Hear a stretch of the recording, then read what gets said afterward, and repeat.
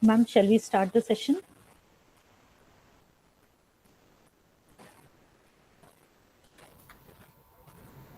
I think Bhavnesh ji is to join.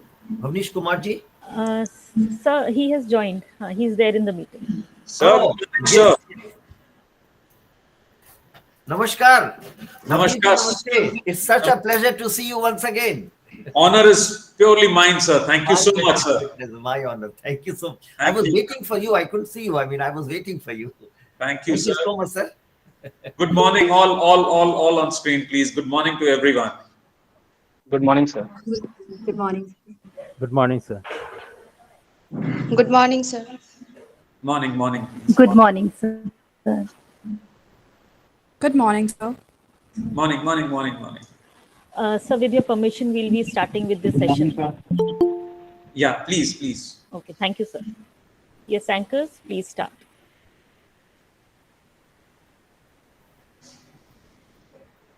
According to Swami Vivekananda, education is not the amount of information that we put into your brain and runs right there undigested all your life. We must have life-building, man-making, and character-making assimilation of ideas.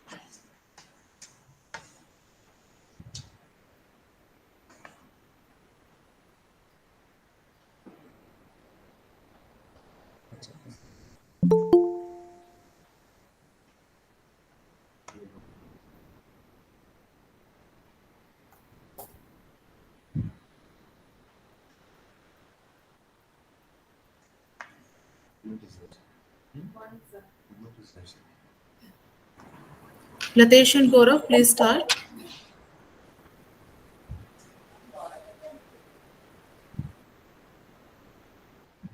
Gaurav, sir, unmute. A very pleasant good morning to the dignitaries, eminent guests, distinguished speakers, paper presenters, participants from various organizations, research scholars, teachers, and student teachers.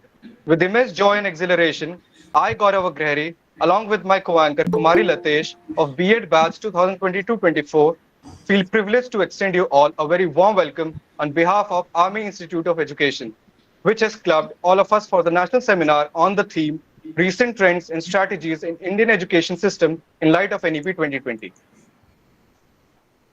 NEP 2020 is a policy which brings wonders in the education fundamentals. It creates a drastic transformation in the life of many school and college students by introducing creativity, learning, experiments, visualization, and art in the education sector. Schools will actually need to redefine the teaching and learning process for the proper implementation of NEP 2020 to actually witness a trajectory of transformation for a phenomenal outcome. Today, we are honored to have with us our dignitaries, Chief Guest for the seminar, Professor C.V. Sharma Sir, Director, School of Education, Indira Gandhi National Open University, New Delhi, Major General Bhavnesh Kumar Sir, Vishishta Seva Medal, Chief of Staff, Headquarters, Delhi Area, and Chairman AIE. Professor Jesse Abraham Ma'am, Department of Teacher Training and Non-Formal Education, Jamia Millia Islamia, New Delhi. We feel blessed to have you all amongst us, and we are looking forward for your knowledgeable and valuable insights. दीप ज्योति पर ब्रह्मा दीप ज्योति जनार्दन दीपो हर तुम्हें पापम संध्या दीप नमोस्तुते. This means I fold my hands before the Lord, the creator of this creation, in the form of this light. I adore this light which destroys all the pain resulting from my omission and commissions. To make this day a blessed one, we invoke Goddess Saraswati through lamp lighting.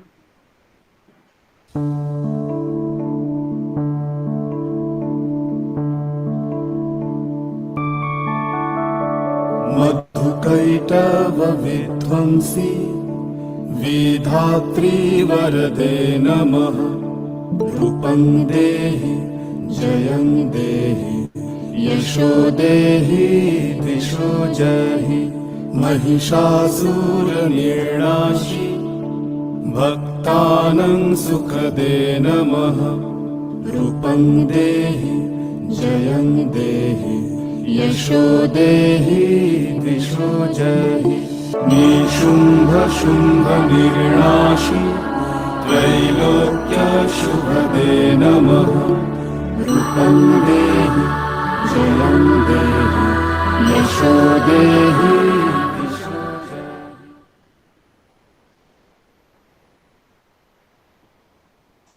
With the focus of making ICT inclined teachers, Army Institute of Education is integrating technology for teaching and learning process. To exhibit the same, we have the AI generated student Vidushi, who will brief you about the seminar. Good morning, all. This is Vidushi, AI student teacher at Army Institute of Education. Education system in India is going through a much-awaited transition process following the National Educational Policy 2020. The policy revision was a wider guideline from the Ministry of Education, Government of India, to reform and restructure the Indian education system across the level with depth and length. It has recommended major structural changes in the areas of institutional, curricular, and pedagogical aspects. NEP 2020 restructured school education as per 5+3+3+4 pattern. Higher education institutions are converting to large multidisciplinary institutions. Teacher education has restructured into 4-year Integrated Teacher Education Program, ITEP. As per the NEP 2020 guidelines, NCRT and NCTE are revising the National Curriculum Framework for School Education and Teacher Education. This national seminar will facilitate a platform to all eminent and distinguished educationists/scholars to deliberate upon the above issues. Thank you. Have a good day ahead. Thank you, Vidushi. Now, I request Dr. Syed Alvi Sir, Assistant Professor AIE and convener of the National Seminar, to brief us about the seminar. Thank you, Kumari Latesh. Education is the most powerful weapon which you can use to change the world. A quote from Nelson Mandela. Respected Chair, guests, delegates, and participants. Myself, Dr. Syed Alvi, Assistant Professor, Army Institute of Education, convener of National Seminar. Would like to introduce about the theme of the seminar. This seminar is organized under the Internal Quality Assurance Cell IQAC of AIE on the theme of recent trends and strategies in Indian education system in light of NEP 2020. The aim of this national seminar is to share and discuss ideas, research findings, academic approaches, field level experiences, empirical studies, innovations, and invention regarding to reforms happening in the education system in India.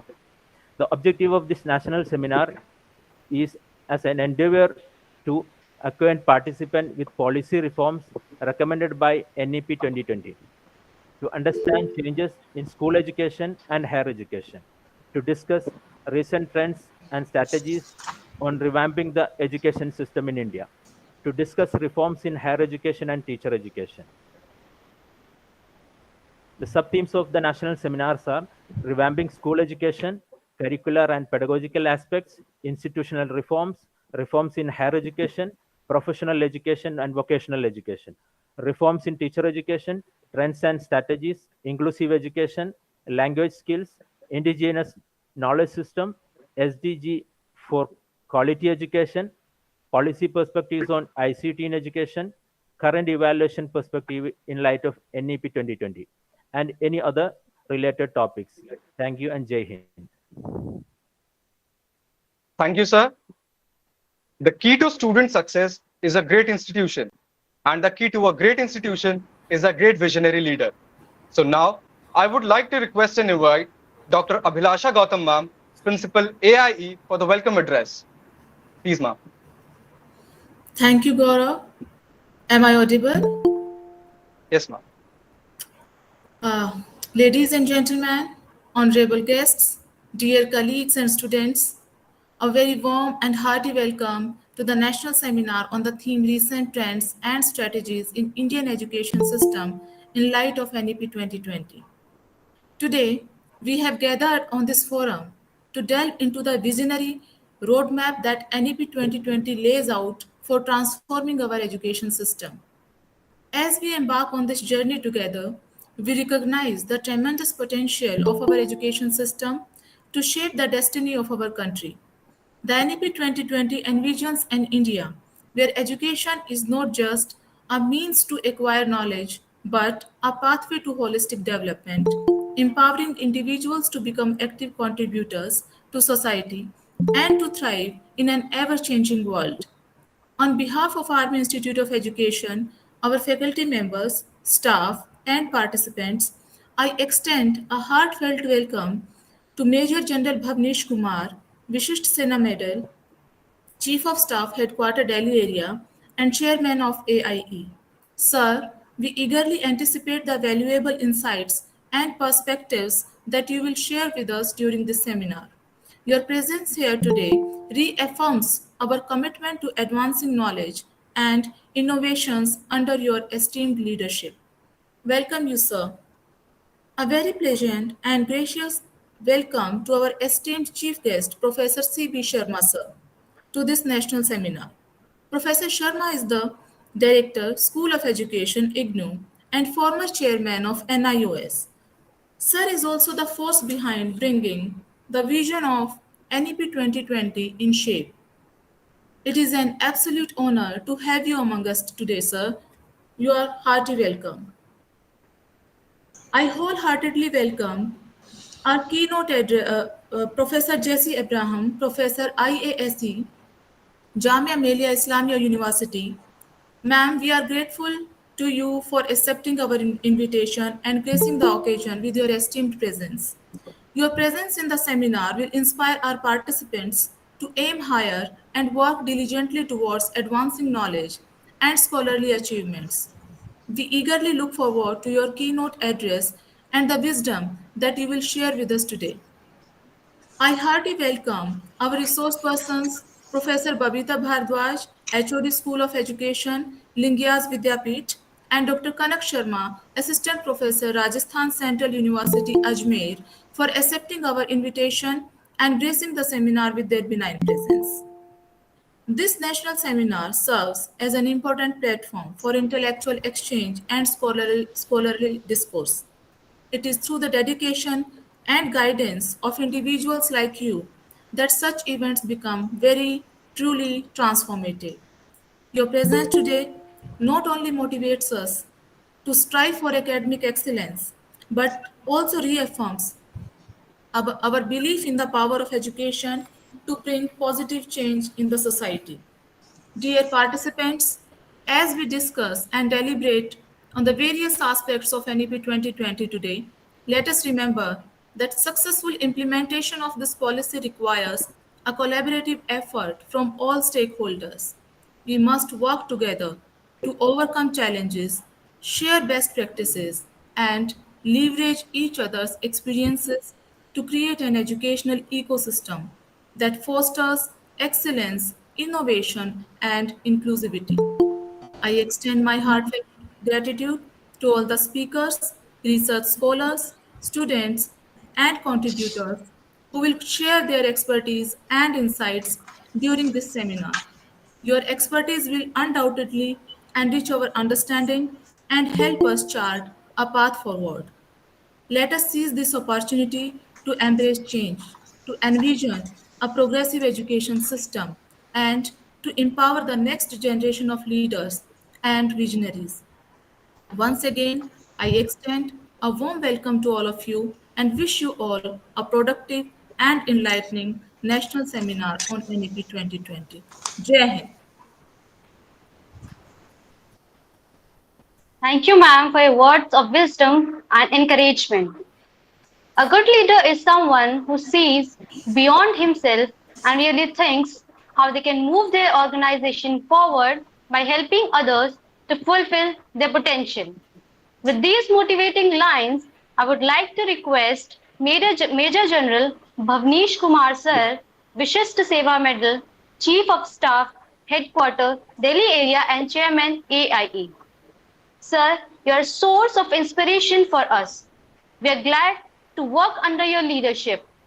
We are genuinely proud to be led by such a great leader. Thank you, sir, for everything. Now, it's a great honor for me to introduce our chairman, sir.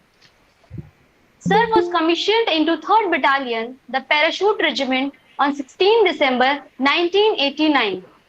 Sir has served with his battalion in high altitude areas at Dras under Operation Rakshak, in counter-insurgency in Northeast under Operation Orchard, and Siachen Glacier under Operation Meghdut. Sir has held various staff appointments at DAMS, AMS at Military Secretary's branch.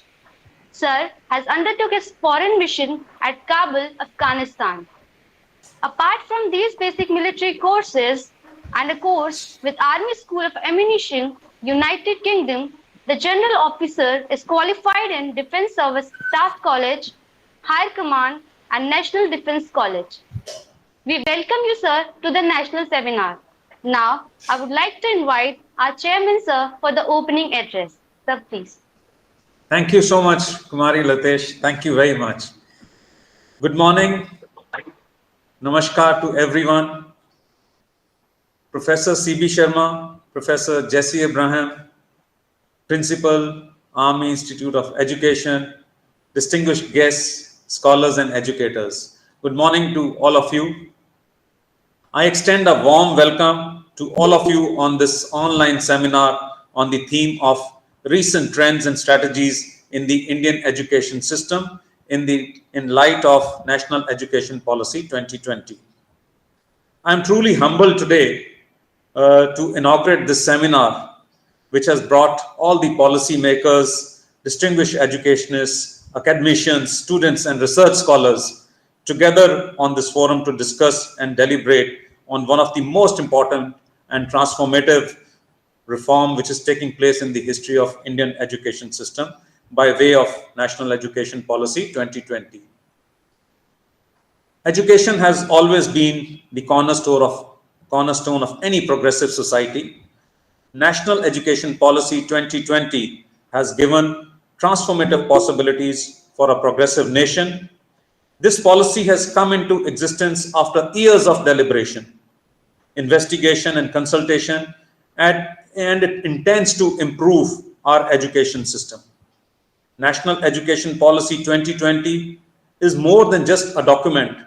It is a blueprint for India's future growth and development.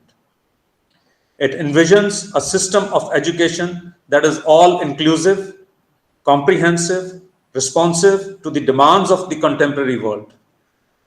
The approach promotes moving away from rote memorization, which we all were following when we were in our younger days, and towards the development of critical thinking, creativity, and problem-solving abilities.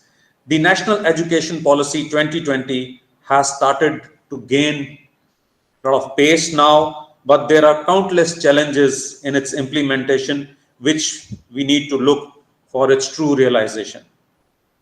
Educational institutes need to design a strategy which intends to address the pedagogical challenges, institutional imbalances, and broader access, in addition to preparing students for future and addressing the needs of 21st century. I encourage everyone over here, which is present at this meeting, to have a productive conversation, exchange their knowledge, put forth creative solutions that will help the National Education Policy 2020's implementation. Let's think carefully about how we can work together to make this revolutionary vision a reality, make sure that no child is left behind and every student receives an education that equips them to fulfill their potential. Today, we are very fortunate to have amongst us such illustrious personalities in this seminar. And I would encourage everyone to gain as much as knowledge from these illustrious personalities who are amongst us today. On the personal front, I have had the honor and privilege of interacting with Professor C.B. Sharma on an earlier occasion. And honestly, those 2 days of interaction, I stood, gaining quite a lot, particularly on the subject of national education policy. He is a repository of huge knowledge, with great depth and all questions each and everything which is approved, and we will all stand to gain tremendously from your vision today, sir. I want to express my sincere gratitude to everyone who has made this national seminar possible, including the presenters, attendees, and the organizing committee. My sincere gratitude to Professor C.B. Sharma, Professor Jesse Abraham, and Professor Sarika Sharma, who would be joining later during the day, for your gracious presence today. And my gratitude to Dr. Abhilasha Gautam, Principal, Army School of Education, for organizing such a valuable seminar for all of us today. Thank you very much. Together, let us ensure that the National Education Policy 2020 is successfully implemented so that our country has a brighter and more prosperous future.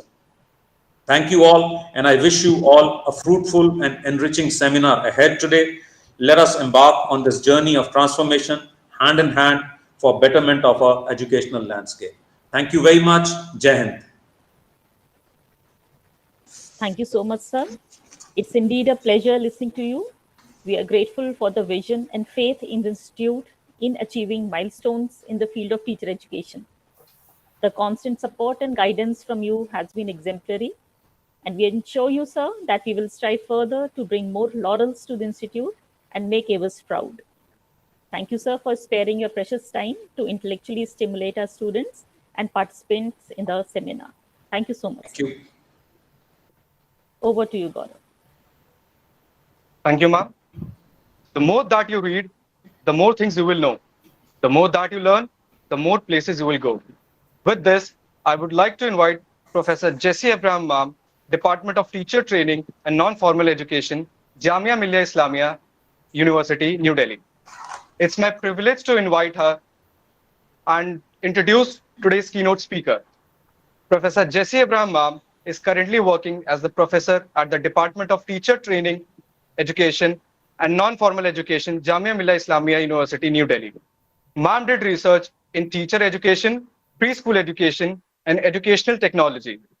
Delhi Youth Connect program was one of the research studies conducted by ma'am.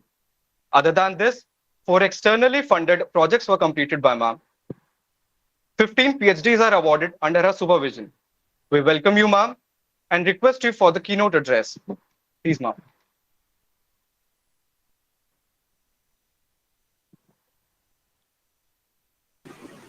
Thank you.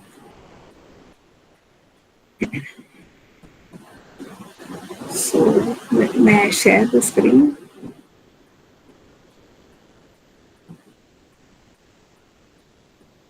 One second, I'm just coming to my presentation.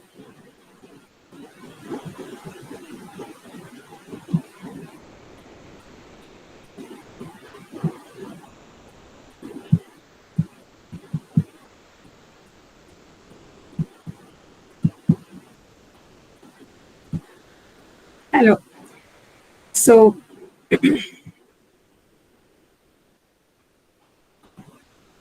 good morning, everybody. I am grateful to you for the brief introduction. Dr. Abhilasha Gautam, Principal AIE and the Seminar Chair, Major General Bhavnish Kumarji, Chief of Staff Headquarters, Delhi area, and Chairman of AIE, Chief Guest of the seminar, Professor C.B. Sharma, Director of School of Education, Indira Gandhi Open University, Delhi, all assistant professors of AIE, all students, all participants, very good morning to all. I'm very grateful to the organizers for giving me this platform to speak a few words on this topic, which is very relevant for today's time, recent trends and strategies in education system in the light of NEP 2020. And I agreed for this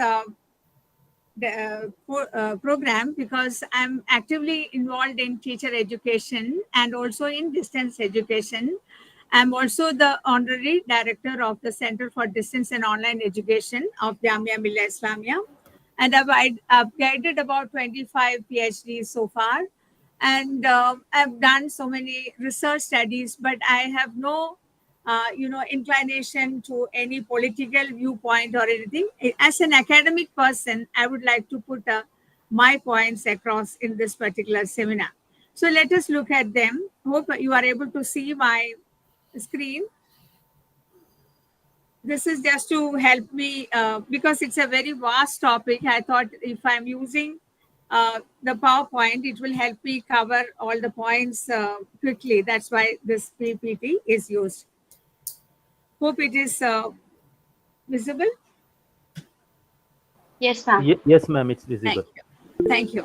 So actually, when we study this NEP 2020, we can categorize them under three major heads. That is, somehow it is getting hung. One,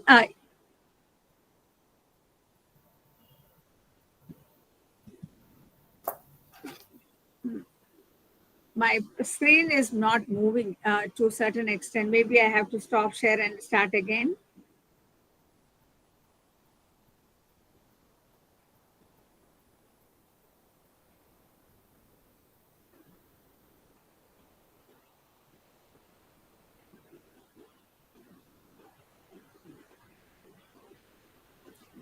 The major thing which I'm trying to discuss is under the following heads. That is, there are three major areas, as you know: the school education, higher education, and other key areas, and the Sartak and other implementation plan. First thing, in the school education, what has happened? Because of the NEP 2020 development, as you already are aware about how this was developed and how much of research and inputs had gone into this, I did not discuss about it because it's an obvious thing. And as you know, originally in 2014, the policy task was assigned to TSR Subramaniamji, and then it was assigned to Kasturi Ranganji. Under his chairmanship, it was finally finalized, and they have given these foundation stages, that is preschool and preschool stage. As in the previous slide, you can see that there is a foundation stage.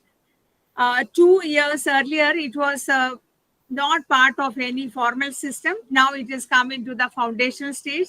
And then we have the blue colored one, preparatory stage, and the purple one, the middle stage and the secondary stage. So these are major changes because of the fact that when the students are reaching first standard, they are not able to be enjoying or making benefit of that education. Even after 5 years, when there is any evaluation, achievement surveys showed that people lack foundational skills. So this is a good attempt that way. Preschool education starts from 3 years, and then second stage will be 4 to 5 years. In this particular plan, NEP 2020, here afterwards I will just say policy. They have introduced the term Bal Batika, that is for a preparatory class before first standard, and that will be from 5 years to 6 years, and this will be taught by a teacher who's prepared for the teaching this particular stage. And then we have the grade 1 and grade 2 as it is there today also. And then in this major development which has come, the Sartak guideline implementation plan shows that they're planning to have universal provisioning of ECC class in all. Universal provisioning means all schools are going to have this preparatory class, Bal Batika. And then they are going to have link-ups with Anganwadi. And Anganwadis are, as you know, is part of ICDS program. ICDS is Integrated Child Development Services, which comes under Ministry of Women and Child Development.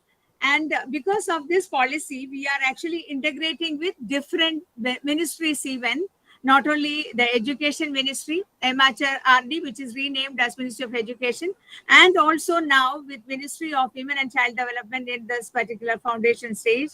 Though Anganwadi workers are very important people, in the sense that they are community health workers. Otherwise, their role is actually recognized, but then they are given more important role. They are strengthened and they are given more training because of the policy here. And also we find that the midday meal, which was not extended to the preschool earlier, now will be covered to the Bal Vatika, which will be placed in the schools, all the schools, and even ashram salas, that is the preschools in the tribal areas. That means Ministry of Tribal Affairs will also be working in cohesion for putting this policy into practice. And one major development which has come out and which you must be all be aware is Nipun Bharat Initiative, that is National Initiative for Proficiency in Reading with Understanding and Numeracy. Here, what is this reading with understanding? Earlier in one of the books by Krishna Kumarji in his reading basic skills about a book he has written, reading preparation, where he said one of the classes when he entered, he wrote on the board, after reading this line, all of you stand up. But he wrote this line in classes after classes, nobody got up. That means children are able to read, but they are not able to understand. So then, and also there is a need for making our children people who are interested in reading. So therefore, the initiative is a good one. And Vidya Pravesh, what is Vidya Pravesh? It's a 3-month play-based school preparation program before that first standard. So this is there. Vatika is there. Even then, some students are not taking any benefit. So Vidya Pravesh should actually take care of them. And we have the Diksha portal, which actually has included many pieces of information and activities for foundational literacy. And also Nibun Bharat Mission for implementation templates. And here we can find that they are planning to have kind of a check by end of grade 3, that is 26-27, the children should be having their foundational literacy skills. And this particular program is again linked with the Samagra Shisha. What is Samagra Shisha? Earlier we had universal elementary education, and then it was combined as a Sarva Shiksha Abhiyan, which brought all the programs under that into one umbrella thing. And then we have Rashtriya Madhyamik Shisha. Then we have the Samagra Shisha, and now Samagra Shisha has even the ECC. What is the benefit of this thing? This is supposed to benefit by reducing the dropout and improve the transition rate. Transition is from one stage to the other. So there are several stages, and each stage should be the transition should be smoothly done, that part. And then activity-based learning and also conducive learning environment should be provided. Now, what is happening, as our chairman to the AI was suggesting, that earlier the emphasis was on rote memory. Now we have moved to experiential learning, which actually gives a lot of importance to hands-on learning, and that means the teachers need to be empowered, and that part also is taken care of by this policy. And this is the website of the Nibun Bharat. If you have not visited, please visit. And all these Niksha, Nishta and other things are there. We can download many materials and make use of it. One such useful material is regarding Vidya Pravesh, 3-month play-based school preparation program, which also gives guidelines, learning outcomes, and objectives and learning outcomes for each aspect is provided in this particular manual, which is available in this particular link, which I am showing, Vidya Pravesh underline and this guidelines _ grade 1 PDF. It is like this, which is available in the NCERT portal. And Diksha is again, there has a dedicated vertical for foundational literacy and numeracy I mentioned earlier. What do you mean by these verticals? That means infographics, videos, worksheets, assessment tools, and alternative academic calendars are provided through Diksha FLN. Please visit. You have to have your credentials, and you can log in, make an ID, and you avail all the material available there freely for teaching our B.Ed students and also for our DLED students.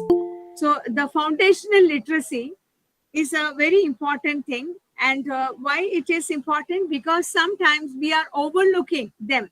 without any strong foundation, a building cannot be built. Similarly, any educational policy or any development cannot be benefited unless we have a strong foundation. And I'm glad the foundational literacy mission, which is at the national level, and they are supposed to have the counterparts in each state and union territory, and they are supposed to develop a framework for foundational literacy and numeracy in different languages, and also guidelines for peer tutoring, community participation, and also providing books and libraries for those places, especially in those places where it is not there.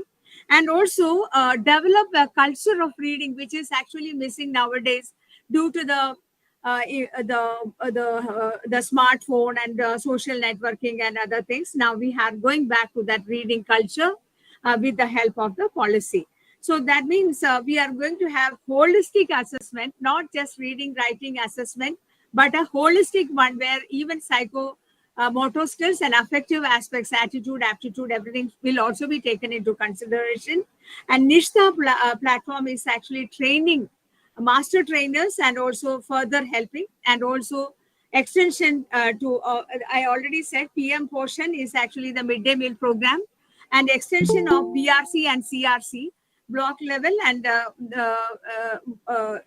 culture cluster level resource centers from Bal Batika to secondary schools. And also the document has already come for the notification for toys with Indian standards. We are going to have our own indigenous standards for toys and other play material outside the school and inside the classroom, what we should be using, all these things. And also the policy, it has a focus on how to ensure universal access. Another thing is to bring all those children who are outside the classroom. How to get that? Because we have the data which is powered by artificial intelligence. We can actually find out because of the data, the students who are not coming to the classes, who came earlier, now who are not coming, and they are going to be tracked with the help of this policy and the national curriculum, which is focusing on educational technology framework, which I will tell you later. And also they are going to have counselors for helping these children get adjusted to the class. And also for the preparatory stage, the best thing that has happened is there is a school bag policy. That is, we cannot ask any student to carry a school bag which is more than 10% of the body weight of that student. So that means we have to curtail certain activities. There is no homework for any student below third standard, and then third standard onwards 1 hour or 2 hours per week. Then in the secondary level 1 hour per day, and then secondary level, as secondary, we can have more hours of 2 hours per day, like that. The intensity of the work that is to be done is increasing gradually, which is a very welcome step, I should say. It is psychologically and also supported by all researchers as such. And Shiksha Vani, where extensive use of radio and community radio and CBSE podcast through TV coherence. You must be aware of eVidya channels. All these are part of the development which is coming out because of the policy. And this I already discussed. And Nisha, you are all teachers holistic development portal was already there. Now they have incorporated these aspects. And then middle stage also has, middle stage is the next level after the preparatory stage in that structure which I showed earlier. They are going to start vocational education right from this upper primary level. Coding is going to be introduced. And also there is going to be a structured assessment for analyzing learning. It is not just one-time learning assessment. That is, there are three aspects now: learning, assessment as learning, assessment of learning, assessment for learning. All these aspects are covered in the policy document, and it is also a welcome step, because when we say there is a gap between the rhetoric and the reality, now this kind of policy and the practices is actually closing on that particular thing. And again, at the secondary stage, the policy also is giving all these things, enablers like transport facility and other things should be given. And also, if the children are dropping out or not in a position to attend any way, they should be supported through NIOS and other, non-formal education formats. And also this particular thing, Kasturba Gandhi Balika Vidyas schools are there. These are residential schools placed in the tribal areas. And the union budget this time also has allocated more funds for this KGBV, which is a very welcome step. That is the policy. Once there is a thing in the policy, the implementation plan follows and the fund follows it. And that is how the total development of a particular sphere or sector happens. So this policy is a good example of how things are running in in harmony with each other's effort. And again, the setting up of the virtual labs, which already has had happened because of the pandemic, now it is going to be used more for these kind of education for children who have been dropped out through NIOS and other forums. When they are getting opportunity to learn, I'm sure they will be benefiting. And also inclusion in board exams for the special needs children, and also TLM, especially for those children who have any difficulty in using the material which is otherwise available. All these things are for cutting the dropout rate and ensuring that there is universal access. And why this has to happen? Because if we want to increase the GER at the higher education level, of course, the foundation is from the school and it has to be improved. And that is why we are doing it. And now we have the thing, they have used the word removal of the word fail. Fail, according to Abdul Kalam fail is first attempt in learning. Truly, the policy has taken that into account, and the children are going to be given more chances and will be accommodated according to this. And again, there are Sarthak, there's the implementation plan, which gives us a detailed thing. It's a big document which covers about 500, 600 pages. I'm not covering it here. But anyway, this access and learning recovery is a very important point. Guideline on school safety and security is also given. Even in the school readiness program, good touch, bad touch, and such things are already mentioned. So that means we are attempting the education sector in a holistic way. That is the best part about this policy. And the life skills also are given importance. Mental health, life skills, self-awareness, building the self-concept, all these things were part of Samagra Shiksha. Now it is part of this policy development, and it is integrated with Samagra Shiksha for the implementation. And minimizing the rote learning, as it was said already. The 21st century skills are given more important, and the metacognition, learning to learn, is also given more importance. And again, another thing is Ek Bharat Shrestha Bharat, actually being proud of an Indian, learning the culture of India and be proud of Indian attainment. That's also part of this policy. So Indian knowledge is actually incorporated at every level. And all these are possible through Vidya Amit portal. And also you must have already come across all these competitions, Toycathon and Innovation Ka. There were many competition in this regard, so that we could actually give appreciation to all those people who are taking effort to improve the situation. And coming to the teachers and teacher education, the policy, like the previous other policies, also have given importance. But then this policy, what I liked about it more is that they have given clear-cut ideas about what should be done, how they should be improving the status of the teachers, recruitment, improving the service environment, continuous professional development, and about 50 hours per year we have to put in as CPD. And also special educators in each in certain areas of school education, and a detailed implementation plan was part of it. That means teacher education will be gradually moved from the isolated departments to multidisciplinary colleges and universities, And by 2030, a B.Ed degree will be 4-year bachelor educate, that is BA B.Ed or BSc B.Ed integrated program. But then 2-year B.Ed programs will also be offered for those those students who decides to take up a teaching profession after their graduation. It also will be available. And also 1-year B.Ed also will be available for those people who have already done 4-year bachelor's degree. And I'm going to discuss it in the higher education free forms there. And after 4 years, they can do 1-year B.Ed, or otherwise after MSc also they can, masters also they can do 1-year B.Ed. And also even B.Ed programs in blended or ODL mode also is possible if we have the permission from UGC DEP. And then there is another important thing which has come up is the National Professional Standards for Teachers, NPST, and National Mission for Mentoring. This you must have seen. National Professional Standards for Teachers. The draft is available on the website of National Council for Teacher Education, and it gives a holistic vision about how they are planning to have this teacher professional skills and standards framework. And it is a very important document for us to see and understand.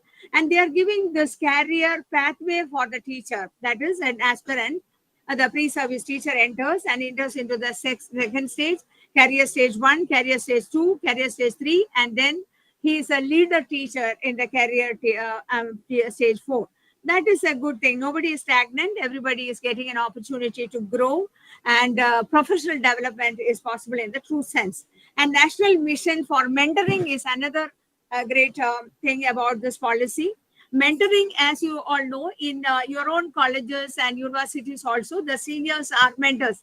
Even Professor Sharma ji is a mentor for all of us in the field of teacher education. We look forward to his ideas and suggestions. And we have others also in the field, seniors, whom we, the CIT directors, and so many others in the field are people who help us in understanding the new developments. So such people, or here what they are talking is to identify some 60 individuals and then give mentorship and for leadership skill, digital education, socio-emotional learning, inclusive education, professional ethos. And there is a website where you can go and ask for getting mentoring help, or you can be a mentor. And then monitoring, government has given a lot of guidelines, which I'm not going into the details.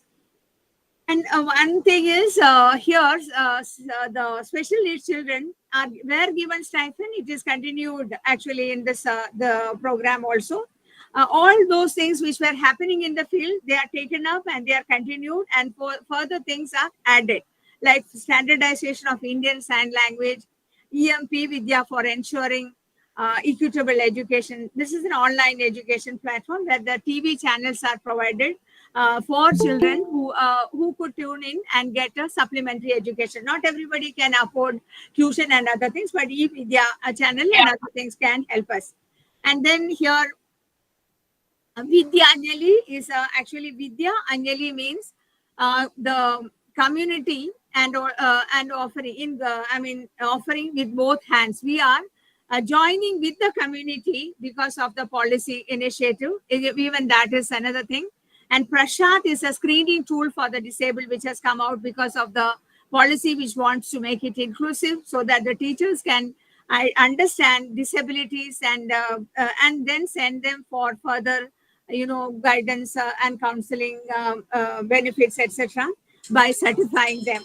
And then another thing is NEP 2020 has also given many intakes for the higher education sector. You are all familiar with the Academic Bank of Credit.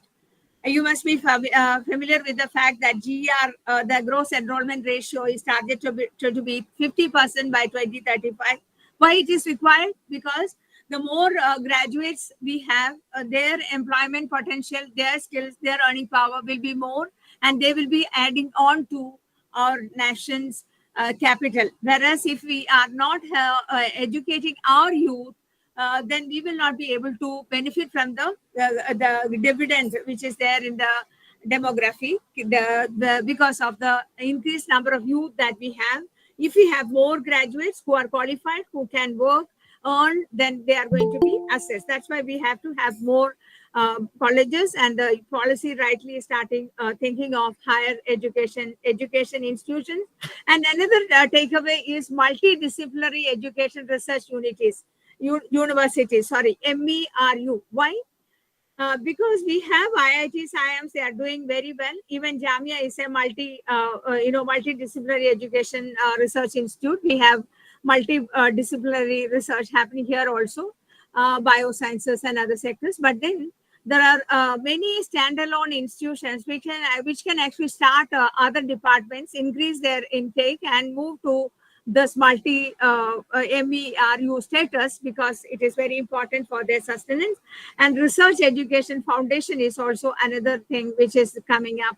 And higher education commission is going to be put up, and there is a separate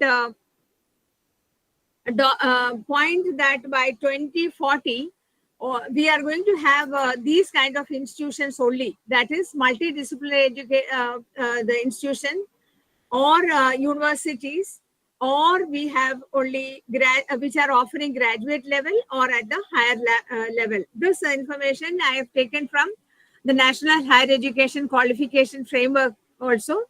And here another major thing that has happened is that undergraduate programs are going to have a great overhauling. Now already in Jamia, in IP University, they have already done. Delhi University also is implementing it. What is it? That is in a bachelor's program, a certificate can be obtained after 1 year.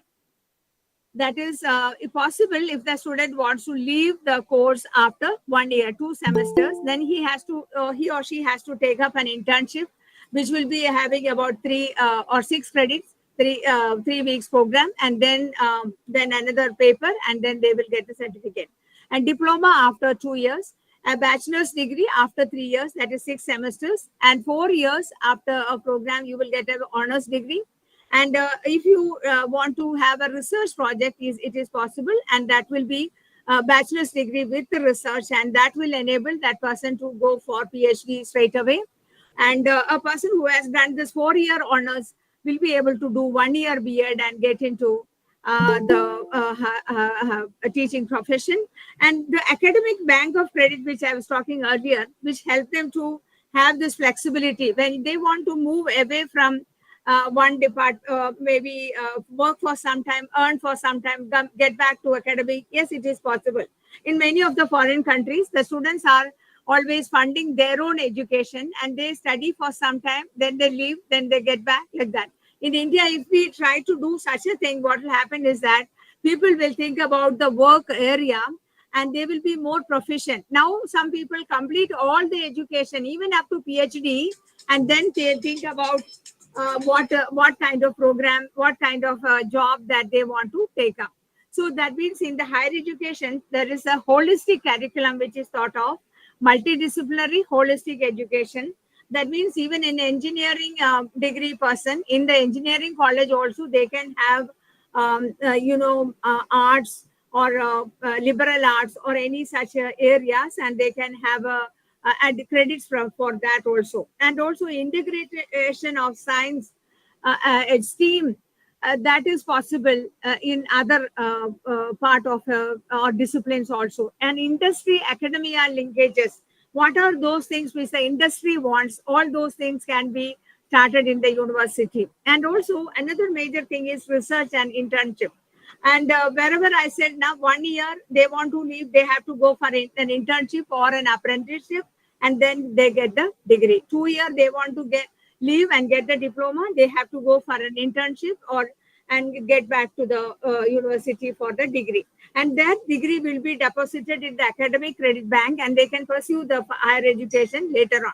And another thing is Indian language and culture is given a lot of importance, not only in English, but also in regional languages. These developments are going to happen, and it will actually empower people in a big way. So that means discipline, skills are going to be given more importance, and also self-regulated learning, metacognitive skills are going to be given more importance. Employability skills are going to be more important. technology skills are also going to be more important. And the happiness index, the social life and happiness is also included. And finally, learning to learn skills. So that way, it is totally a holistic kind of platform which is coming up. That means education sector at every level in the school and in higher education is going to be changed because of the NEP policy which has come up now. And also, you must have come across the fact that the nomenclature, undergraduate certificate, undergraduate diploma, like that, the nomenclature is changing, and integration also is given. Like in the case of OL and ODL, we have these kind of things. We write the learning outcomes, the credit hours, then activities, assignment, learning support, what we will do, etc. For the regular also, they are planning to have these kind of integration where the teachers are given the freedom to plan and decide whether they will go for an online MOOC in that particular course or program. That way, it is going to be a blended thing. Already, this blended program is implemented in IP University and other universities in BA, where the optional courses can be, 4 credit or 2 credit course is done and added to their particular degree. So that is what I'm trying to say. The freedom, academic freedom is given. That means MOOCs and other things like SWAYAM courses are actually important. Here we can also contribute. We could actually have our own MOOCs programs in your particular subject area, and then maybe others from other university also take up your MOOC, and you can further be maybe a very popular star teacher because you have a MOOC in your particular subject. Yeah, all these things are possibilities with the NEP 2020. And there are other things, like IITs. All these things are already there in the scenario, but now they are integrated because of the policy. And the skill development and micro credential are given more importance here. What does it mean? See, a person learning some skill, and maybe they will have a kind of a marketing through online platform. Directly they can sell. So such things are taught through the school and colleges through vocational courses. That means employability skill is improved, and that means industry also will benefit from that. That means we are going to have more of a project-based learning and case-based learning, where it is actually instances of success which are going to be projected and which are going to be taught in the class. And e-portfolios are going to be important part of people. And e-portfolio can be showcased on your particular registry, wherever you have a website where you are giving all your achievements. So now there is one I'll come to that, how it is being done. And the pedagogies are also changing from to discussion forum, collaboration. And that means it is not just theory or lecture, but then we have to go beyond that. One important development which has happened due to policy is National Educational Technology Forum, which is actually started with the intention of starting technology integration in education, in that to advise the government and build intellectual and institutional capacities, and also to articulate new directions. Here, National Research Forum is another development which has happened. Because in India, we have more than 21 places from where we can get funding for research. Now they are going to bring all of them under one National Research Foundation, and then they will be getting, we will be able to get funding for that. So that means another thing is there are many challenges in this field of online digital education. As I am also in the field of distance education, many students do not have such a, devices. Many teachers are not having the competencies, and if we are to have a very dynamic assessment system and online assessment on scale in large numbers, how can we do that? All these are important challenges. We have to bridge the digital divide. And for this, many initiatives are being developed by the government, and many studies are also done. Researchers are invited also in this field, in this area. So you can take up pilot studies or studies on digital infrastructure. One of the funded project which I did earlier was about availability and use of technology in Delhi, especially digital infrastructure was taken up. And another time it was about in-service education, which I took up. You people also can take up, ideas from these kind of topics, like about digital infrastructure, about online teaching platforms. One of my student did a study on mobile apps available in mathematics, how it is implemented, like that, and about NOIDA and other depositories which are available and how it is used, how we can address the digital divide, what are the things which can be done by the government. These things are also need to be studied, and blended model of learning, how it is implemented, how it can be strengthened. All these studies are again needed. And training incentives for teachers under the policy, so many things are suggested. What more is needed? We could actually take up virtual labs. Are there many studies are coming up on virtual labs and use of artificial intelligence in teaching, the potential, and so many things are coming up. One such thing is under National Education Technology Forum, we have design and architecture framework for education ecosystem registry. What is this EER registry? It is supposed to have launched, it will be launching in August 2023. Where all people are supposed to be registering under this EER. That means the students are going to be registered, the teachers are going to be registered, institutions are going to be registered. Then what happens is that people can move from one place to the other, one institution to the other, because of such a platform which is available. So there are so many possibilities of using what is happening in the field because of ECCE incorporation, or in higher education reforms, or because of National Educational Technology Forum, or in the higher education reforms. There are so many possibilities. And because of the paucity of time, I just try to brush through some kind of brainstorming, giving some idea about what is happening in the field. Lots of things are happening, and if we are not able to be aware of it, then what will happen? Then we will not be able to respond to it. As in the affective domain, we say receiving, responding, valuing, organizing, and characterizing is the steps. Now, first thing, we should be aware of what is happening, and then we have to respond to make use of the opportunities, and then we can actually further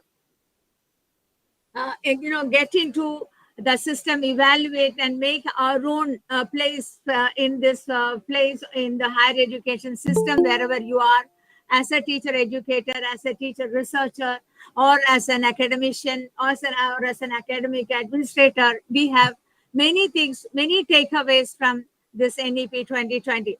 So I thought some aspects should be placed before you, so that in the day later on, when you are discussing about them, maybe some more clarity will come to you. And that is a true experiential learning, which you will benefit and get from a national seminar of this kind. So thank you very much for this forum. And I conclude by saying that this policy is a policy which is going to change. Like we used to have the history of education before independence, after independence, after 1986, and before 1986, after NCF 2005 and before NCF 2005. Yes, now we are going to have this place. Another thing, NEP 2020, before and after, that's going to be a place where we will be discussing for many decades now, because the changes are not one or two, and there are so many. There are so many curriculum frameworks which has come up. National Curriculum Framework for Early Childhood, National Curriculum Framework for Teacher Education. The draft was there, and National Curriculum Framework for School Education is already there. And then we are going to have National Curriculum Framework for Adult Education. And then we are going to have a higher education council.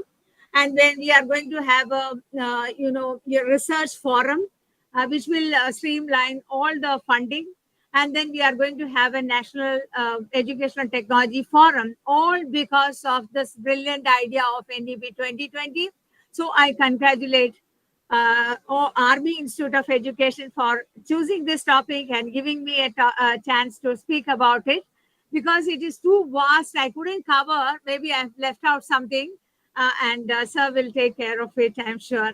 Thank you very much once again. Thank you so much, ma'am, for sharing valuable insights with us. That was indeed motivating and extremely informative. Keep your face always towards the sunshine, and shadow will fall behind you. Keeping this motto in our mind, we have great educationists with us as a chief guest, Professor C.B. Sharma sir, Director, School of Education, Indira Gandhi National Open University, New Delhi. I'm honored to take the opportunity to introduce our chief guest of the National Seminar. Sir has served as the chairman of National Institute of Open Schooling during April 2015 to 2020. Sir is the recipient of the President's Award for Commendable Contribution to Digital Initiatives during the National Convention on Digital Initiatives for Higher Education. Sir has also been the director of Distance Education Program of the Sarva Shiksha Abhiyan. Sir has been nominated by IGNOU as well as invited to national committees on various areas like 11th Plan, Sarva Shiksha Abhiyan, National Mission on Education, NAC team. His contribution towards revamping the Industrial Training Institute, ITIs, and bringing the certificate at par with the secondary and senior secondary was also highly appreciated. We welcome you, sir. We're excited to hear from you. I kindly request a chief guest, Professor C.B. Sharma, sir, to grace the virtual dais with his intellectual persona. Sir, please. Thank you so much. Thank you. I feel so elated. At the outset, I must thank Abhilasha Gautamji, the principal and alumni of my department, a former PhD student. Thank you so much. I'm so very grateful to Army Institute of Education and especially Major General Bhavnesh Kumarji, which is Seva Medal, for his very kind words. I don't know whether I deserve it or not. And it's always a pleasure and privilege to be sharing platform with Jessie ma'am. Sarika ji will be joining late, as I am told, and Vandita Bharadwaj, Kanak would perhaps be joining also late, and all other dignitaries, teachers, but most important, students. And I consider it my privilege because I'm addressing a very young group of students who would carry this message. Jessie ji has explained the policy, I think chapter by chapter, and you must have read it. Or if you have not read it, perhaps you will read it. But I will do a critical analysis for my very young budding teachers. We need to do critical analysis. And this policy, the national education policy, is an effort in making our students, the academia, more critical and analyzing and coming up with solutions. As it was told, I was an integral part of this, the drafting of the policy, especially for the school education sector. I will refer to certain things, and I would expect especially my very young friends, the students, to listen to this very carefully.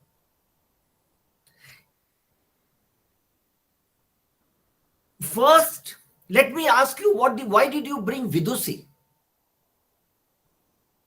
Did you consider, think about it, and then we bring Vidushi? What is a B.Ed college? Why are we organizing this? Why did the principal decide to ask Kumari Latesh to coordinate and Gaurav to coordinate. बच्चे हैं दोनों, क्यों उनको ही कहा गया?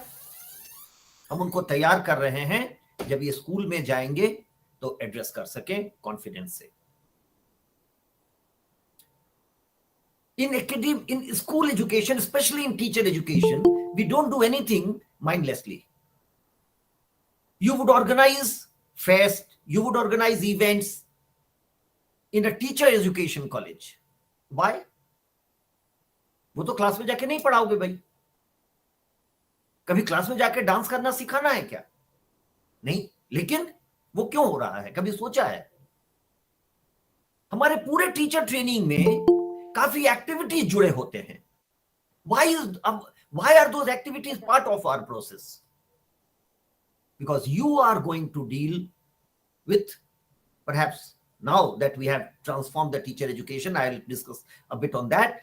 Either you will be teaching to 3 to 8 years, or 8 to 14 years, or 14 to 18 years, that you will decide, and all your life perhaps you would be teaching them.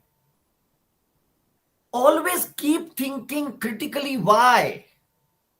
हम ये कर रहे हैं तो क्यों कर रहे हैं, किसके लिए कर रहे हैं?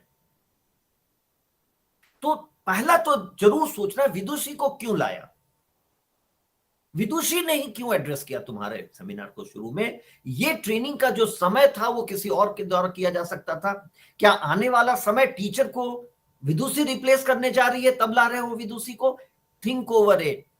Don't do things just because it's available. Some news channels have started asking AI reader to read news, so you will also bring it. No. If it was for a learning purpose, how to involve, because you will also require some repetitive action in your training with your students. वहां तुम विदेशी जैसे character को ला सकते हो, तो क्या उसकी ट्रेनिंग थी? I am trying to write the preface to the national education policy. Every section of the policy has a lot of thinking behind it. हम लोगों ने कोई भी बात बिना सोच के नहीं सजेस्ट किया है इसमें. Jassi ma'am said, and again, in academia we differ, and there is absolutely no harm.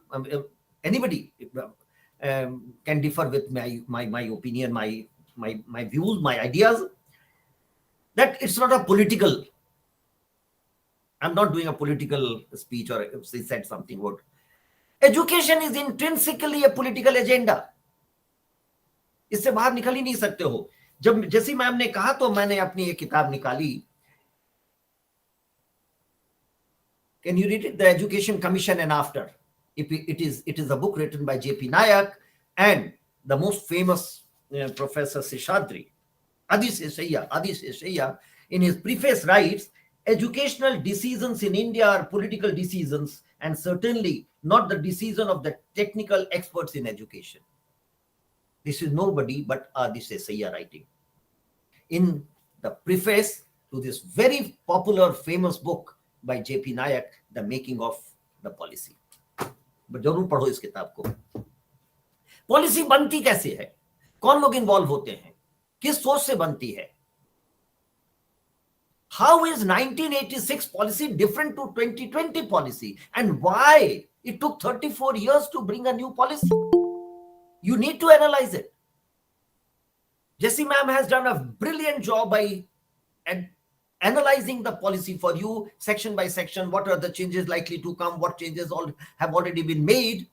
But why? That is the question you must ask,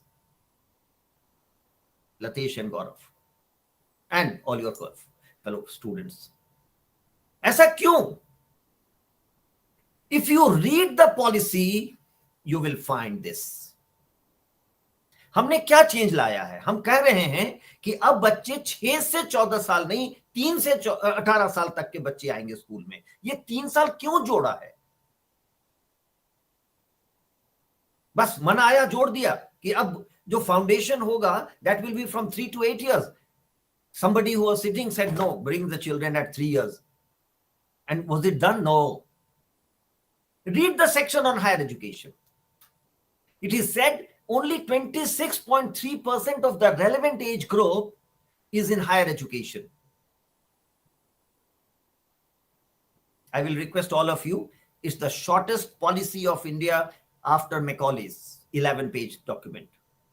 It's the shortest policy. Read this again and again and again.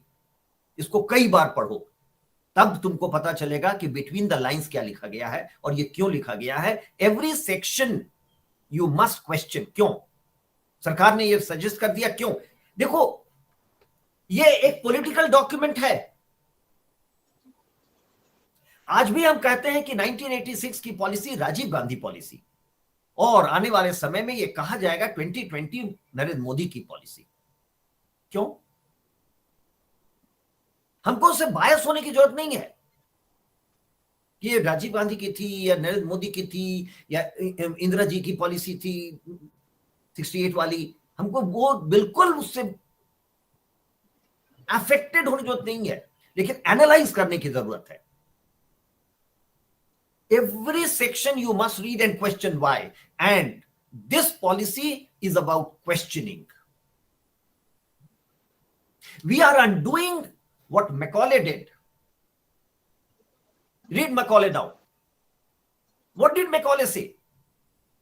We will give education, European education through English medium. Because those who would graduate will be brown in color but white in thinking. Education changes you, the way you think. तुम क्या सोचोगे ये तुम्हारा curriculum तय करता है. तुम जो स्कूल से पढ़ के आए हो उसी के फिल्टर में तुम सोच सकोगे. मेरी बात मैं निश्चित तौर पर बताऊं, ऐसा कोई कॉन्फिडेंशियल सीक्रेट नहीं रिवील कर रहे हैं. भवनेश जी से बात हो रही थी, बट क्योंकि अब उन्होंने बताया है कि मैं उनके साथ 2 दिनों तक लंबे चर्चा में था, बिल्कुल दिख रहा था कि भवनेश जी कुछ भी कर सकते हैं देश के लिए. बताया गया, आज ही बताया गया कि वो पैराशूट में थे. अगर उनका ऑफिसर ये कहता पैराशूट बांधो और कूद जाओ, नीचे सारे दुश्मन खड़े हैं, कूद जाओ, भवनेश जी सोचेंगे नहीं, कूद जाएंगे. उनकी ट्रेनिंग यही है, उनको यही पढ़ाया गया है. तुमको क्या पढ़ाया जा रहा है? What are you being prepared for? ये बच्चा है, ये तुम्हारा नहीं है, किसी और का है, लेकिन इसको अपना बच्चा बना लो. भवनेश जी हमारे देश के सीमाओं की रक्षा बॉर्डर पर कर रहे हैं, उनके बच्चे का भार तुम पर है. We become parents of children who we have not given birth. Do you understand what an important job assignment you have? A doctor who is serving patients has given you his or her child to take care. हमारा सबसे precious life का जो treasure है वो अपने बच्चे होते हैं, और वो पेरेंट्स तुम्हारे हाथ देते हैं. हमने क्या पाया कि केवल 26 बच्चे 100 में से हायर एजुकेशन में हैं, और सर्व शिक्षा अभियान में 100 के 100 बच्चे हमको दिए गए थे. हमने 74 को फेल कर दिया. किसने फेल किया? बच्चे फेल हुए? नहीं, सिस्टम फेल हुआ है. Now, because I said education is intrinsically a political agenda, we need to question what were the decisions taken in the past which has resulted in only 26.3% in higher education. Where are the other 74? उनके parents को हम क्या जवाब देंगे कि आपके बच्चे को हमने क्यों फेल कर दिया, हमारे कारण फेल हो गए? उसी का जवाब है ये पॉलिसी. अब सेक्शन 1, 2, 3 पढ़ो. The most crucial years are the first 3 years. That means learning years 3 to 6. And we started schooling from age 6. Where are the children between the age of 3 and 6? The children of the rich and the affluent are in some play school, the creche, the nurseries. And when are the children of the poor? go and do some research. गांव में चले जाओ, किसी बच्चे से पूछो, तुम 12 बज रहा है दिन का, यहां क्या कर रहे हो, स्कूल में क्यों नहीं हो? जाके जरा 10 बच्चों से पूछो, उनके पेरेंट्स से पूछो कि आपका बच्चा 5 साल का है, ये स्कूल में क्यों नहीं है? Why is the child not in a school? See what the parents से, do that research and you will find the answer in this policy. In 2015, when we started working on this policy, there was a news item in the newspaper, 60 lakh children out of school. A subcommittee of the Central Advisory Board of Education was constituted. I had the privilege of being a member. We went to parents, we went to children, we went to village and asked, why did you drop out of school? And invariably, children said, कुछ समझ में नहीं आता था, कुछ समझ में नहीं आता था, कुछ सीखते नहीं थे, कोई फायदा नहीं था जाके, पता नहीं टीचर क्या पढ़ाती थी. ये क्यों हो गया? क्योंकि तुमने क्वेश्चन नहीं किया, हमको क्या ट्रेनिंग कर रहे हो, हमको जाके क्या काम करना है. मैं अभिलाषा मैम के लिए प्रॉब्लम्स खड़े कर रहा हूं. कल से सारे बच्चे आके पूछा करो कि मैम ये करा रही हैं तो क्यों करा रही हैं, ये क्या है? माइंडलेस ट्रेनिंग नहीं है. ये बच्चे इसलिए ड्रॉप किए क्योंकि इनको कुछ समझ नहीं आ रहा था. क्यों समझ में नहीं आ रहा था? इनकी मातृभाषा में शिक्षा नहीं दी जा रही थी. When a child joins a school and you start teaching in a language which is not the child's language, we consider that all children in Bihar speak Hindi. No. All children in UP speak Hindi. No. 90% of children don't speak standard Hindi. They are speakers of some local dialect. And I'm not saying this for the first time. This has been said for more than 150 years. We didn't hear that. We didn't change the system. क्योंकि हम grass root का problem ही नहीं समझ रहे थे. The work on this policy started in 2015 and we came up with the policy in 2020. It took 5 years. सब लोग कह रहे थे, अरे भाई ऐसा क्या पॉलिसी लिखा जा रहा है कि 5 साल लग गए, कभी इतना समय नहीं लगा था. तभी ये पॉलिसी बिल्कुल एक एक प्रॉब्लम को टच करती है. I wish I had the time to interact with you face to face. I would be ready to answer all your questions about all problems of Indian academia, right from school to higher education, and we have answers to this, to the problems in this policy. Let me also quickly add, there is not one recommendation in this policy which has not been said before. इसमें कोई एक बात भी नहीं कही गई है. ये collection of all the good recommendations in the past है. तभी तो early childhood care and education शुरू हुआ था, तभी तो आंगनवाड़ी शुरू हुए थे, क्योंकि ये समझा गया था कि गरीब का बच्चा स्कूल लेट ज्वाइन करता है, इसलिए ड्रॉप कर जाता है, तो आपने आंगनवाड़ी खोल दिया उसके लिए, जिसमें कि एक वर्कर को रखा. Look at these terms and question these. Why was that worker appointed to look after children in the very formative years of 3 to 6? We need a pedagogue, we need a teacher, we need a trained person who understands what is cognitive development, what is physical development of a child, and handle accordingly. This policy answers.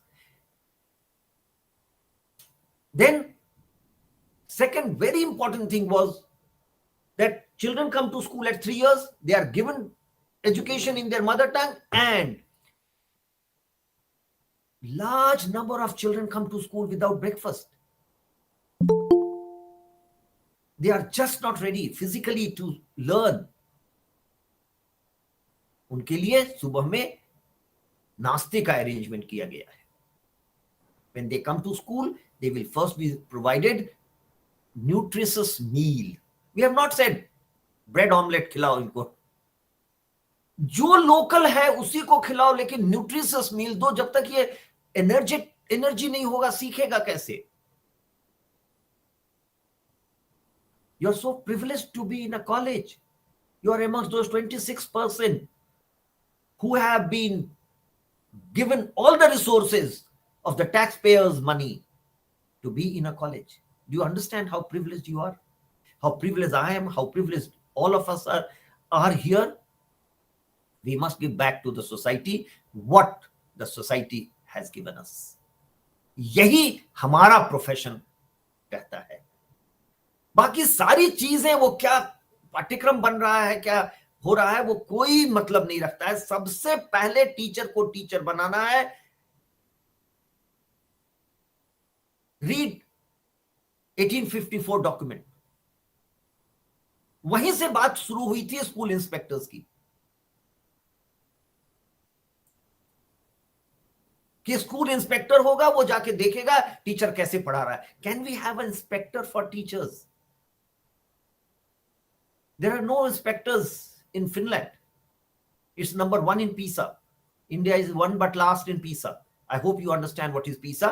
Look at and find out what is PISA. हम इतना बुरा क्यों कर गए world assessment में? क्योंकि हम जो अंग्रेजों ने वो इंस्पेक्टर राज किया था स्कूल में, वो नहीं खत्म किया.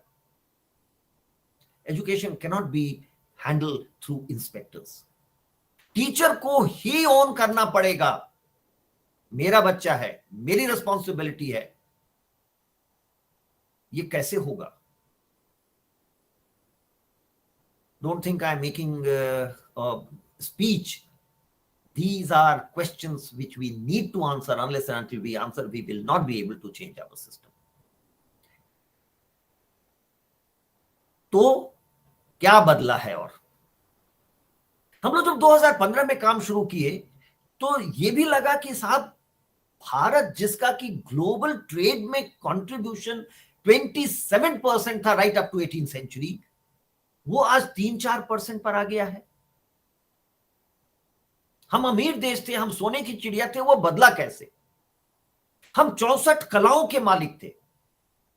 आई am shifting to the second area and I'm only generating your interest. I have absolutely no intention of analyzing the whole document. I just want you to understand that this is the landmark document, landmark policy which you must read. तो पहला तो हमने जो आपको कहा pre school या जिसको foundation के नाम से हम ला रहे हैं, उसमें क्या बातें क्यों आई? हर एक बच्चे को मातृभाषा में शिक्षा 3 साल से 6 साल. अब वो 6 साल का बच्चा जब आएगा तो वो एलीट के बच्चों से कॉम्पीट कर सकेगा. और कोई जरूरी नहीं है कि अंग्रेजी फटाफट बोले, वो अपनी भाषा में बोल के समझाएगा कि मैं समझता हूं कि ये दिन और रात क्यों होता है, पत्ते हरे क्यों होते हैं. कोई जरूरी नहीं है कि कोई अंग्रेजी में समझाए. तो अब वो समझा पाएगा, क्योंकि स्कूल में जो हम लोग कह रहे हैं, और आप लोग जादुई पिटारा जरूर जाके देखिएगा. जादुई पिटारा क्या है, ये रिलीज हो चुका है. केवल क्वेश्चन करना है. खिलौने जैसी मैम ने कहा, खिलौनों से खेलेंगे बच्चे और क्वेश्चन करेंगे. ये खिलौना ऐसे काम करता है तो क्यों करता है, इसमें क्या साइंस क्या लगा है? तो जो शिक्षिका होंगी वो आंसर करेंगी कि ये कैसे चलता है, क्या करता है. The whole effort is to develop children, inquisitive children and questioning children, जो क्वेश्चन करे. हमने क्वेश्चन करने की कला बंद करा दी थी जानबूझ के, क्योंकि एक ही बात जानना था, हर मैजेस्टीज सर्वेंट्स. रानी जो कहती है वो सही कहती है. आज नहीं है ये. हम क्वेश्चन करते हैं, हम प्रधानमंत्री को भी क्वेश्चन करते हैं, हम देश की नीतियों को भी क्वेश्चन करते हैं, और वो काम हमारा ही है क्योंकि हम टीचर्स हैं. इसीलिए हमारा ACR नहीं लिखा जाता है, कोई हमारा एनुअल कॉन्फिडेंशियल रिपोर्ट नहीं लिखता है. हमारा रिपोर्ट मेरे बच्चे लिखते हैं, मेरे स्टूडेंट्स लिखते हैं. आज मेरा ACR आप लिखेंगे. Emphasize on that. I'm raising this very consciously. Am I doing my job well? That should be part of the training and that should become the ethos. हमने क्या किया इसके बाद? जो दूसरा बड़ा चेंज आ रहा है वो ये कि हमने करिकुलर, को करिकुलर, एक्स्ट्रा करिकुलर का भेद खत्म कर दिया. एक लड़का अच्छा डांसर बनना चाहता है, मैं लड़की नहीं कह रहा हूं. एक लड़का अच्छा डांसर बनना चाहता है. 2 थीम हम लोगों ने 13 थीम स्कूल एजुकेशन में सेलेक्ट किए थे. उसमें 2 थीम मैं स्पेयर हेड कर रहा था 2015 में, जब हम पॉलिसी जिसकी चर्चा की, जैसी मैम की वो सुब्रमण्यन कमेटी को हम लोगों ने वो रिपोर्ट्स दिए थे. Non formal education and vocational education के एरियाज। देश भर में घूम के मैं बच्चों से पूछा, इनवेरिएबली हर जगह जाके लड़कियों ने बोला कि अगर मेरा चलता तो मैं केवल डांस करती, मैं डांस में इतना इंटरेस्टेड हूं, मैं डांसर बनना चाहती। ये क्यों विद्यालय का विषय नहीं है? हमारे विद्यालयों में डांसिंग क्यों नहीं सिखाया जा रहा है? कारपेंट्री क्यों नहीं सिखाया जा रहा है? ड्रेस डिजाइनिंग क्यों नहीं सिखाया जा रहा है? ये बात गांधी जी ने 1937 के वर्धा स्कीम में किया था और हम अंग्रेजों से लड़ते रहे, लेकिन 47 में जब आजादी मिली तो भूल गए। अब वापस आया है। क्या है? विद्यालय में ये सारे विषय पढ़ाए जाएंगे। कोई विद्यार्थी खेल में इंटरेस्टेड है तो खेल उतनी ही शिद्दत से, उतनी ही मेहनत से खेलेगा जितनी मेहनत से कोई दूसरा विद्यार्थी फिजिक्स पढ़ता होगा। हम इन सबों को अपने स्कूल सिस्टम में, एकेडमिक सिस्टम में ला रहे हैं कि ये सारे विषय के तौर पर एरियाज ऑफ नॉलेज होंगे। हम दुनिया के बेस्ट ड्रेस डिजाइनर्स दे सकते हैं, हम दुनिया के बेस्ट कारपेंटर्स दे सकते हैं। कभी सोचा है आइकिया का फर्नीचर आपके घर में होगा? आप सब आइकिया के फर्नीचर देखे होंगे। कहां से आता है? स्वीडन से। कितनी आबादी है? 1.5 करोड़। 1.5 करोड़ आबादी का देश हमको फर्नीचर बेच ले रहा है और हम 142 करोड़ का देश उससे फर्नीचर खरीद रहे हैं, क्योंकि हमारे देश में कोई अच्छा फर्नीचर बनाने वाला नहीं है। गांधी जी ने वर्धा स्कीम में जो नई तालीम दिया था उसमें यही तो कहा था। उसका रिफ्लेक्शन आपको पॉलिसी में कहां दिखता है? हम क्या कहे हैं? 10 डेज बैगलेस अटैचमेंट बच्चों का होगा स्कूल में। ये क्या है? बच्चे किसी कारपेंटर शॉप में, किसी टेलर के यहां, किसी पॉटर के यहां 2 दिन बिताएगा, देखेगा कि वो कैसे काम करता है, और उसको शायद इच्छा जाग जाए कि मैं भी एक कारपेंटर बनूंगा, मैं भी एक मेशन बनूंगा, मैं भी एक कुम्हार बनूंगा, मैं भी मिट्टी से बर्तन बनाऊं। कितना अच्छा काम है, कितना मजा आता है। अब वो जो सीखेगा और करेगा जीवन भर, वो अपने मन की चीज करेगा। आज हम उसको जबरदस्ती कहते हैं कि तुम फिजिक्स, केमिस्ट्री और बायोलॉजी ही पढ़ो। आप जो पॉलिसी पढ़ेंगे, कई बार मैं स्कूल टीचर, प्रिंसिपल से बात किया हूं, वो लोग यही कहते हैं कि अरे भाई इसको कैसे इंप्लीमेंट कैसे करेंगे। तो इंप्लीमेंट नहीं कर पा रहे हैं, इसलिए हम सिस्टम चेंज नहीं किए। सबसे पहले बच्चों को देखना है ना, हमारे बच्चों की क्या आवश्यकता है, उनका क्या इंटरेस्ट है, क्या कर सकता है देश उनको सिखा के। इसका आंसर क्यों देश ने नहीं दिया?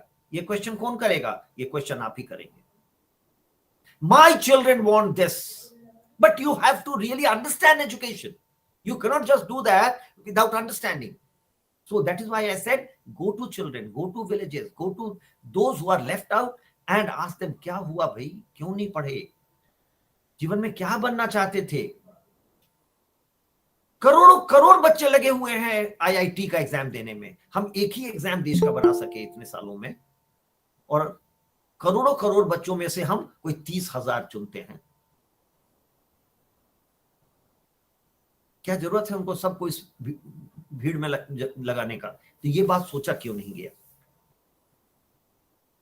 तो इस पॉलिसी ने कहा है कि अब कोई भी विषयों का भेद नहीं होगा, क्योंकि अब 12वीं पास करके हम बच्चों को कहते हैं कि आर्मी, नेवी, एयरफोर्स में बड़ा अच्छा जॉब है, जाइए। कहता ना ना ना ना, वहां जान चली जाएगी।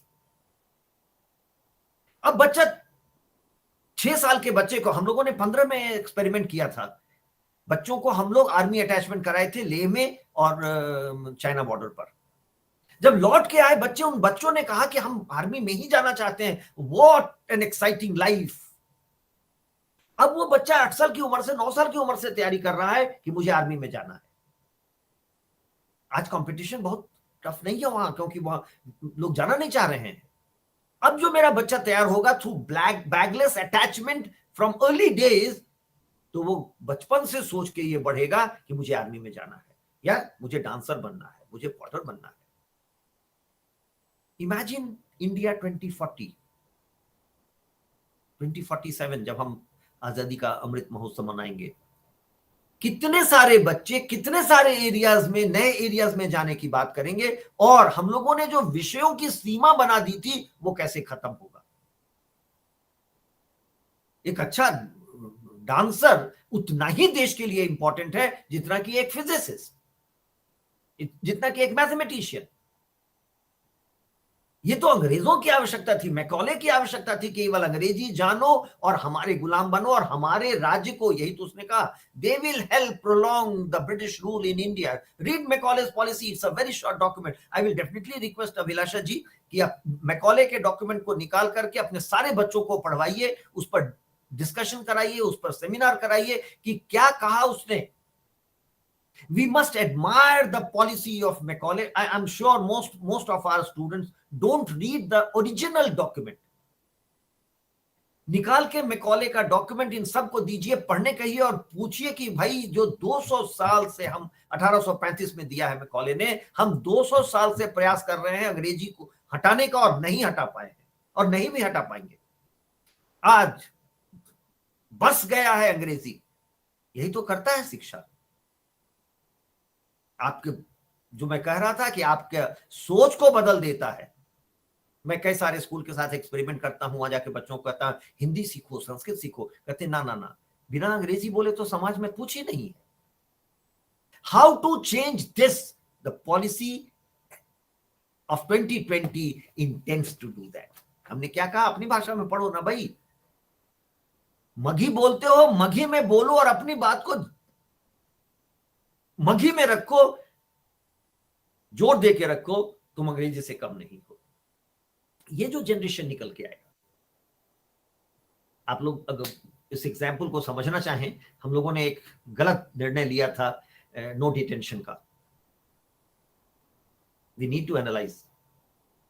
आई will request your students to go and talk to those children who pass through the schooling through the no detention, see their learning levels. वो बच्चा आप जीवन में कभी सीख नहीं पाएगा। तो जो चेंजेस लाए जा रहे हैं, इनका प्रभाव अब 2035-40 में देखेंगे, जब ये जनरेशन निकल के आएगा, कितना कॉन्फिडेंट, और उसको बिल्कुल ये कहीं कुंठा नहीं होगी कि मैं अंग्रेजी नहीं बोल सकता हूं। The policy of Macaulay made Indians understand that you cannot survive without English, and only if you know English you are the best. This policy will change. If you are a dancer, you are the best. If you are a good potter, you are the best. If you are a good carpenter, you have designed something, you are the best. Go to schools in the Nordic countries, which are the best, and they have this same culture. जो बात मैं कहना चाह रहा हूं कि जो policy है वो पूरी तरह सोच करके और पूरे समाज को, पूरे भारत के ताना बाना को बदलने का एक पॉलिसी है। मैं हायर एजुकेशन पर नहीं जा रहा हूं, मैं 3 मिनट और केवल टीचर एजुकेशन पर बोल के खत्म करूंगा, ताकि 5 मिनट में आप अपने प्रश्न पूछना चाहें तो कोई प्रश्न ले सकते हैं। देखिए, 1 साल का टीचर एजुकेशन, उसको बढ़ा के 2 साल किया गया। 2015 में एक कमीशन बना था जिसका ये काम था कि वो तय करके बताए कि टीचर एजुकेशन में क्या चेंज होना चाहिए। प्रोफेसर मोहम्मद अख्तर सिद्दीकी उसके चेयरमैन थे, मेरा सौभाग्य था कि मैं भी एक मेंबर था। हम लोगों ने national council for teacher education बनाया और करीब करीब 18,000 कॉलेजेस हम लोगों ने देश भर में खोले, उनका इंस्पेक्शन किया, उनको रिकॉग्निशन दिया, मान्यता दी। सर्वे से पता चला, जो सिद्दीकी कमेटी भी था और उसके पहले justice J S Verma commission का रिपोर्ट आया था, अब आपने देखा होगा, ये justice J S Verma commission का रिपोर्ट है, जो कहता है कि 10,000 कॉलेजेस डिग्रियां बेच रहे हैं, उनमें कोई पढ़ाई नहीं हो रही है। It's a very prestigious commission of the Supreme Court, which says 10,000 colleges out of 18,000 colleges are not attempting any teaching learning. They are selling degrees for money. Can a nation survive with such teachers? ये देश रह जाएगा अगर 10,000 colleges 18,000 में से डिग्रियां बेच रहे हैं। वो टीचर जाके क्या पढ़ाएगा? हम लोगों ने पॉलिसी में 15.2 में पढ़िएगा, 15.2 में इसको कोट किया है। क्वेश्चन करना चाहिए ये कॉलेजेस बंद क्यों नहीं हुए हैं। ये कॉलेजेस 3 साल, अभी प्रधानमंत्री जी एड्रेस किए हैं 3 साल ऑफ एनईपी पर, तो 3 साल में ये कॉलेजेस बंद हुए क्या? 3 साल से ज्यादा में 4 ईयर डिग्री प्रोग्राम, आईटेक प्रोग्राम क्यों लागू नहीं हो पाया है? अब जैसी मैम कहेंगे ये पॉलिटिकल स्टेटमेंट, ये पॉलिटिकल स्टेटमेंट बिल्कुल नहीं है। This is my job as teacher educator, I must question. Obviously, the administrators, the government will not like it, but we have to question and raise this. अभी तो देश बदलेगा, हमारा ही काम देश को बदलना है। हम 4 साल का आईटी प्रोग्राम लाए हैं ये सोच के कि ये बच्चे पूर्णतः ट्रेंड होंगे। मेरा सौभाग्य रहा कि मैं फिनलैंड जाकर के टीचर ट्रेनिंग देखा था। 5 साल के टीचर ट्रेनिंग में 2.5 साल एक टीचर स्कूल में दो ट्रेनर्स, मेंटर्स के सामने पढ़ाता है, ट्रेनिंग लेता है और तब वो टीचर बनता है। जब ये बात बोलते हैं लोग पूछते हैं ये इतना कहां से, कैसे?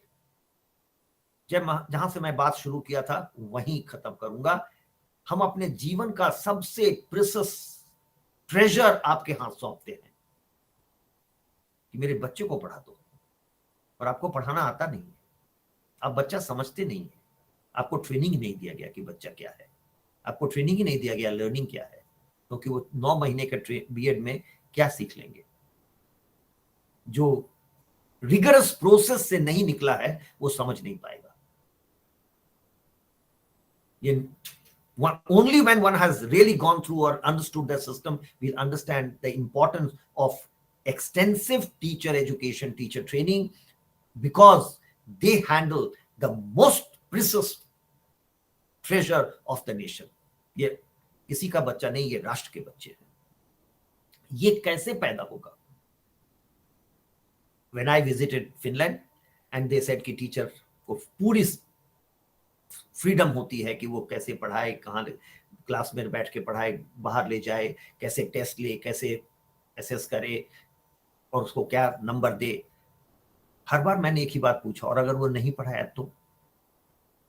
क्योंकि भारत में तो यही बात हो गई है, क्यों पढ़ाएंगे? हम क्यों पढ़ाएंगे? टीचर क्यों पढ़ाएगा? और हर बार वहां यही पूछा गया, टीचर है भाई, क्यों नहीं पढ़ाएगा? वो टीचर है। I only want to raise curiosity. I'm worried about the future of the nation as a teacher trainer, because we have not done a serious job in this country. Our policies do not reflect the society, the requirements of the nation. This policy is a good policy. I stand by the policy. I will definitely wait to see how it is implemented. That is why I am raising 3 साल हो गए, colleges कितने बंद हुए? 3 साल हो गए, आईटेप क्यों नहीं शुरू हुआ? 3 साल हो गए, आईटेप का करिकुलम क्यों नहीं आया? क्या देश 3 साल रुक सकता है? उन माता पिता से जाके पूछो जिनके बच्चे 3 साल में निकल गए, उनके बच्चों का क्या होगा? उनको कौन जवाब देगा? Friends, fellow teachers and students, realize that you have joined the most important profession of this country and the planet. Definitely, army people are doing equally important job, doctors do equally important job, and others also, but then we handle the most important component of the society, so we have the right to question, but we also need to answer the society, the parents, and everyone. Thank you once again for inviting me. My intention was to raise curiosity in the policy, because most of the times we don't read policies. Read this policy. This, if implemented well, will be a landmark document and a policy which will transform this nation. Thank you very much. Once again, I'm open to questions, although I have exhausted my time completely, but if there are questions, I'll be happy to answer. Thank you very much. Thank you, Abhilasha ma'am. Thank you, AIE. Thank you, Bhavneshji, for giving me this opportunity. Thank you so much, sir. Thank you so much. It was indeed very enlightening session. Questions, please. Any questions? Ma'am, Anjana Trivedi ma'am is raising her hand. Anj ma'am, do you have a question?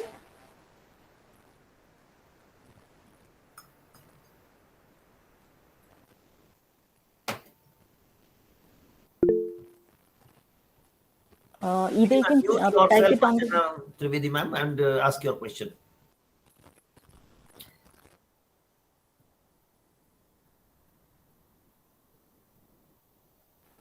or you can type it in the chat box. Good morning, sir. Good morning.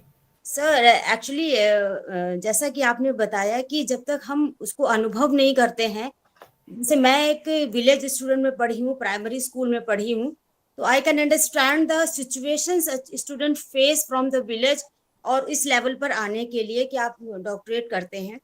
तो आपका vision इतना perfect है sir, और ये policy भी बिल्कुल perfect है आज के टाइम को, आज के सिनेरियो को प्रेजेंट करते हुए. और मैं यही कहना चाहूंगी कि sir everyone should read this policy.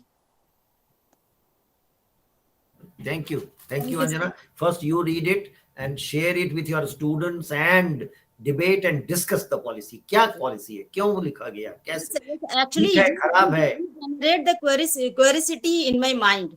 So I read it again by raising a question, by asking a question on every line of it.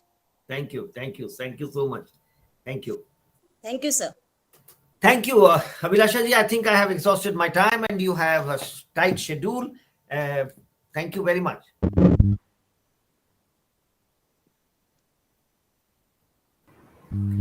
Thank you, sir. Thank you, sir, for such stimulating words. This will be very helpful for all of us in our educational journey. Strong government doesn't mean simply military power or an efficient intelligence apparatus. Instead, it should mean effective, fair administration. With this, I would like to invite Colonel Abhay Rajvanshi sir, Registrar and Head of Administration, AIE, for the vote of thanks. Thank you, Gaurav.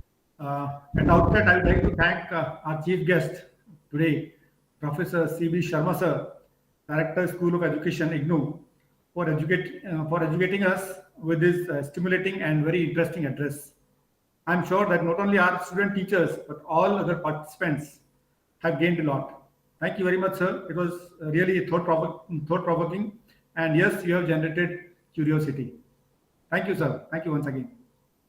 I would also like to thank Major General Bhavnesh Kumar, VSM, Chief of Staff, Delhi area, and Chairman AIE for sparing his valuable time and sharing his thoughts on this important topic. Thank you, sir, for always being with us and supporting us in all our endeavors. You are the force behind our successful journey, always motivated us for doing better and better. Thank you once again, sir. I also take this opportunity to thank Professor Jessie Abraham, ma'am, Department of Teacher Training and Non-Formal Education, Jamia Millia, New Delhi. Thank you, ma'am, for giving a very elaborative and very analytical insight of the topic. It was enlightening. Thank you once again. Last but not the least, thanks to all the paper presenters and participants who have joined us today in this online seminar. Wishing you all the very best and good learning. I'm sure it will be a professionally very fulfilling and satisfying experience for all of you. At the end of the day, you all will be richer in knowledge. Thank you all, and back to Gaurav. Thank you, sir, for such words of kindness. Now I request the dignitaries and guests to switch on their cameras for a virtual group photograph.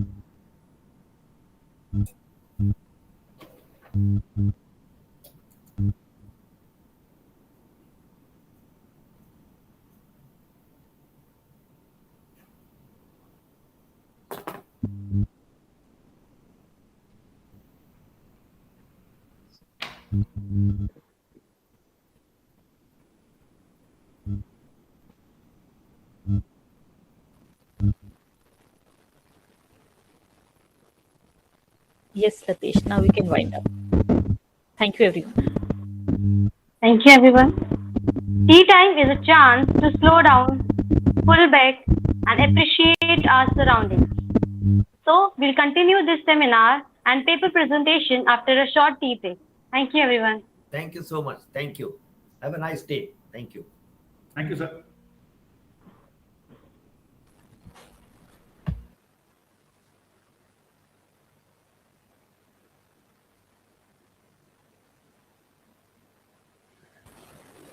Yes, good morning all. We will start the technical session 1 at sharp 12 p.m. So stay with us. Thank you so much. Good morning, ma'am. Ma'am, I have a query. Yes, ma'am. All the sessions will go simultaneously, Yes, ma'am. right? Yes, ma'am. So all the sessions will start at sharp 12, right? Yes, ma'am. Yes, ma'am. All three technical sessions will start at sharp 12, and the presenters whose names are there in technical session 1 will stay in this meeting. Rest 2 links will be shared in the group. Okay? Thank you so much, Thank ma'am. you so much.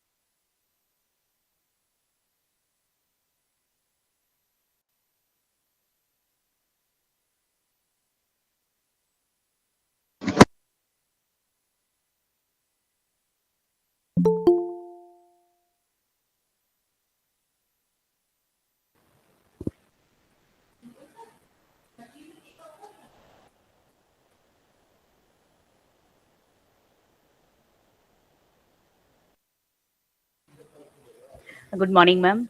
Good morning, Jyoti ji. How are you? All well, ma'am. Ma'am, we will start at sharp 12. Great. Thank you very much. We are waiting for resource person of this technical session, and after that we will immediately start, ma'am. Okay, fine. So just let me know once we start with, I'll be there. Yes, ma'am. Sure, ma'am. Sure, ma'am. Thank We you. will start at sharp 12, ma'am. Resource person is about to join, ma'am. Great. All the best. Thank you, ma'am. Thank you.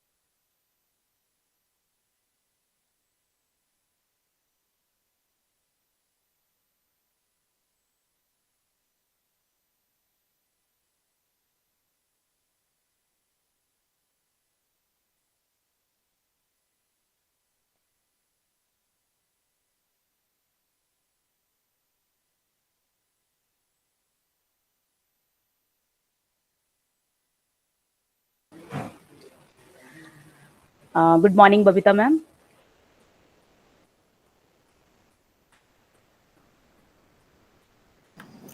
Yes, good morning, ma'am. Yes, good morning, ma'am. Good morning. Ma'am, we can't see you. Actually, your camera is off, I hope. Yes, now you are visible, ma'am. Thank you so much, ma'am. Neha, are you ready, beta? Neha Sharma, are you there, beta?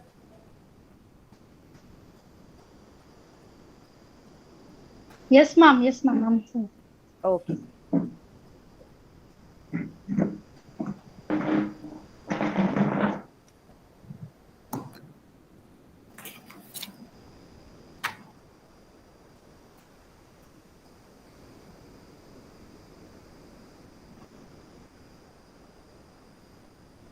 So, ma'am, with your permission, can we start the session?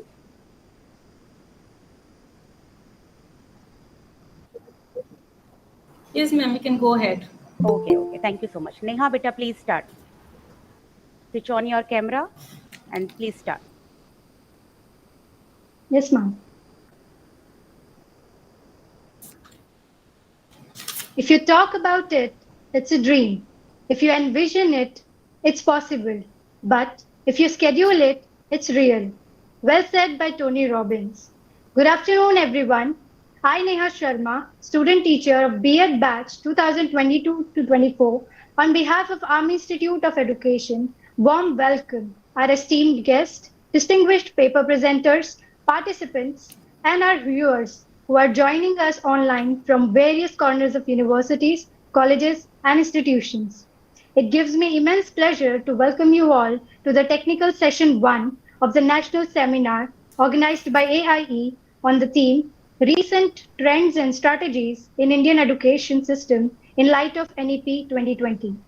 There are 14 dynamic sub-themes which are broadly supporting our main theme of the seminar. Today, we embark on a journey of exploration and knowledge, delving into the transformative changes that the National Education Policy 2020 has brought to the forefront.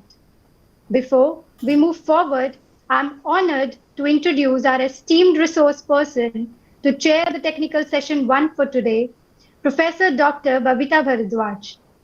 Ma'am is working as a head of the department, School of Education, Lingyas Vidyapeeth, Faridabad, Haryana. Ma'am started her career as TGT Science and has more than 20 years experience of teaching in teacher education institutions.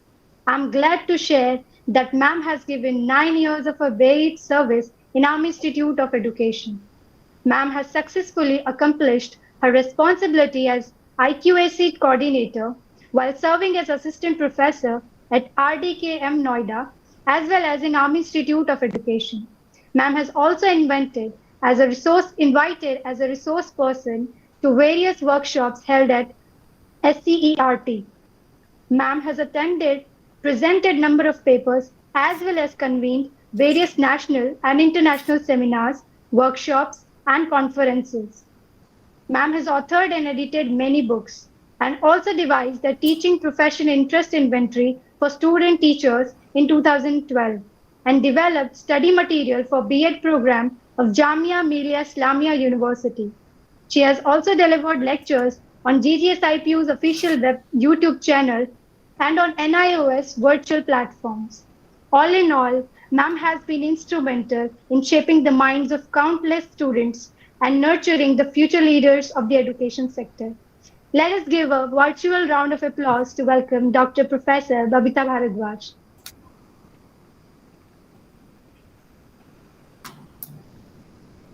Thank you, ma'am, for gracing us with your presence. Your valuable insights will undoubtedly enrich the session today. Now, I have the pleasure of inviting Dr. Jyoti Tiwari, Assistant Professor AIE, to deliver the welcome address. Thank you, Neha. Very warm good afternoon to all. It's my proud privilege to get an opportunity to propose a welcome address on this occasion. I, Dr. Jyoti Tiwari, on behalf of management, colleagues, and IQAC cell of Army Institute of Education, Greater Noida, extend a very hearty welcome to the Honorable Seminar Chair, Professor Dr. Babita Bharadwaj, Head of the Department, School of Education, Lingyas Vidyapeeth, Faridabad, Haryana, who blessed us with her gracious presence and took out valuable time for her busy schedule. Ma'am, your presence is motivating to all of us, and we are looking forward to your valuable inputs on paper presentations. I sincerely welcome to all the paper presenters and participants from various universities, colleges from Pan India. Your presence here today demonstrates your desire to learn and grow. I am looking forward to learning and growing with you all. This seminar is a chance to challenge ourselves and broaden our perspective. Your presentation and active participation will make this seminar a grand success and meeting of mind in true sense. And I'm sure you all will get knowledge after completion of this event. I welcome you all once again to the seminar, and I hope that you all will have a great learning ahead. Thank you. Jai Hind, Jai Bharat. Over to you, Neha.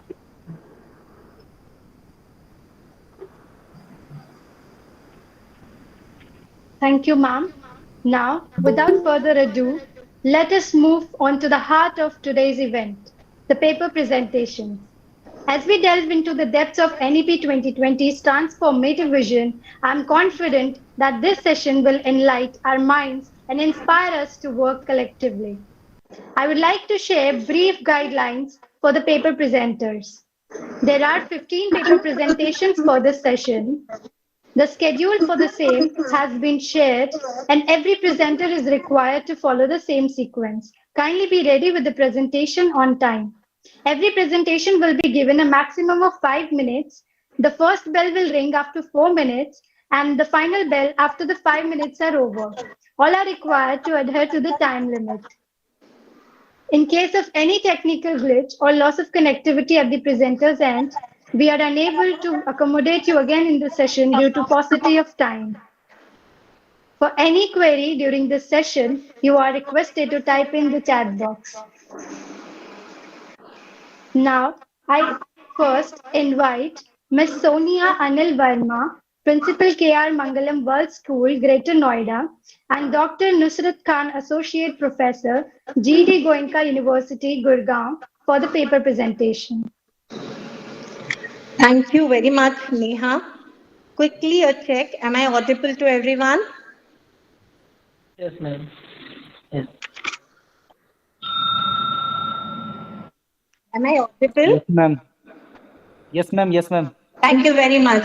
I think I was very quick to Yes, start ma'am. with. I'm very quick to start with. Starting, good afternoon, Dr. Abhilasha, Professor Dr. Babita, Dr. Jyoti Tiwari, for providing us the golden opportunity today to be amidst with all the researchers, scholars, and able doctoral, guides who can guide us to have a better understanding and a learning outcome from this session. I'll quickly have a brief start be given to you. This research paper today which I'm presenting is on the title Examining the Effect of Teacher Professional Competency Gap on Student Performance During and After the COVID-19 Pandemic. This research paper has been done along with one of my associate who is professor with G.D. Goenka University, Gurgaon, Dr. Nusrat Khan. Without her help and support, I would have not been able to address this issue and the concern with genuinity. To start with, everybody has been knowing that COVID impacted health, mental, social well-being, but the most affected part in the society was education. To start, we always, start with an understanding to have an introspection that why is education most important.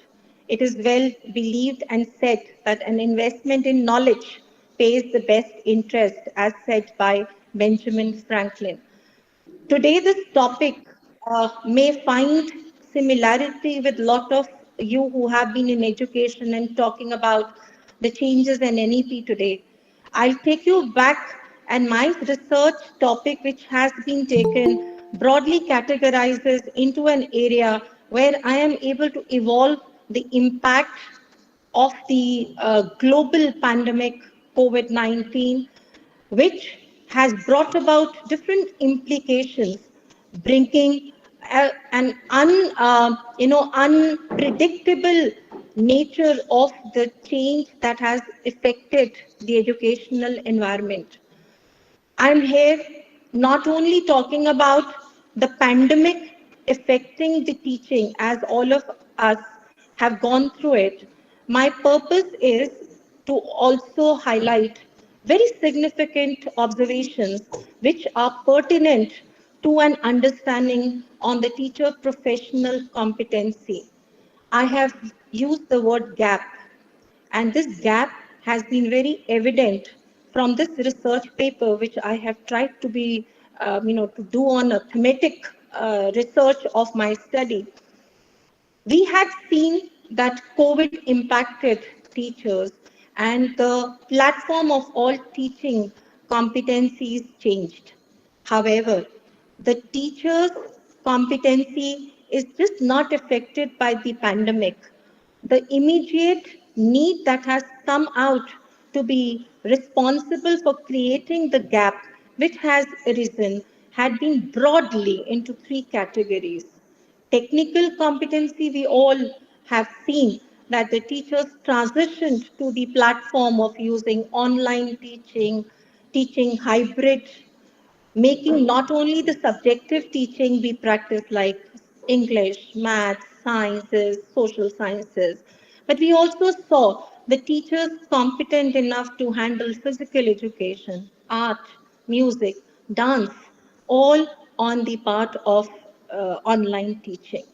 These skills, what the teachers gained during this point of time, are something which had never been taught in the school.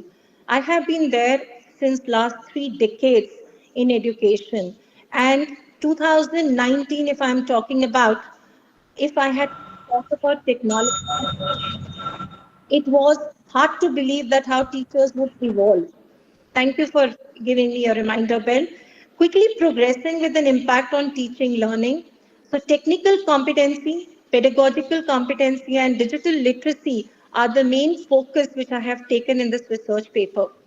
Why a teacher plays a very crucial role in mitigating this negative impact of the gap depends upon the continuous professional development of the teacher, collaboration and peer learning, adaptation and innovation, personalized support, monitoring and assessment.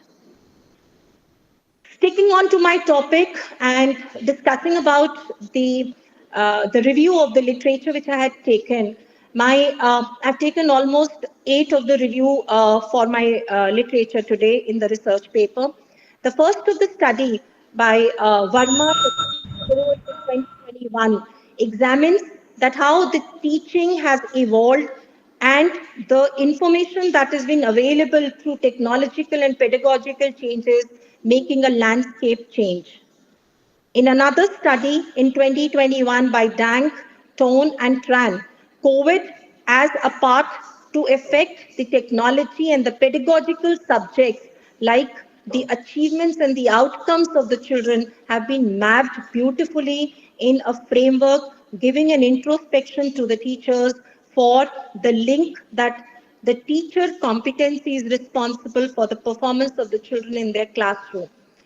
In another study, Linde, Sarva, and Danila in 2021 investigated the same initiative, and the teachers' competencies valued with respect to the technological transition and progress had been taken into account.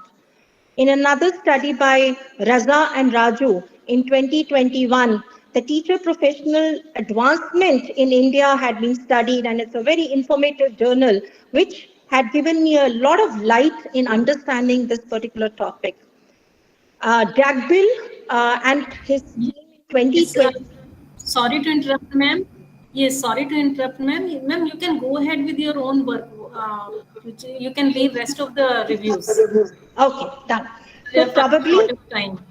right. So whatever I had done my review, I am just wanting, here the three aspects which have been very important to be covered is that the gap that has been seen among the teachers' competencies. One reason is COVID that has been responsible, and another is because of the COVID there has been transition to the different concepts in teaching and learning. The need for the children have changed a platform which makes very important recommendations for the teachers to be introspecting and changing the style of the teaching. And this essentially is important in the scope of the teaching learning, and a student performance in the school setting is dependent on the teacher in terms of the competencies, subject matter. So I would quickly have, this last part, and which is very important for, everybody to understand is, I have taken in this entire research paper my impact on the impact of a teacher competency on the subject performance of the children. And I have compared two time periods, that is during COVID and post the COVID. And these reflections are major reflections which also relate to that there is a need for the teachers to change the strategies in terms of pedagogical learning in the classroom because of the new guidelines and the NEP transition in the education, which makes a child to be not only assessed in terms of learning outcome, but also in a holistic manner. So I think with this, I would simply try to conclude my session, keeping the time framework as an important element. Thank you very much. Thank you, ma'am. Now, I invite Dr. Monica Uppal, Vice Principal, DBMS College of Education, Jamshedpur, for her presentation.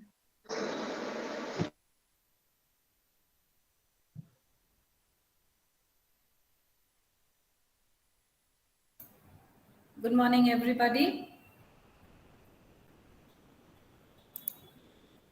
I hope you can see the screen. Is the screen visible?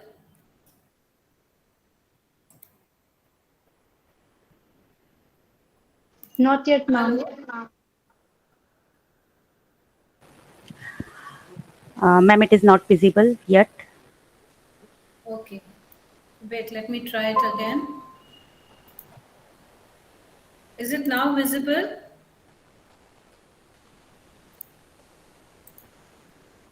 No, ma'am. No? No.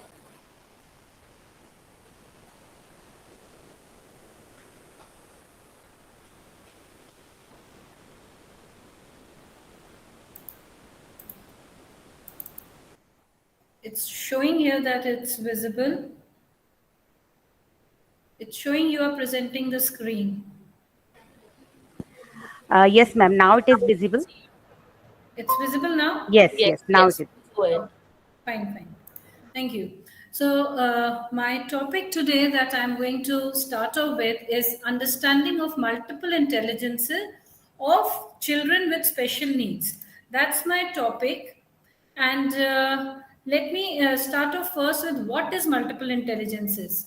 Actually, Howard Gardner in 1983 he started off by saying that there is no one single intelligence, but when we can be smart by 7 to 9 different intelligences that he gave. And linking this multiple intelligences with our special children, because NEP 2020 says that we have to have inclusive education in our schools. So any exceptional child who deviates intellectually, physically, emotionally, socially from normal growth and development are considered to be children with special needs. They need some special treatment in the school.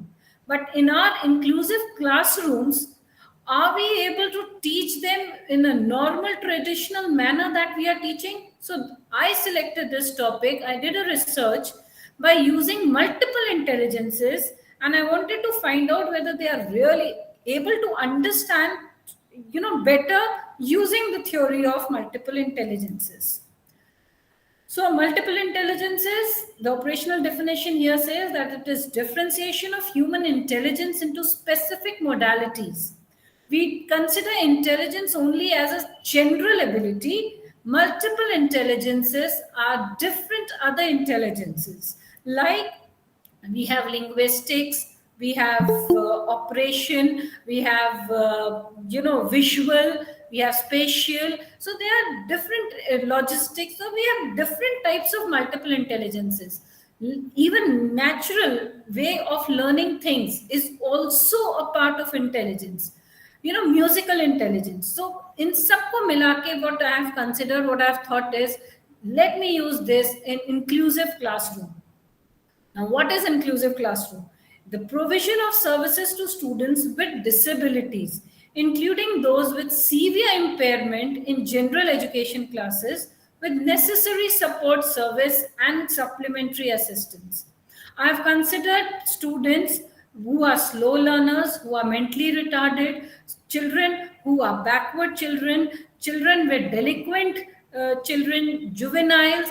All these I've considered into inclusive classroom. They are all children with special needs, and taking them in a normal classroom using multiple intelligences, how can we change our normal system? So in my study, I had few objectives I have kept in mind. I wanted to find the level of significance between boys and girls of children with special needs in their multiple intelligences, number one. Second one was to find the level of significance between boys and girls in their multiple intelligence of 13-year-old CWSN. So I've taken 13 years, 14 years, and 15 years. Three different categories I've taken here. To find the level of significant difference between high income and low income group children also. And to find the level of significance between these boys and girls in different dimensions of multiple intelligences. So I conducted this on 200 children. So my sample were 200 such children, CWSN, children with special needs, randomly chosen from inclusive schools of Jamshedpur. My tools used were, I adopted multiple intelligence inventory and have changed a little bit. Delimitation was that I selected schools from Jamshedpur, that's East Singhbum only. And it is the present study is limited only to CWSN. So my null hypothesis, I created those null hypotheses, and null hypothesis number 1, 2, 3, 4, and 5 was finally I accepted that it was that there was actually no difference. So if I analyze it, all these 5 hypotheses that it's here, they were accepted. The 6th one, which I did it for the different dimensions, if I see the result, I found only first and second, that is linguistics and logical mathematics, only significant. The rest came out to be non-significant. That clearly shows here in my study that if I'm using such techniques, such multiple intelligences theory, if I'm changing a little bit of my pattern in linguistics and logical, mathematical aspect areas, I can found them significant. The rest remained the same. So my conclusion was that inclusive classroom is a place to prepare children to participate as a full student, to acquire knowledge and skills, to contribute to the development of the society. If I'm applying this theory, it will definitely enhance the learning of CWSN children. There are several ways in which teacher can accommodate every learning style. If we use 3 learning styles, visual, auditory, and kinesthetic, definitely CWSN children will be benefited. Multiple intelligences are a vital part of any teacher's lesson plan, and I request that the teachers in the schools should use multiple intelligences. They should become a multiple intelligence educators so that such children are benefited. By reaching each student's intelligence, we can assume that CWSN will perform better, which would mean more retention among them. So the result shows that they have little problems in linguistics and logical mathematical intelligence. If the teacher becomes more careful in dealing with these subjects, with them the results may be in favor of it. These are the references that I used in my study. So thank you so much. I think I completed my thing in time. So I hope it was important, because I personally feel that in our schools, the teachers are still using the lecture method. And if we want a change in NEP, I think we should also bring changes in our teaching system, and dealing with inclusive children in our classroom, we should use multiple intelligences. So thank you so much for patiently listening to me. Thank you. Johar. Namaste.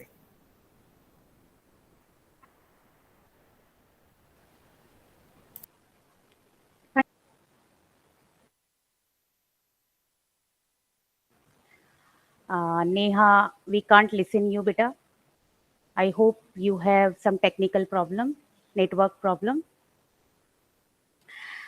Okay, may I announce the next participant, Miss Shashi Sharma, Assistant Professor, Maharaja Surajmal Teachers Training College, Bharatpur, Rajasthan. Ma'am, you are there in the meeting? Yes, ma'am. Yes. Please share your screen, ma'am.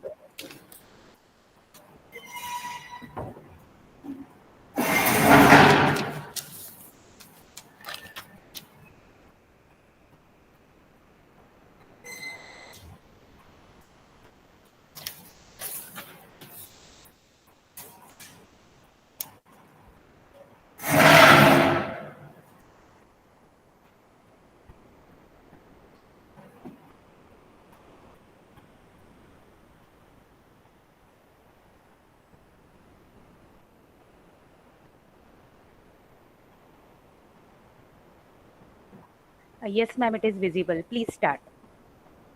Okay.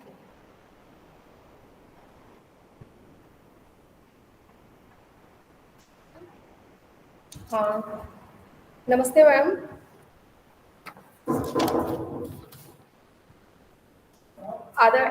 आदरणीय teachers, मैं Shashikanta Sharma, NEP 2020 के स्कूली शिक्षा में सुधार के लिए क्या क्या नियम बनाए गए उसके लिए प्रेजेंट कर रही हूँ अपना पेपर। तो सबसे पहले यदि हम बात करें तो राष्ट्रीय शिक्षा नीति 1986 आई। उसके बाद राष्ट्रीय शिक्षा नीति 2020 का लक्ष्य रखा गया कि 2030 तक सभी के लिए समावेशी तथा समान गुणवत्तापूर्ण शिक्षा सुनिश्चित की जाए और जीवन पर्यंत शिक्षा के अवसरों को बढ़ावा दिया जाए।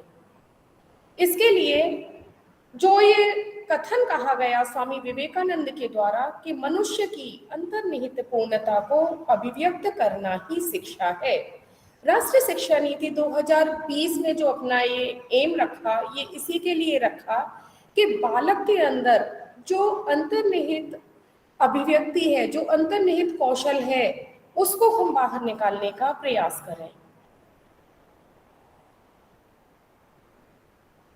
इसके लिए राष्ट्रीय शिक्षा नीति का विजन रखा कि राष्ट्रीय शिक्षा नीति 2020 का विजन क्या है।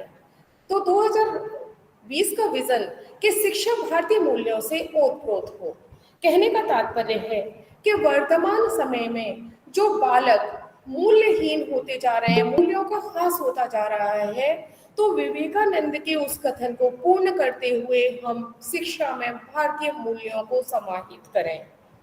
दूसरी बात है कि सही को करने पर महत्व, सही को करना अर्थात जो ठीक है, उसके लिए वो उस महत्व पर आधारित हो, हम केवल उनको रटंत विद्या पर आधारित शिक्षा न दें। भारत का प्रत्येक नागरिक वैश्विक ज्ञान महाशक्ति के रूप में समाज में प्रत्यक्ष योगदान दे। जब बालक अपने भारतीय मूल्यों से ओतप्रोत होगा, कौशल पूर्ण होगा, तो वैश्विक स्थिति में वो बालक अपने आप को एक महान शक्ति के रूप में योगदान अपना प्रत्यक्ष रूप से दे सकेगा।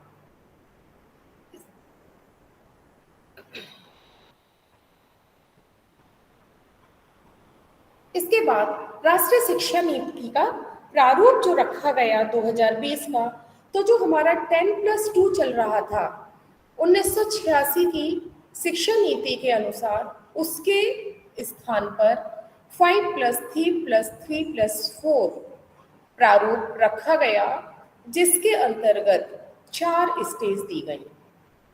पहली फाउंडेशन स्टेज। फाउंडेशन स्टेज में बालक 3 से 8 वर्ष तक विद्यालय जाएगा, जो आंगनवाड़ी के रूप में होगी, और वहां पर 3 साल तक शिक्षा प्राप्त करेगा। मिडिल स्कूल स्टेज में प्रिपरेटरी स्टेज में बालक 8 से 10 वर्ष तक का बालक जाएगा, और वहां पर वो 1 से 2 क्लास तक 2 वर्ष तक शिक्षा अपनी प्राप्त करेगा। मिडिल स्कूल स्टेज में बालक 11 से 14 वर्ष तक का बालक जाएगा, और वहां पर वो कक्षा 3 से 5 तक की शिक्षा को प्राप्त करेगा। मिडिल स्कूल स्टेज में 11 से 14 वर्ष तक के बालक होंगे, जो 8वीं तक की शिक्षा ग्रहण करेंगे। सेकेंडरी स्टेज 14 से 18 वर्ष तक की होगी, जिसमें 2 फेज में बच्चा अपनी शिक्षा पूर्ण करेगा। 9वीं और 10वीं क्लास पहला फेज होगा, और दूसरा फेज होगा 11वीं से 12वीं तक की शिक्षा वो इस फेज में प्राप्त करेगा। बात आती है कि ड्रॉप आउट बच्चों की संख्या में कमी करना। 2030 तक ये लक्ष्य रखा गया कि 100% सकल नामांकन रखा जाए और ड्रॉप आउट की स्थिति को कम किया जाए। जो बच्चे विद्यालय आ रहे हैं, किन्हीं कारणों से अपना ड्रॉप आउट हो रहे हैं, उनको विद्यालय में नामांकित किया जाए और उनको शिक्षा ठीक प्रकार से प्राप्त करें, नैतिक आचरण करें, संवैधानिक मूल्यों का विकास उनका हो।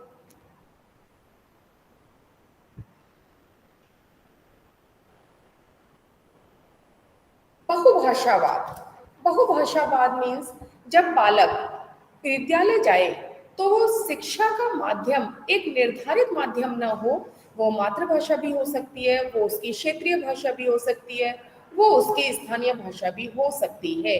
कहने का तात्पर्य है कि बालक के विद्या में कोई व्यवधान पैदा न हो भाषा के कारण। बालक अपनी साधारण बोलने वाली भाषा से भी शिक्षा प्राप्त कर सकता है, और जो किताबी भाषा है उसका और जो बालक है उसकी भाषा के मध्य के अंतराल को हम समाप्त करें, उनको बाध्य न करें कि वो उसी भाषा में शिक्षा दे। शशि मैम, आपसे निवेदन है कि कृपया जो कंक्लूजन वाली स्लाइड है आप उस पे आ जाएंगे प्लीज, क्योंकि आपका कंक्लूजन, आपका जो रिसर्च का जो ओके मैम, मैं अभी इसी को समाप्त किए दे रहे हैं कि जो शिक्षा है, राष्ट्रीय शिक्षा नीति 2020 के अनुसार जो शिक्षा का लक्ष्य रखा गया है, हम उस लक्ष्य को पूर्ण करने का प्रयास करें, और जो आकलन है उस आकलन में भी सुधार किया गया है। कक्षा के स्तर पर सुधार हो, उस आकलन हो, और उच्च स्तर पर आकलन हो। कक्षा के स्तर पर स्थानीय तौर पर आकलन होगा, और जो उच्च स्तर पर होगा उसमें कुछ बहुविकल्पीय प्रश्न दिए जाएंगे, कुछ वर्णनात्मक प्रश्न दिए जाएंगे, जिनके माध्यम से बालक का जो आकलन है वो आकलन किया जाएगा, जिससे कि बालक अपना जो चहुमुखी विकास है उस विकास को कर सकता है, आकलन केवल उसका रटने की विद्या पर न होगा, वो कौशल पर आधारित होगा, वो व्यवहार पर आधारित होगा, वो मूल्यों पर आधारित होगा और रचनात्मक उसका आकलन होगा, उसका आकलन योगात्मक नहीं होगा, जिससे बालक अपने विकास के ओर अग्रसर होगा। और इसी के साथ मैं अपने प्रेजेंटेशन को विराम देना चाहूंगी। धन्यवाद मैम, आपने मुझे ये अवसर प्रदान किया। Very very thank you. Dhanyawad, ma'am. I request all the paper presenters to kindly adhere the time limit. Now I request Dr. Sapna Shah, Associate Professor, NOIDA College of Physical Education, Gautam Buddha Nagar.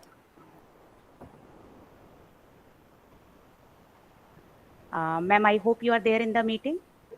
Okay.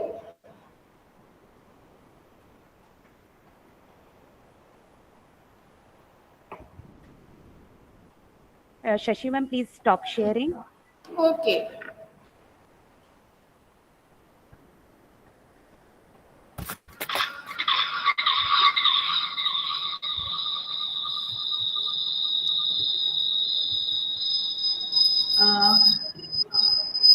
Good afternoon, all the dignitaries and my dear friends. Today I'm going, myself Sapna Shah, I'm working as assistant professor in NOIDA College of Physical Education. Today I'm going to present my paper, A Study for the Reforms in Higher Education and Their Impacts. So,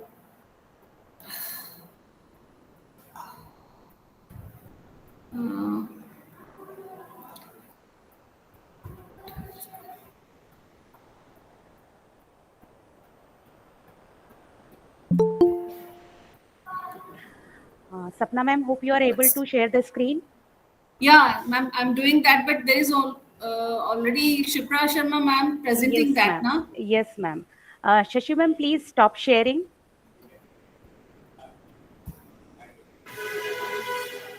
Ma'am, please take someone's help. Your screen is still visible. Okay. Shashi ma'am.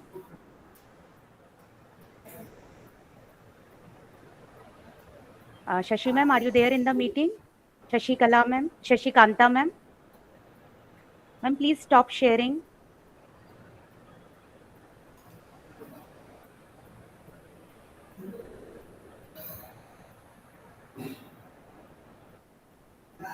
Yes, ma'am. I hope now you are able to share your screen. Sapna ma'am. Okay, ma'am.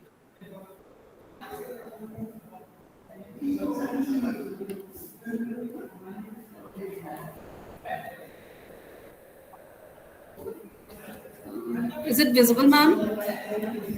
No, ma'am, not yet. Okay.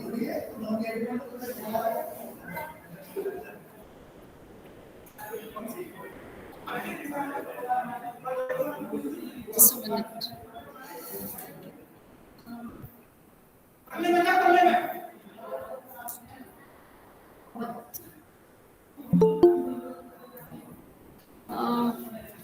Can I present? Actually, it is difficult.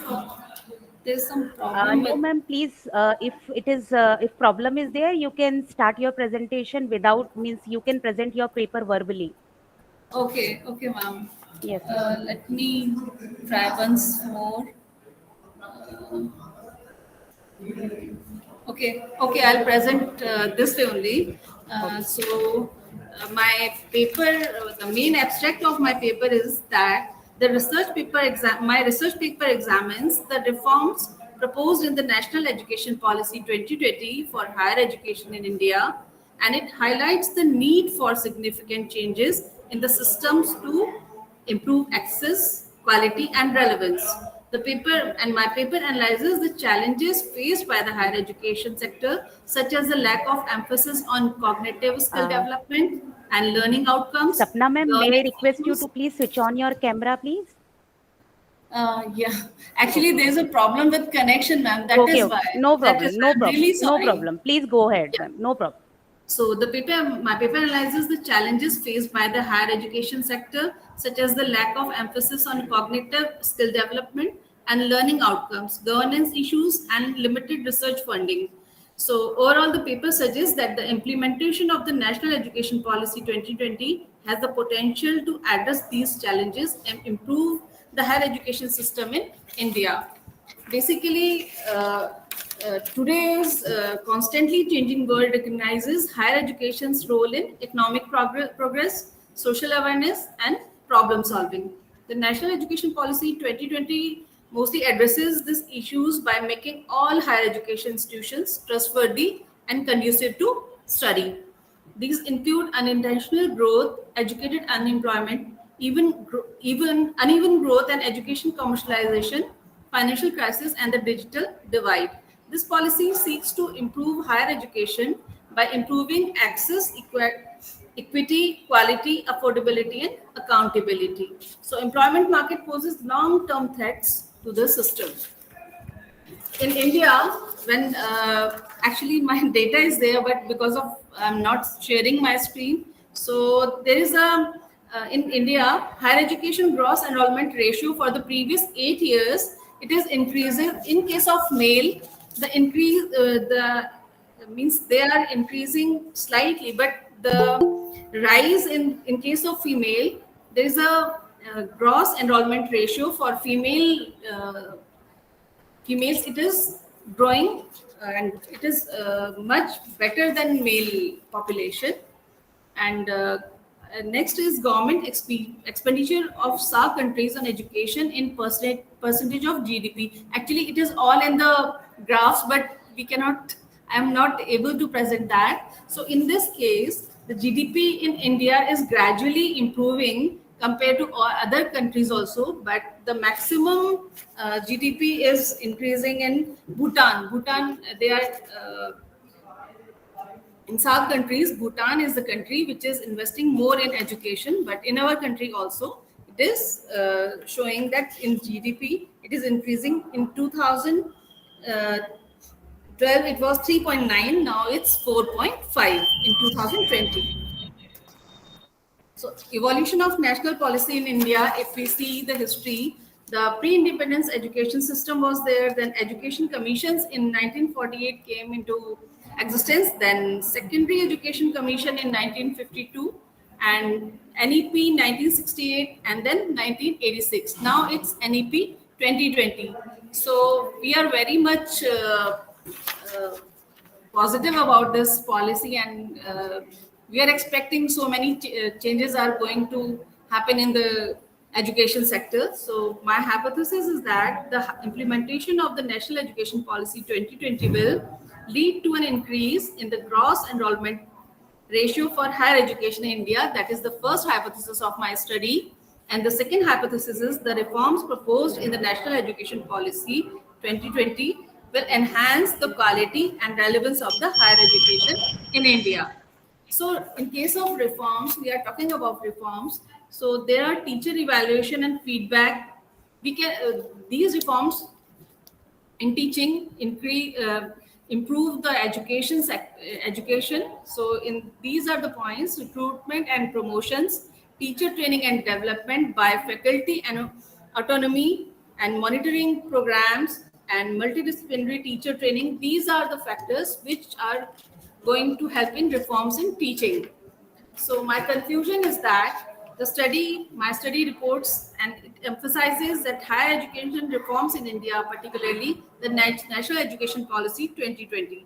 The report examines that measures to improve higher education quality, accessibility, equity, and accountability.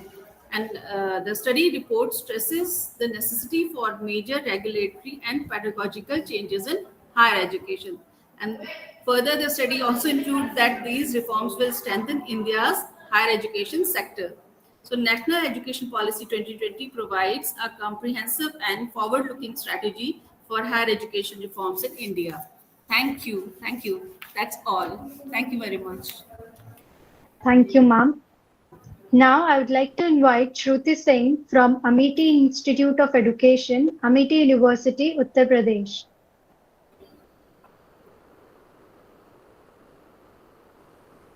Shruti ma'am, are you there in the meeting?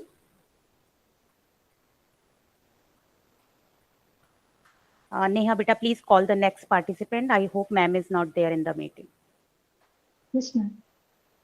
Next participant is Ms. Devika Naithani, Assistant Professor, Army Institute of Education, Greater Noida, Uttar Pradesh.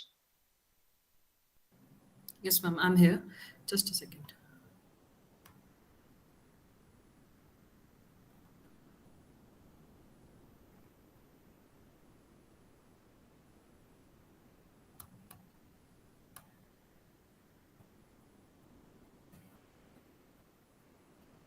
Ma'am, is it visible? The screen?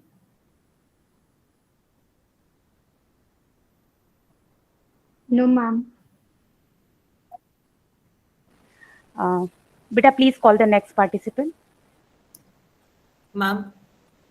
Okay, are you there, ma'am? Yes. Yes, ma'am. Yes, ma'am. Okay. Is my screen visible? No, ma'am. No, ma'am. Just a second.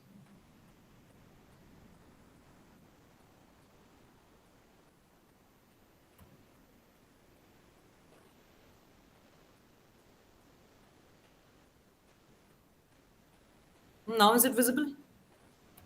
Not yet, ma'am.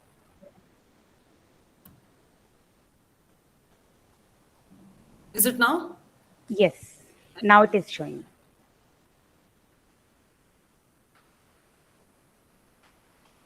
So, good afternoon to one and all. My name is Devika Nathani. I hope I'm audible. Yes, ma'am. Okay. So, topic of today is light of NEP 2020, a conceptual with the introduction.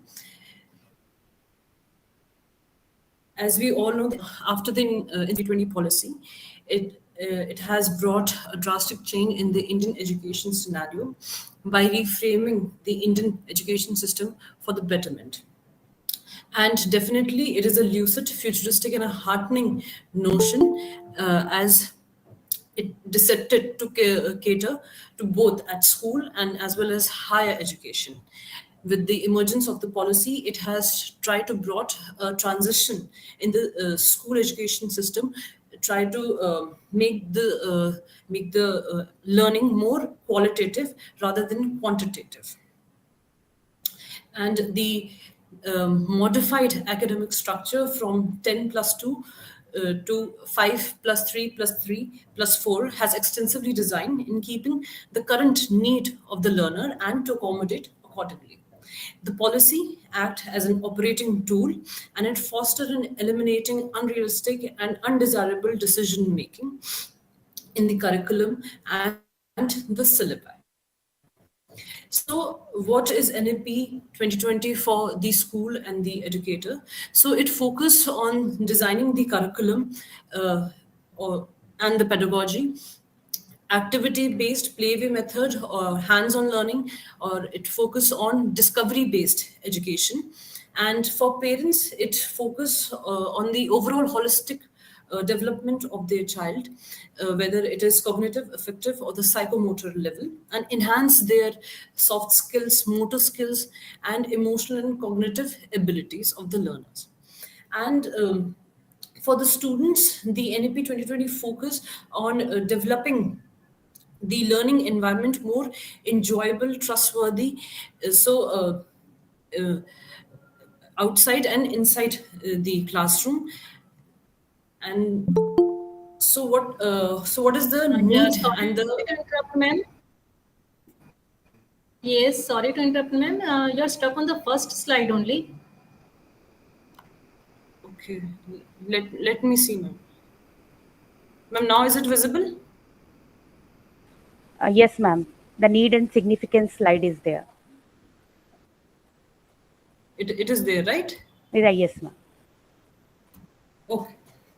So, what is the need and the significance of the paper? So, it focus on building the holistic development of the child and making the learning environment flexible, and it focus on reducing the school curriculum content and turning the school education more analytical and skill based, and to provide equitable learning environment to all the students irrespective of their background.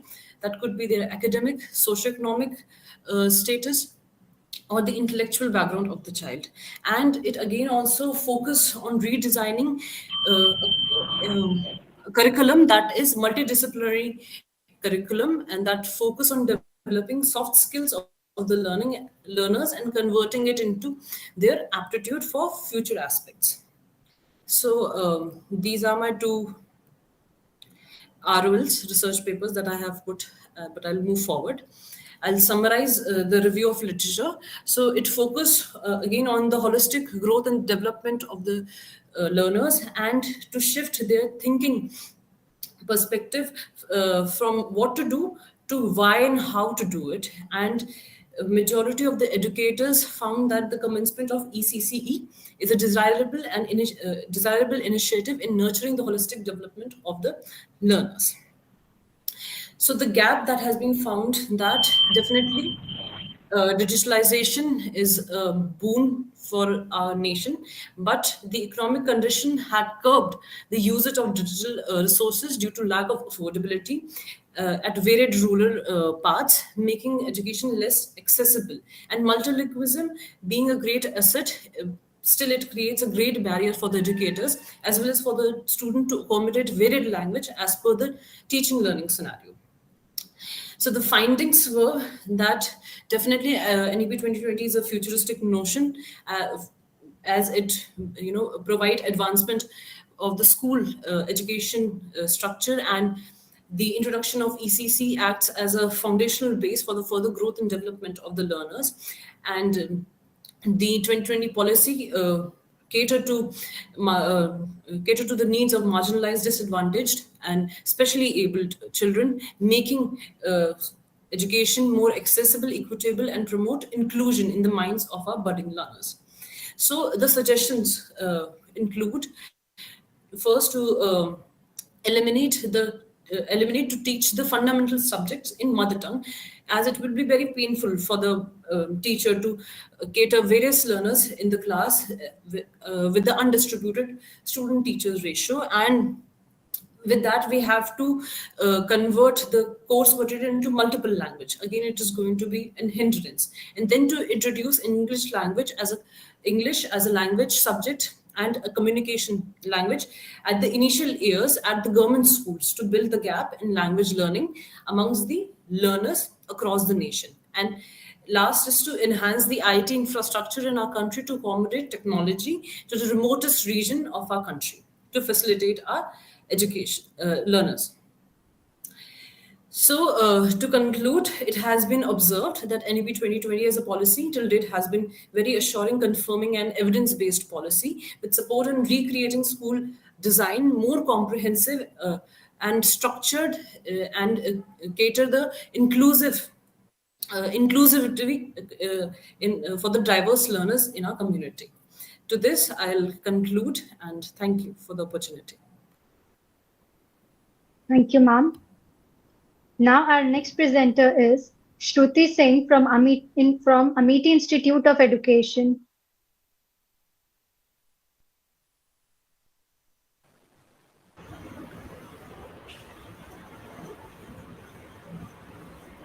Good morning, everyone. Yes, good afternoon, ma'am. Sorry, good afternoon. You are audible. Yes, ma'am. You are Sure. visible and audible. Sharing my screen. Please let Yes, me know ma'am, if it it's is. okay. Yes, ma'am, it is visible.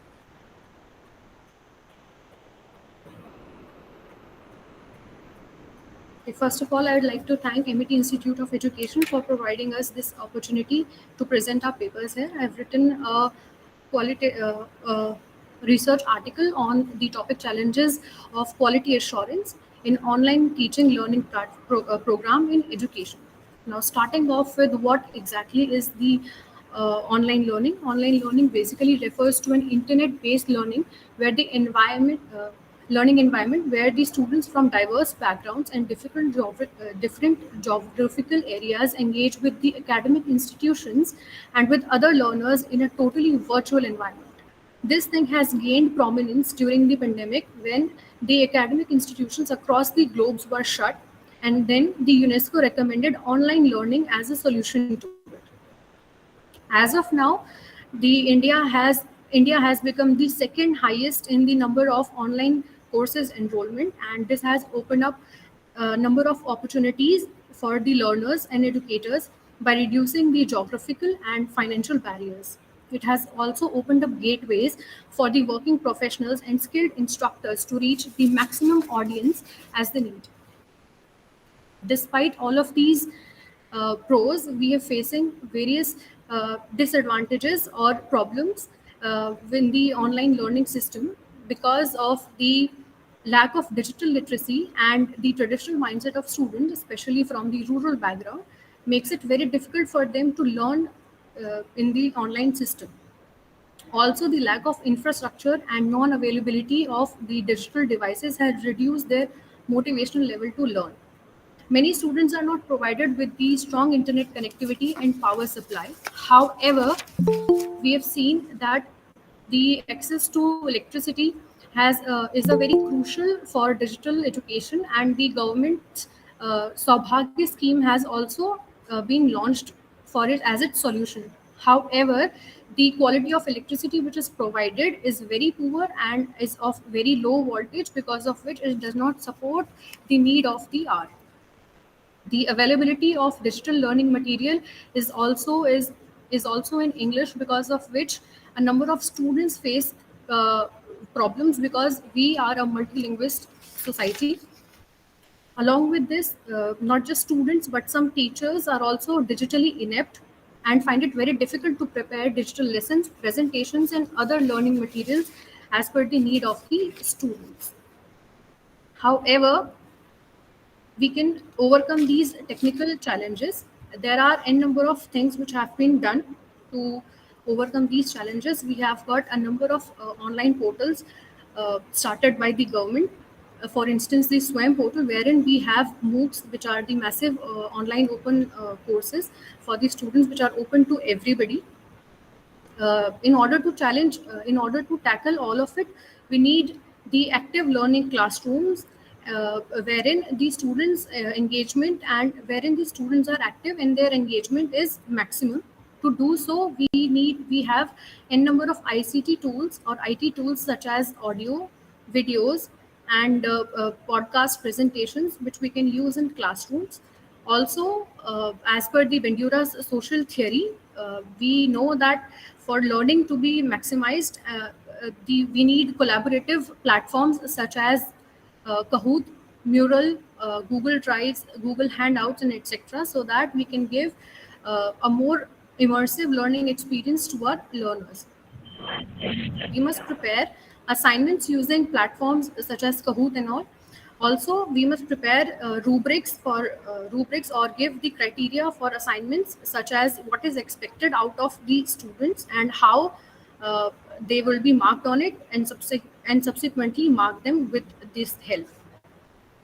The when I would like to conclude by saying that today the role of teacher has been changing from sage to stage to guide on the side, and therefore we need teachers to be proactive and learn and have the digital literacy in such an amount, so that they can bring in attitudinal changes in the student and bring in more positive vibes in the classroom.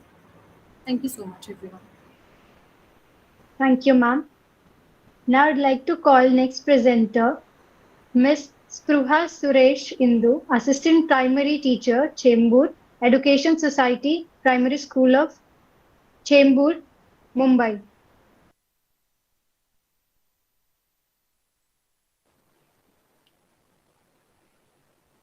Yes, ma'am. Hope you are there in the meeting.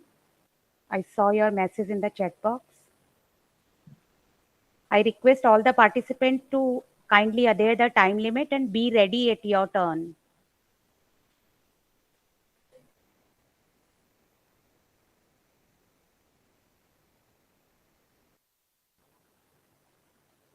Ma'am, we can't hear you. Neha? Yes, yes, yes.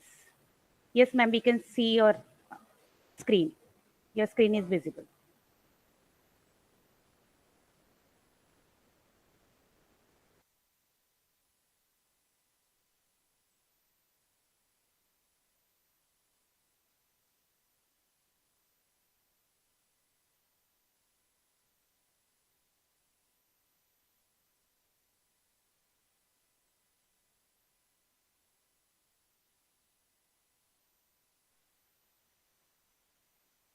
Ma'am, ma'am, you are not audible.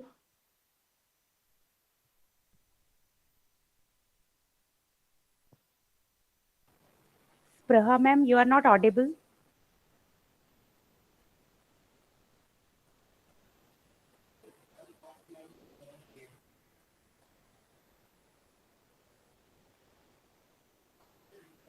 Ma'am, you please rejoin. Actually, we can't hear you.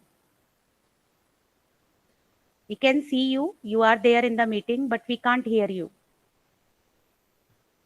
Neha beta, meanwhile, you please call the next participant. Yes, ma'am.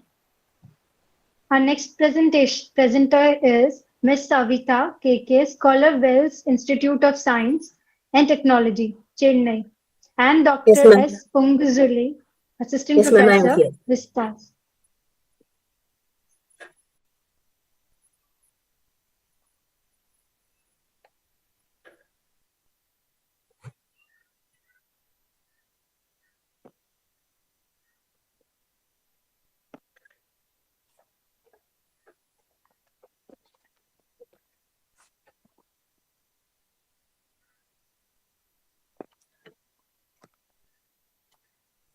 Ma'am, is it visible? Yes, ma'am, it is visible. Please start.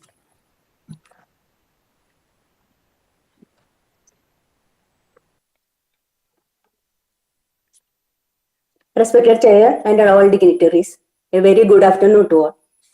I am Savita, Research Scholar, Wells Institute of Science and Technology, Chennai.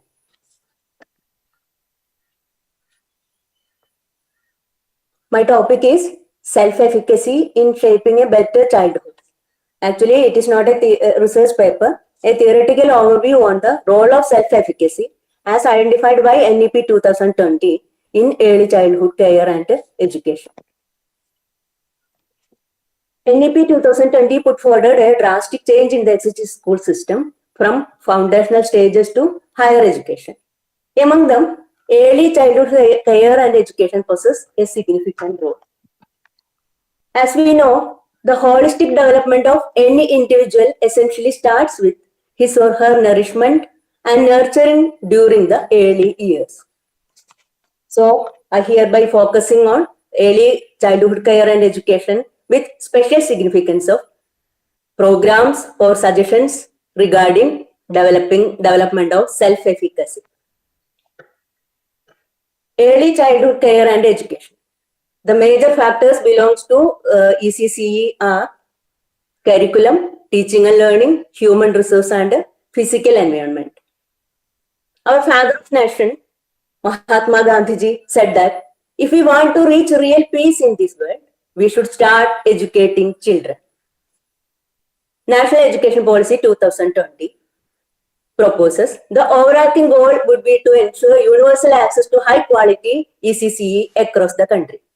This will not only provide nutritional care for healthy physical and mental growth, but it will also focus on developing cognitive, affective, psychomotor abilities and early literacy and numeracy.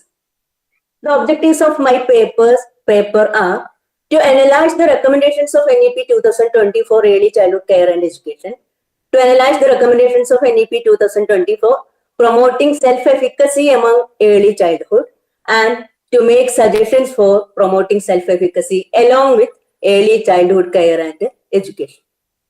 Then here I am defining the key terms.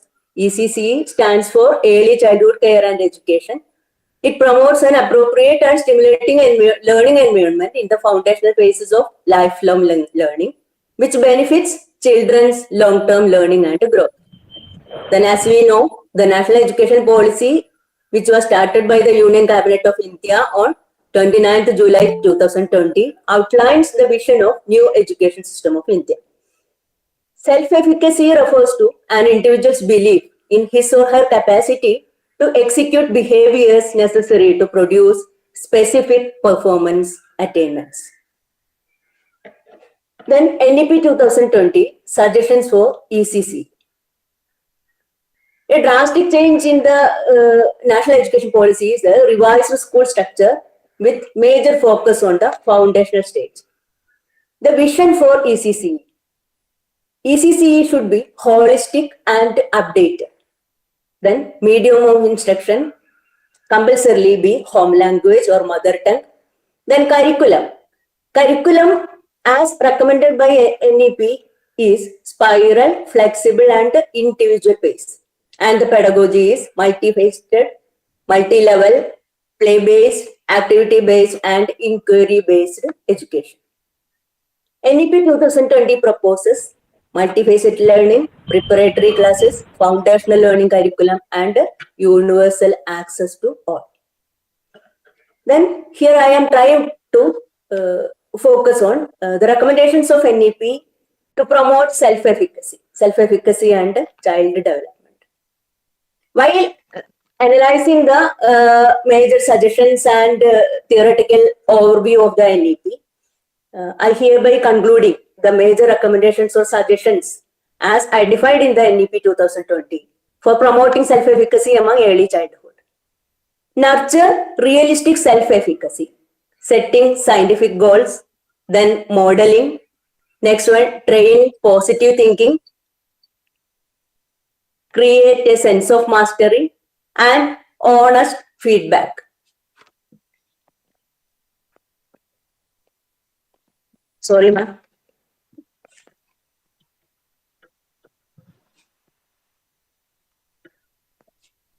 And I am concluding here. How can we associate self-efficacy development programs with early childhood care and education? Early education ensures free, integral, and harmonious development of children's personalities according to their rhythm and needs. It notes that children need to not only develop academically, but develop the ability to survive in the modern world. Self-efficacy is a catalyst which inspires children to observe, analyze, and make inferences on their own knowledge dimensions and which help them to lead a creative life in future. As a research scholar, I would like to develop more game-oriented or activity-oriented programs for early childhood care and education, incorporating special focus on self-efficacy, self-confidence, etc. Thank you, ma'am. Thank you, ma'am. The next presenter is Ms. Neha Goswami, scholar, and Dr. Rashi Singh, Associate Professor and HOD of Education and Humanities from Manav Rachna University, Faridabad, Haryana. Ma'am. Yes, good afternoon. I need to share the screen, but I think someone else's screen is open. Yes, Savita ma'am, please stop sharing. Your screen is still visible.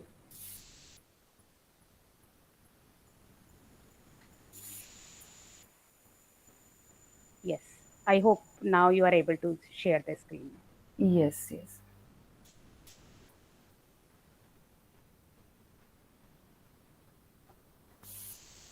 Yes. So is the presentation visible? Yes, ma'am. Okay. So good afternoon to all, and thank you for providing me the opportunity. So the topic of my presentation is connecting education to the real life of the students through social emotional learning. So it is becoming a very important part of our life as well as for the education, because the aim of education should not be restricted just to the providing academic part of the education, but we have to provide them the holistic education so that they can take the responsible decisions for their life, they can acknowledge their emotions, and they can address those emotions in a positive way. And we have to prepare them to the real life situations that can only be the aim through which we can connect our education to the real life situation. So Kessel is the body that that has done a lot of research on social emotional learning, and I have taken the definition from the Kessel.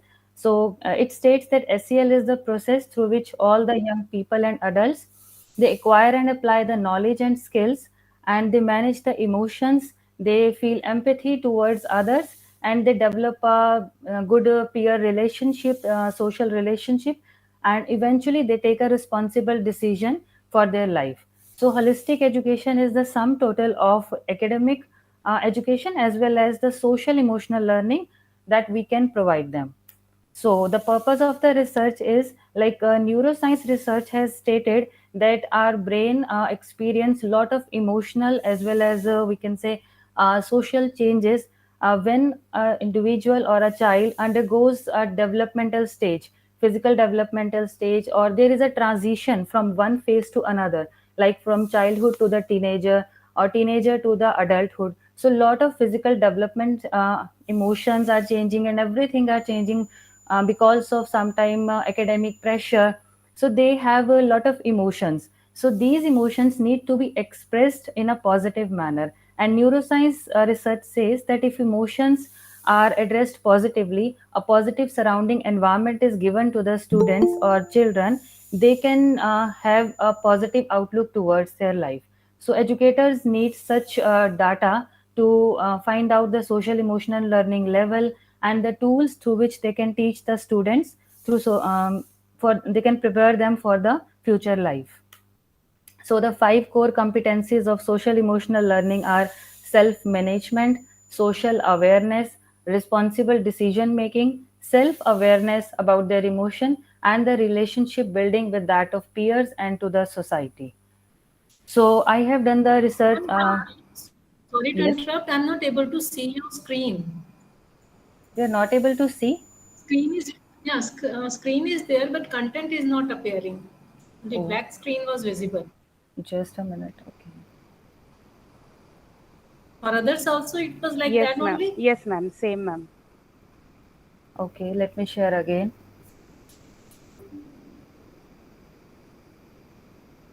Now, Yes, now it is visible, ma'am. Yeah, now your content is also visible.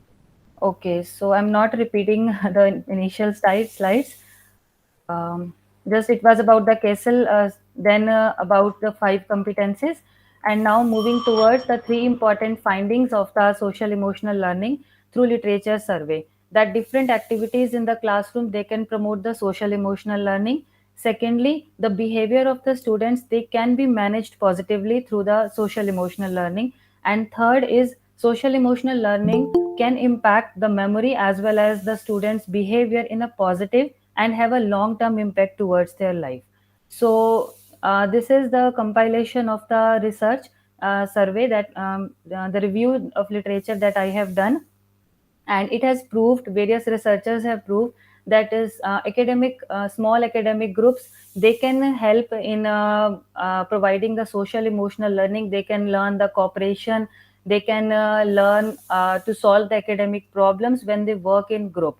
So brain waves work more efficiently when they are interacting with each other.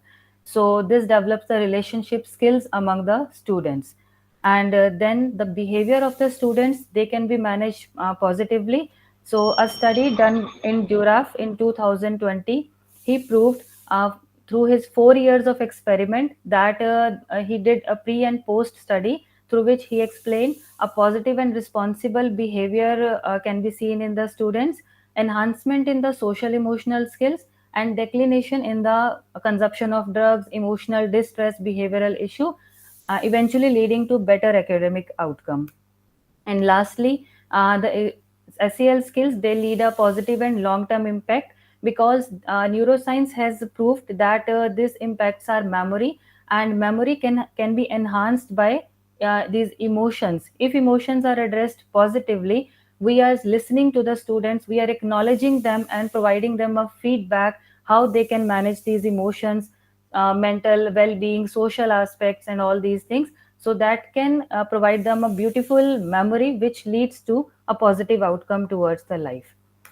Finally, concluding my presentation, the education that is focusing only on academic front will not be a complete education. So we have to provide them, we have to make them ready for the real life situations. Apart from that, Kessel has also stated that SEL is the missing link, that missing link between the aim of the education that we dream and the aim of the education right and the education that we are having right now. So it can act as a missing link to fill that gap. So thank you so much. Thank you, ma'am. I would like to call again Spruha ma'am for the presentation. Thank you, ma'am.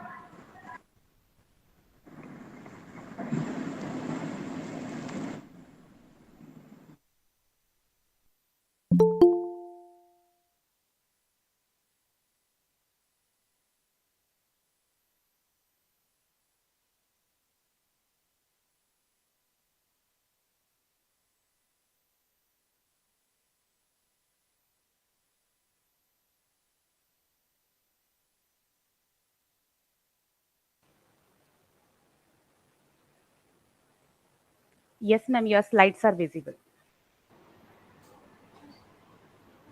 May I audible? Yes, ma'am. Thank you.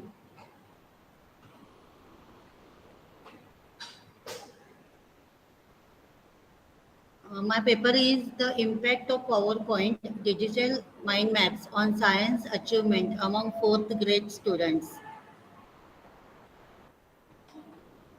Mind mapping हम लोग जो class में use करते हैं तो हम लोग 5th और 10th के बच्चों के दरमियान यूज करते हैं तो प्राइमरी बच्चों को हम लोग माइंड मैप कैसे यूज कर सकते हैं तो टोनी बुजान करके जो साइकोलॉजिस्ट है उन्होंने एक कंसेप्ट लाया था mind mapping. He realized that two-dimensional method is more useful than linear method to present constructivist approach. The purpose of this study to investigate the impact of paper mind maps, and PowerPoint digital mind map on achievement among fourth grade students. Hypothesis: there is no statistical significant difference in science achievement between students taught with the utilization of PowerPoint digital mind maps and student mind maps. Methodologies use experimental method. Sample size was 40 students and observation. Mind map mean was 25.20. T-test was taken for PPT mind map is 28.18. Comparison of both method T-test is 13.34. There is significant difference between T-test. मतलब जो traditional method है और power point method में है इसमें difference पाया गया. Conclusion: the power point digital mind map is more effective technique of teaching science. It is concluded there is significant difference between pre-test and post-test.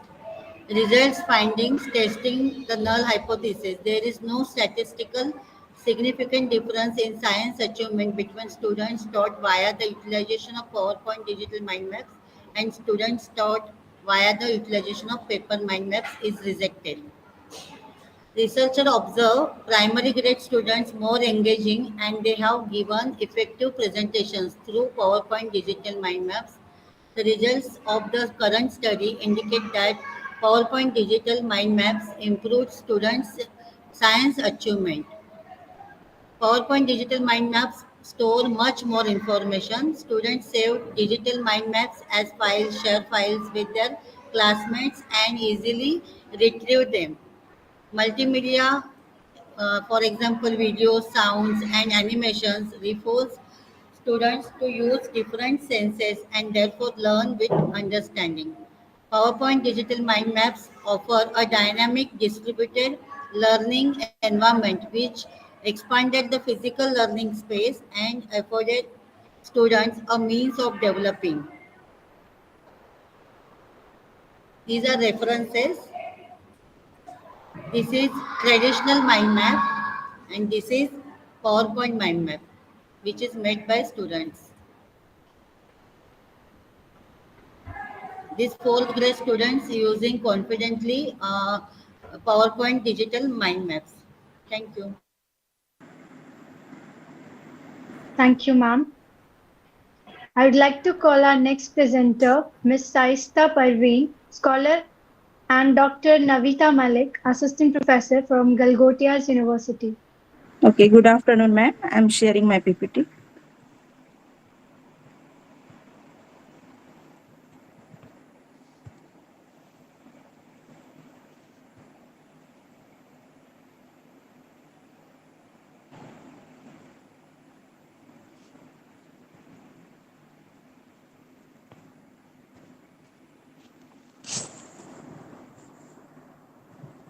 My PPT is visible, ma'am?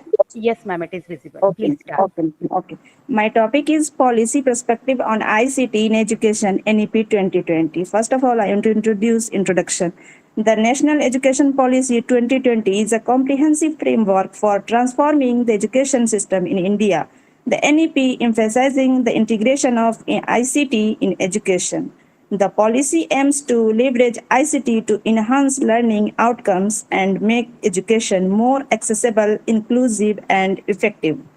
Key goals of NEP 2020: to ensure universal access to quality education through digital infrastructure and connectivity, to promote the use of ICT tools for personalized and adaptive learning experiences, to enhance teacher capacity in integrating ICT in pedagogy and curriculum design.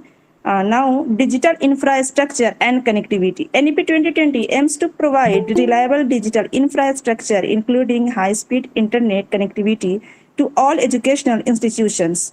It emphasizes the establishment of digital classrooms equipped with ICT tools and resources. The policy promotes the development of online platform for content creation, sharing, and collaboration among teachers and students. Now, personalized and adapting learning. NEP 2020 encourages the use of ICT tools to personalize and learning experiences based on the individual student needs and interests. It promotes the integration of AI and machine learning technologies to tailor educational content and assessments. The policy emphasizes the development of digital repositories and open educational resources for easy access to relevant learning material. Teacher capacity building.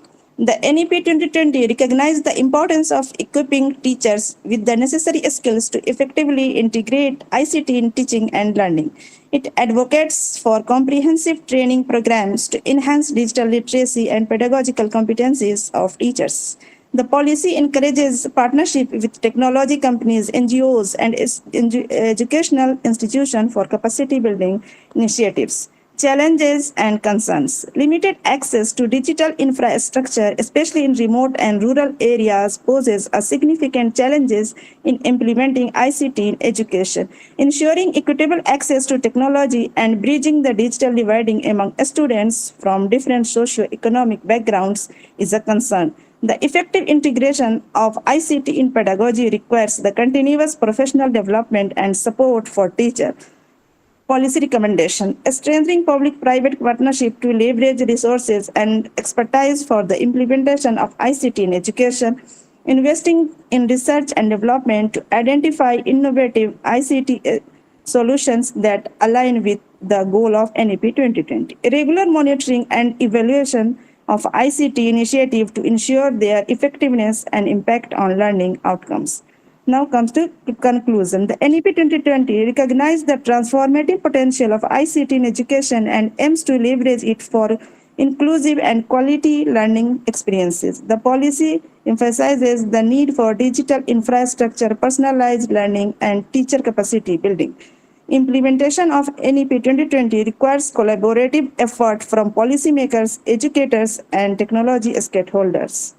Thank you so much, ma'am.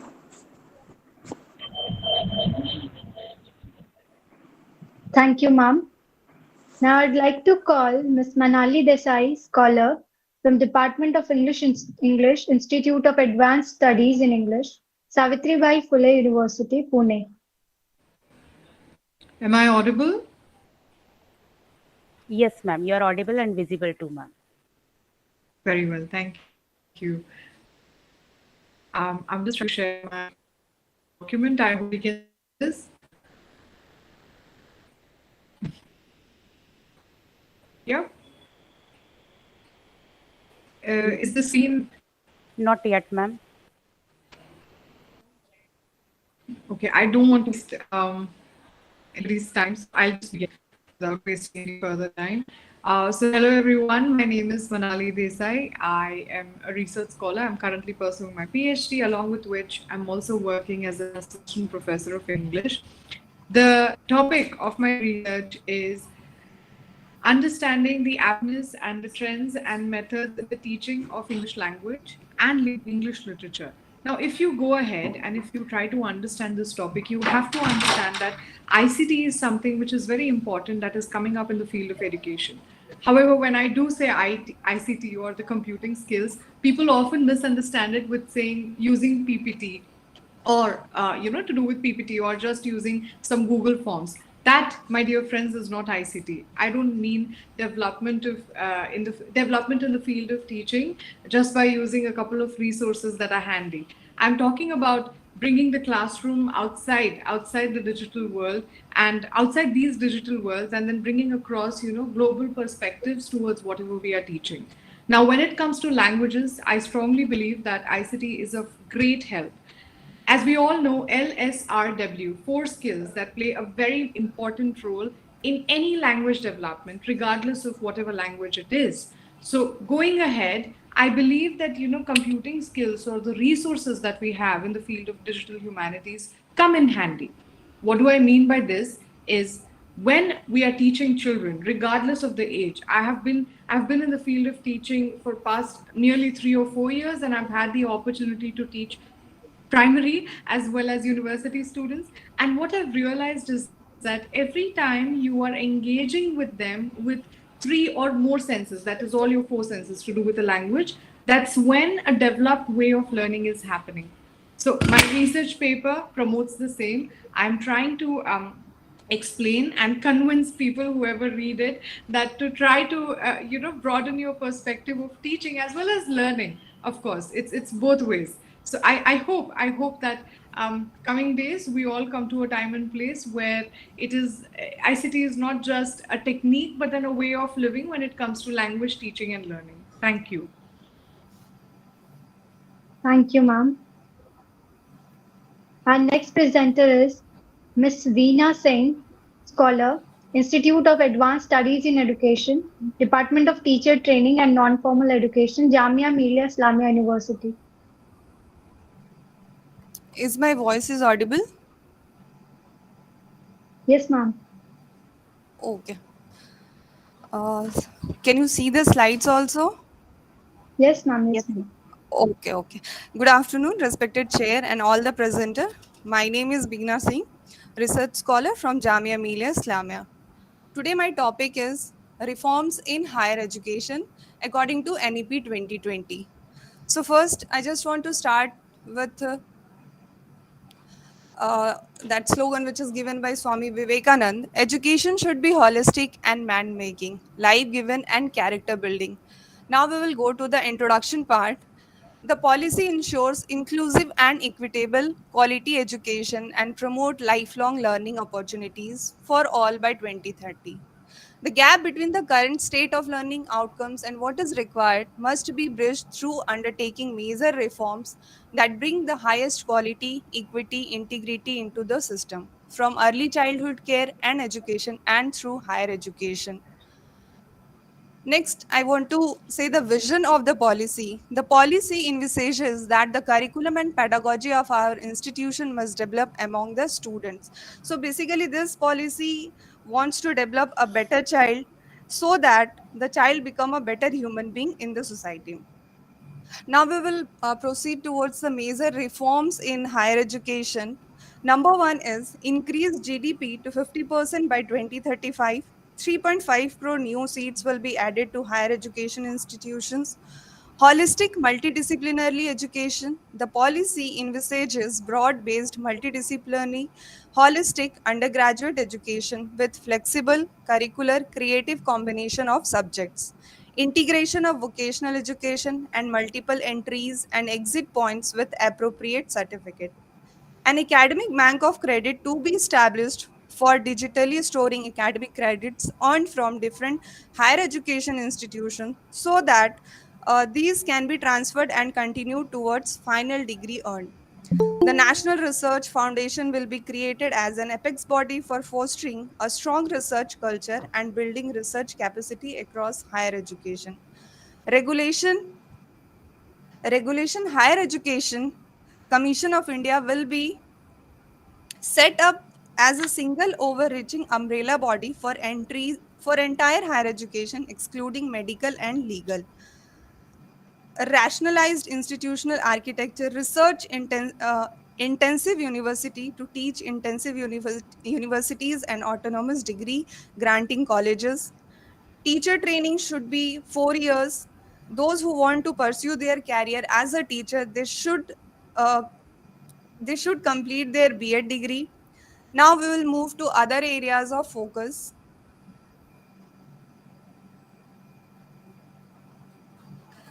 Other areas of focus: motivated, energized, and capable faculty, mentoring missions, financial support for students. Emphasis is given to online education and digital education. Open and distance learning should be there.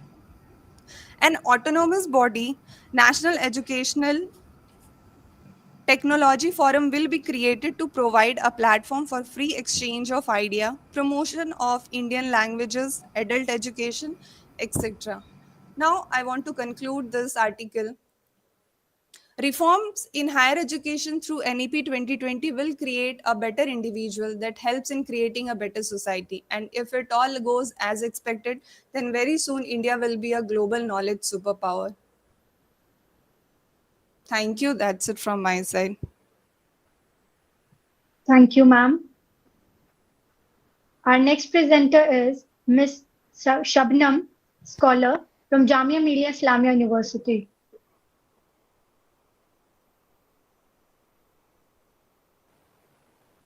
Ma'am? Yes, ma'am. You are visible, ma'am.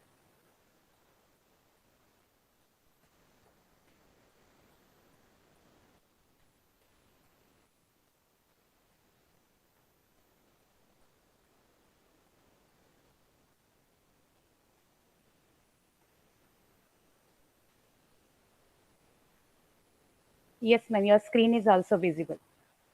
Please continue.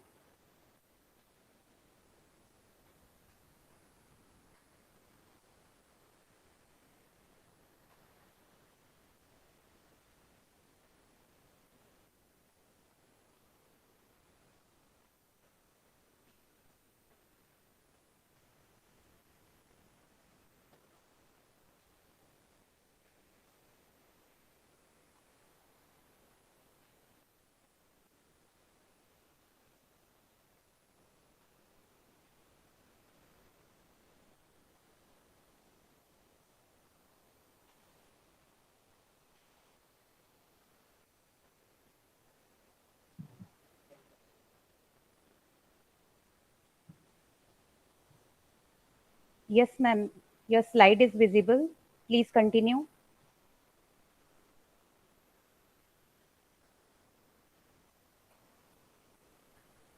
Shabnam, ma'am. Ma'am, you are not audible.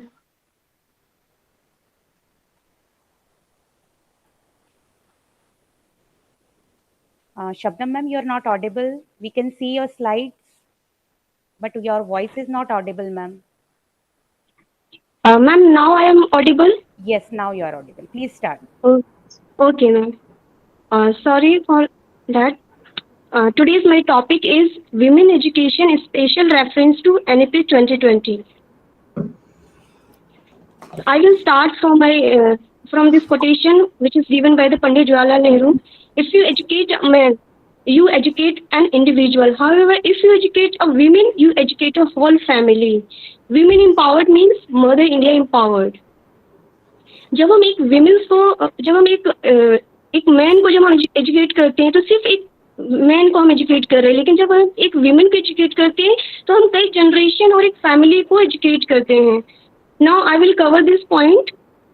Historical background and status of women education in India and current and committees and commissions regarding the women education and women education provision in NEP 2020, and some critics are also there, and at last I will give the conclusion.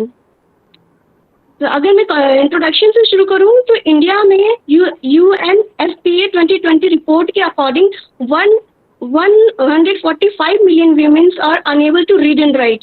यानी 1,45 million women जो है वो word से identify नहीं कर सकती हैं, वो बिल्कुल भी पढ़ भी नहीं सकती, ना ही लिख सकती हैं. और 46 million गर्ल्स हम एवरी ईयर मिस करते हैं बिकॉज ऑफ हम खो देते हैं फीमेल्स को फीमेल फोर्टिसाइड्स की वजह से, अबॉर्शंस की वजह से. और हम 2011 का सेंसेक्स देखें तो 65.46 लिटरेसी रेट है वीमेंस का और फीमेल का, और मेल का लिटरेसी रेट 8.14% है, विच इज कंपैरेटिवली वीमेंस का जो है बहुत ही कम लिटरेसी रेट है. और हम रूरल एरिया में देखिए जहाँ पर 60% वीमेंस हमारी पॉपुलेशन, टोटल पॉपुलेशन के 60% जो पॉपुलेशन है रूरल एरिया में रिसाइड करती है, वहाँ पर रहती है। तो अगर हम वहाँ का फीमेल लिटरेसी रेट देखिए तो 57% है, और मेन का जो है वो 77% है, जो कि कम है। वीमेंस का जो लिटरेसी रेट है वो कम है इन कंपैरिजन ऑफ मेल। और अगर हम यूडाइस डेटा जो 2021-22 का यूडाइस डेटा हम देखें, जो एनरोलमेंट को दिखाता है, जो बॉयज का जो एनरोलमेंट रहा है वो 13.28 करोड़ रहा है और गर्ल्स का 12.8। अगर हम कंपेयर करें तो बॉयज ने ज्यादा एनरोल किया है। Now, what is the women education? Women education refers to any form of education that aims to improving the knowledge, skill, attitude of girls. It includes the general education at school, college, vocational and technical education, professional and health education. NEP भी जो women education उसको holistic way में लेता है, और हम भी अब literacy rate तक ही हम फीमेल्स को नहीं रखना चाहते हैं। हमारा NEP जो है उसका जो पूरा प्लान है वो होलिस्टिक वे में वीमेंस को एजुकेट करने का है। अगर हिस्टोरिकल बैकग्राउंड देखें तो हम इंडस वैली सिविलाइजेशन में अगर जाएं तो हम पाते हैं कि वहाँ पर जो वीमेंस की जो कंडीशन थी काफी अच्छी थी, अभी तक जो एविडेंस मिले हैं उसके बेसिस पे। वैदिक पीरियड में हम देखें जो अपाला, गार्गी, मैत्री, ये कुछ हमें फीमेल स्कॉलर्स मिलती हैं जो ये दिखाता है कि जो वीमेंस थी उनको सेम अपॉर्चुनिटी प्रोवाइड की जाती थी, इक्वालिटी था, फ्रीडम था फॉर एजुकेशन। पोस्ट वैदिक पीरियड में हम देखते हैं कि वीमेंस जो है रिस्ट्रिक्शंस में बंध जाती है क्योंकि कास्ट सिस्टम रिजिड हो जाता है वहाँ पर। मेडिवल पीरियड में हम देखते हैं कि वीमेंस जो नेटिव वीमेंस है, क्योंकि फॉरेन अटैक्स हुए, फॉरेन अटैक्स की वजह से जो प्राइम एम जो था वो प्रोटेक्ट करना था वीमेंस को, ना कि एजुकेट। तो और कई सारे प्रेजुडिस, स्टीरियोटाइप्स जो थे वीमेंस के अगेंस्ट, सती सिस्टम, पर्दा प्रथा, ये सारे जो इविल्स थे वो स्टार्ट हो गए थे मेडिवल पीरियड में, और इसने एजुकेशन को इम्पैक्ट किया वीमेंस के। ब्रिटिश पीरियड में हम देखें ब्रिटिशर्स को सिर्फ क्लर्क चाहिए थे, वो इंडियंस को एजुकेट नहीं करना चाहते थे, वो वीमेंस को हायर नहीं कर सकते थे एज ए क्लर्क, इसलिए उन्होंने वीमेन एजुकेशन पे कोई ध्यान नहीं दिया। पोस्ट इंडिपेंडेंस की तरफ जब हम जाते हैं तो हम देखते हैं जब हमें इंडिपेंडेंस मिली तो 8.6% थी हमारी female literacy rate, which is very pathetic. Now हम विमेन एजुकेशन पर जो कमेटी कमीशंस बने, ये सारे कमेटीज है, university education commission, secondary university education commission कहता है कि विमेन्स को इक्वल राइट है एजुकेशन का एज मैन है। सेकेंडरी एजुकेशन कमीशन ने गर्ल्स कॉलेज एस्टेब्लिशमेंट की बात कही। उसके बाद हम दुर्गाबाई देशमुख की चेयरमैनशिप में देखते हैं कि national committee on women education बनती है जो गर्ल्स कॉलेज की, विमेन कॉलेज के एस्टेब्लिशमेंट की बात करती है। उसके बाद हम अगर हम देखें कोठारी कमीशन को तो उसने national education commission, yes ma'am, उसके बाद प्रोविजंस, ये सारे प्रोविजंस NEP 2020 में जेंडर इंक्लूजन फंड बनाया गया है, जेंडर सेंसिटाइजेशन की बात करी गई है, स्कूल में गर्ल्स की सेफ्टी सिक्योरिटी की बात की गई है, फ्री बोर्डिंग फैसिलिटी प्रोवाइड की जाएगी गर्ल्स को, बाइसिकल्स प्रोवाइड किए जाएंगे, NVS KVS को और एक्सपेंड किया जाएगा, कस्तूरबा गांधी बालिका विद्यालय को और स्ट्रेंथन किया जाएगा और इन्हें और एक्सपेंड किया जाएगा। टीचर्स को, हाईली क्वालिफाइड टीचर्स को रिक्रूट किया जाएगा, उन्हें प्रॉपर ट्रेनिंग दी जाएगी, काउंसलर अपॉइंट किए जाएंगे जो सेंसिटाइज करेंगे पेरेंट्स को, टीचर्स को और स्टूडेंट्स को, और एक जेंडर बाइसेस जो है करिकुलम में उसको खत्म किया जाएगा, वोकेशनल ट्रेनिंग दी जाएगी गर्ल्स को, मल्टीपल एंट्री एग्जिट जो है वो गर्ल्स को एक फायदा करेगी क्योंकि कई सारे ऑब्स्टिकल्स आते हैं गर्ल्स की एजुकेशन में due to marriage and other customs, तो उन सबको टैकल कर रहे हैं NEP 2020 और ये सारे प्रोविजंस दिए गए हैं जिससे गर्ल्स को डेफिनेटली बेनिफिट होगा। अगर हम क्रिटिक्स की बात करें तो NEP 2020 ने सेक्सुअल हरासमेंट की बात नहीं करी है कहीं पे भी NEP 2020 में, और सेक्स एजुकेशन को लेकर कोई बात नहीं की गई है। और अभी हम देखते हैं कि अभी का डाटा है 2023 का कि 13 लाख वीमेंस जो है 2019 से 2021 के बीच में जो है वो मिसिंग है, और इसको लेकर कोई प्लान नहीं है कि इस कंडीशन को कैसे वो टैकल करेंगे, और इम्प्लीमेंटेशन का इश्यू है। सो मेरा कंक्लूजन यही है कि NEP 2020 जो है वीमेंस को लेकर बहुत ज़्यादा सेंसिटिव है, काफ़ी उनका अच्छा पॉलिसी वीमेंस को लेकर काफ़ी इंक्लाइंड है, वीमेंस के लिए फैसिलिटीज प्रोवाइड करने की बात करती है, और हम आगे जेंडर डिस्क्रिमिनेशन को कम करने की बात करती है, और वीमेन एजुकेशन, वीमेन के स्किल और उसको एंटरप्रेन्योरशिप की तरफ, उसको वोकेशनल एजुकेशन देकर इकोनॉमी, इंडिया की जो इकोनॉमी है उसको और ज्यादा उनको ग्रो करना चाहती है। सो एट लास्ट में यही कहना चाहूंगी कि हम NEP 2020 की वजह से कुछ बेटरमेंट हम एक्सपेक्ट कर सकते हैं due to the NEP 2020 in coming days. Thank you so much for providing this opportunity. Thank you, ma'am. Thank you, ma'am. Yes, Neha, please continue. Yeah. Now, I'd request the next participant, Ms. Seema Sharma, scholar from Amity Institute of Education.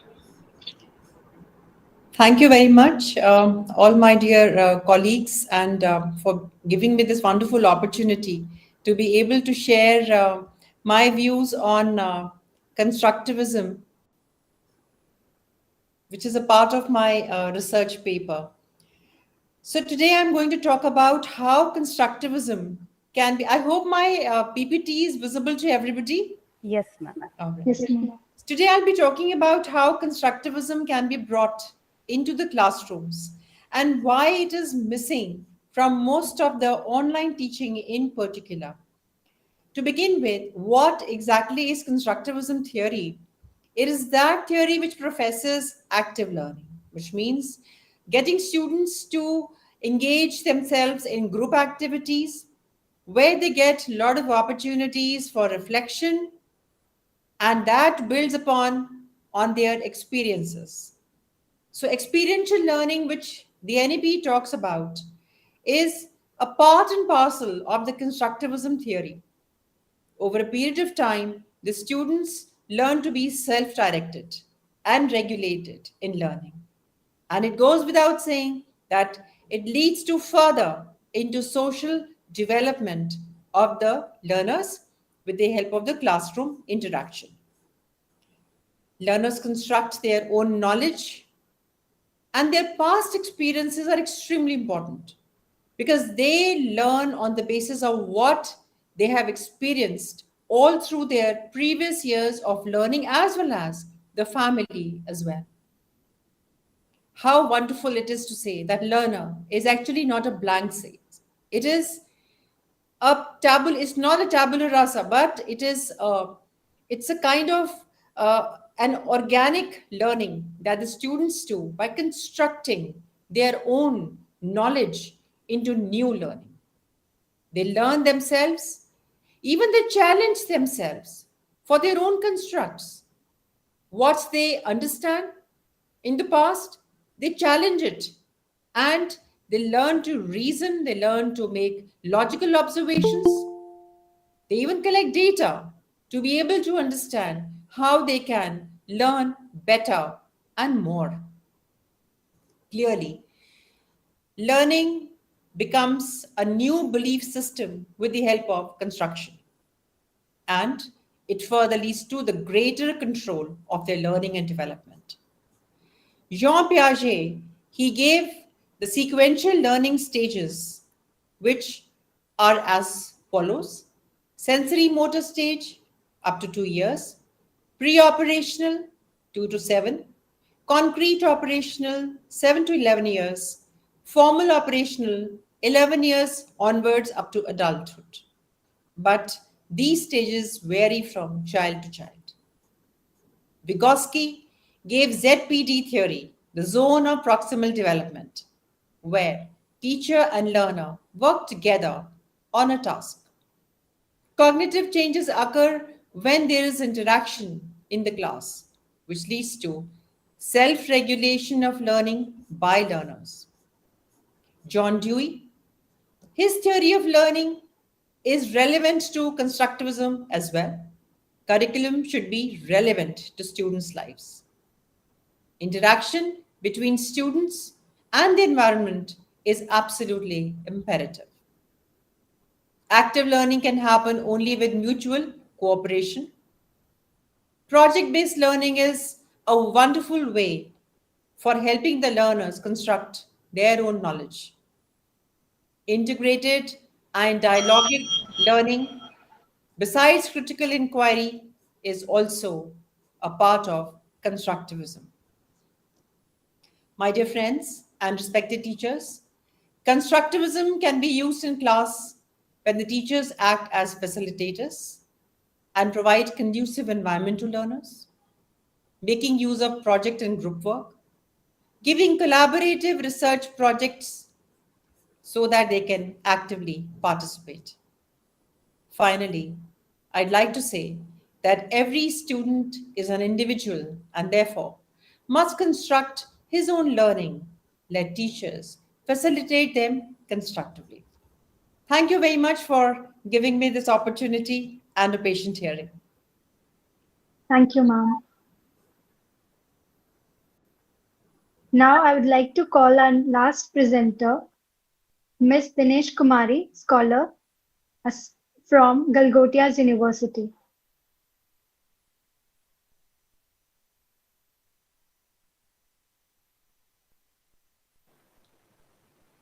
Yes, ma'am. Hope you are there in the meeting.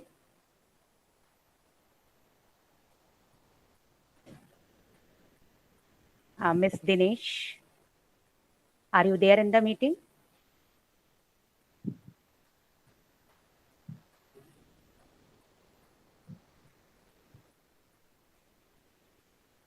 Yes, ma'am. We can see your screen.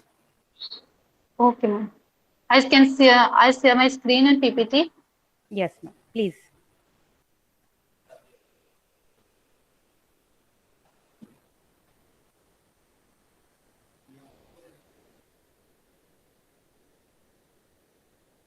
Ma'am, my screen is visible? Yes, ma'am. My topic is inclusion in education. My name is Dinesh Kumari and my guide name is Mal Ahmed. Abstract is first of all, abstract. This is easy analysis the theoretical connection between social justice and inclusiveness in the classroom. The theoretical framework is unique among political philosophies since it is based on Martha Newson use of capacity approach to take into account disability or handicap in the concept of social justice. The result of a 3-year experiment involving 8 elementary schools in Tanzania, that is Salam and Pawani areas, are presented in the portion of the article that followed. The initiative's goal is to create a Tanzania school of inclusive at the municipal, neighborhood, and educational levels. Inclusion confronts several challenges according to the result of the emerging result research and the literature review. Tanzania has made some progress towards inclusion and high quality inclusion education, but more remains go. Introduction. The journey from integration to inclusion, social justice, the capacity approach, inclusive education and education for all. Second, significance of inclusive education and education for all in countries of South. Context of inclusive education in Tanzania, need for further research for justice societies in low-income countries. Objectives. To identify and analyze the obstacles there in the inclusive education in the municipal, neighborhood, and educational level in Tanzania, to assess the progress created in Tanzania in order to provide inclusive education and the excellent schooling, while acknowledging the existing challenges that require further attention and action. Implement inclusive curriculum and teaching strategies to address the diverse needs of students, supporting their academic and social development. Facilitate collaborative partnership between educators, parents, and community stakeholders to create supportive network for the inclusive education initiatives. Emerging findings. The launch event, the timeline of change questionnaire, school development planning, the team of district and school cooperation. Discussion. The study identifies inclusion obstacles like infrastructures, classroom environment, health, sanitation, and cultural practices, resources, limitations hinder inclusive teaching, contributing to high dropout rate, particularly for disabled students. Cultural practices, proprietism, and bedding over education hinder gender equality. These biases disparities and hinder inclusive of efforts. South American success inspire but achieving inclusive education demand system reform. Conclusion. Inclusive education in low-income nation requires policy and mindset shifts. infrastructure, materials, and support for special needs students crucial. Defining special needs in local concept is vital for tailored support, addressing diverse requirements, ensuring comprehensive inclusion. Education role in empowerment and thus underscores the need for equality in global systems. Successful models teach us value of collaborating strategies. Inclusive education success lies in collaborating effort among government, communities, and institutions. Equal opportunities for all. Acknowledgement. And thank you.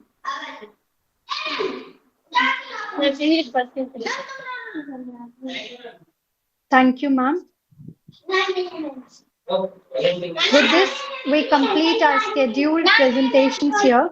I would like to thank all the presenters for enlightening us with your valuable research and insights.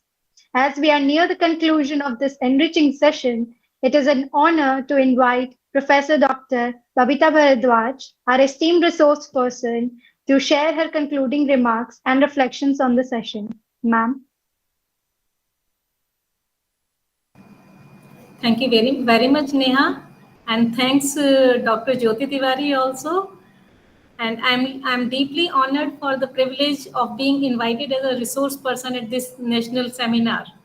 I extend my heartfelt thanks to Dr. Abhilasha Gautam, the illustrious principal of AIE, then Colonel Abhay Rajvanshi, esteemed registrar of AIE, Dr. Syed Alvi Kundupuskal, a dedicated convener of this seminar.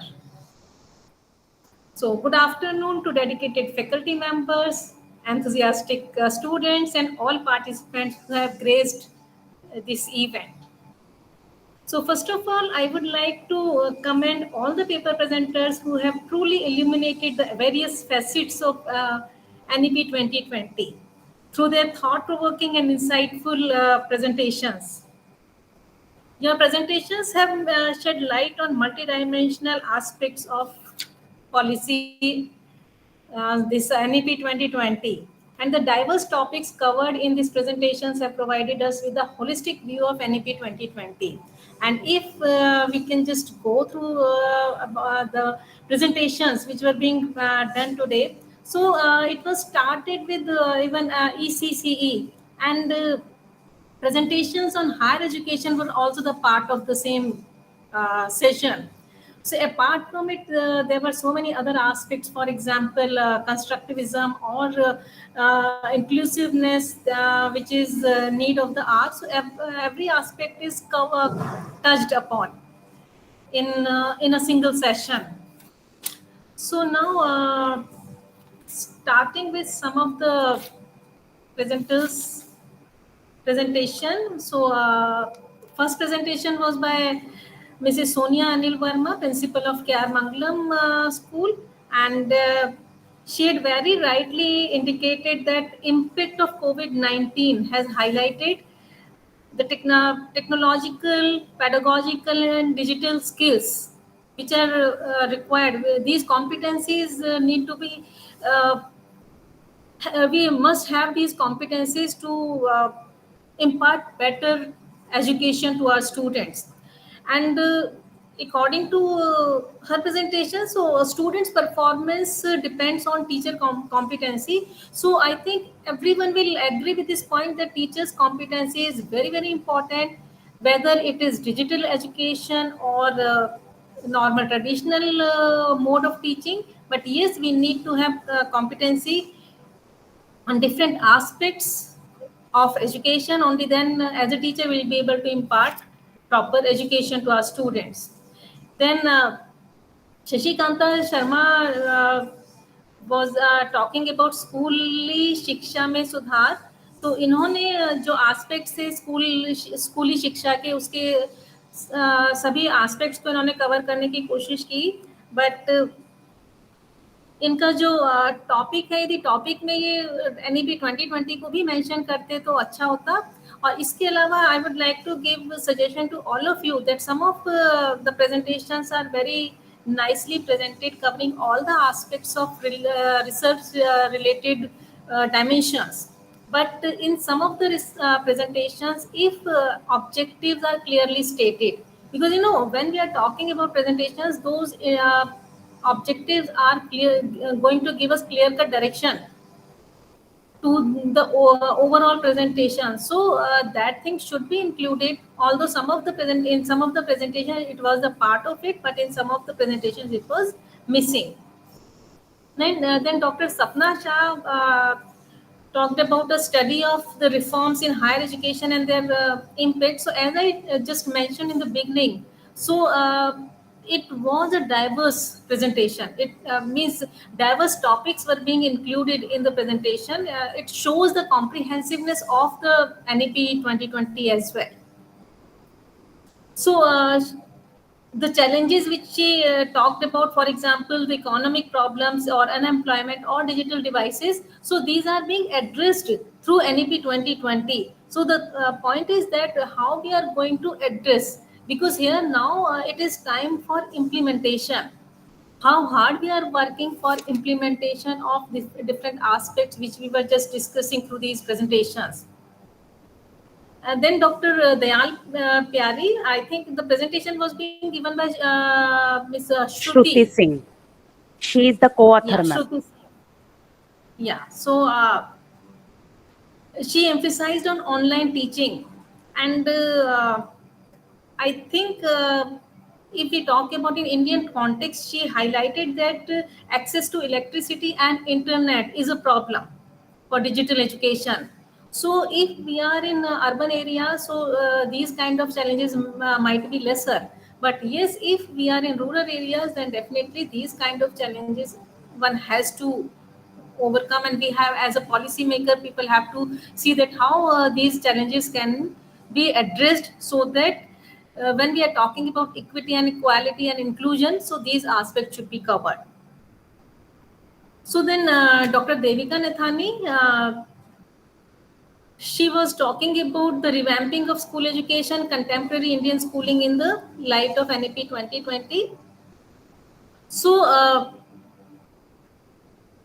her main focus was on school education, giving foundational benefits, and she also highlighted on the emphasis of NEP 2020 with respect to marginalized groups, disadvantaged groups, and children with special needs. So these points are very clearly covered in NEP 2020. And then Ms. Neha Goswami, she talked about social emotional learning. So, social emotional learning, the 5 competencies which she was talking about, are definitely very, very important for changing the attitude of a student. If we have positive emotional environment, then definitely a student can go ahead with better positive learning outcomes. Then Shaista Parveen, she talked about the policy perspective on ICT in education in NEP 2020. So her focus was on all the aspects which are being mentioned in NEP 2020 with respect to space, because it was basically the description of policy, that how it is highlighting the personalized and adaptive learning, and artificial intelligence or machine learning, and how teacher capacity building is important. So but her focus or the challenges which she focused was on access for digital infrastructure. So we are I think we need to work more on this area, because only then we will be able to achieve the main objectives, or the main objective of these policies which we are talking about. Then Miss Manali Desai, uh, she emphasized on innovative ways of language learning. So I do agree with her opinion that it is not only when we are talking about digital learning. So through digital learning, it is not that every time we are talking about usage of technology is going to evolve a better way of language learning. So practicality in language learning has to be taken into consideration. And I think face to face mode, or the four skills which we talk about, whether it is listening, speaking, reading and writing, so uh, having or for imparting competence over all these skills is very very important.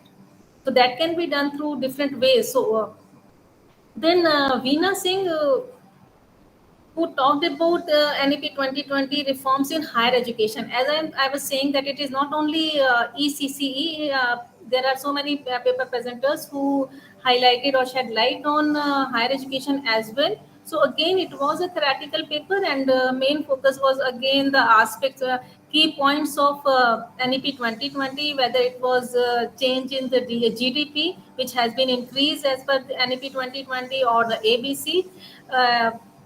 Or the multiple entry or exit, equity and inclusion. In some of the papers we have seen that may only one point is highlighted, but some of the presenters have given the holistic view of certain areas. Then Ms. Shabnam, she was talking about women education, special reference to NEP 2020, and her statistical analysis about the literacy rate and the aspects which she was mentioning in her presentation. She emphasized that there are provisions in NEP 2020 which are there for promoting women education. So this is very important aspect, but the point is that how much we are implementing. So if we talk about these papers, let me finish with the next two scholars as well. It was by Seema Sharma, Constructivism in Classroom, Curriculum and Pedagogies. So constructivist approach, how far is useful in the classroom, that everybody can relate nowadays, because construction of knowledge is more important instead of rote memorization. So then Ms. Dinesh Kumari, she talked about inclusion in education, and her focus area was inclusion in education in Tanzania.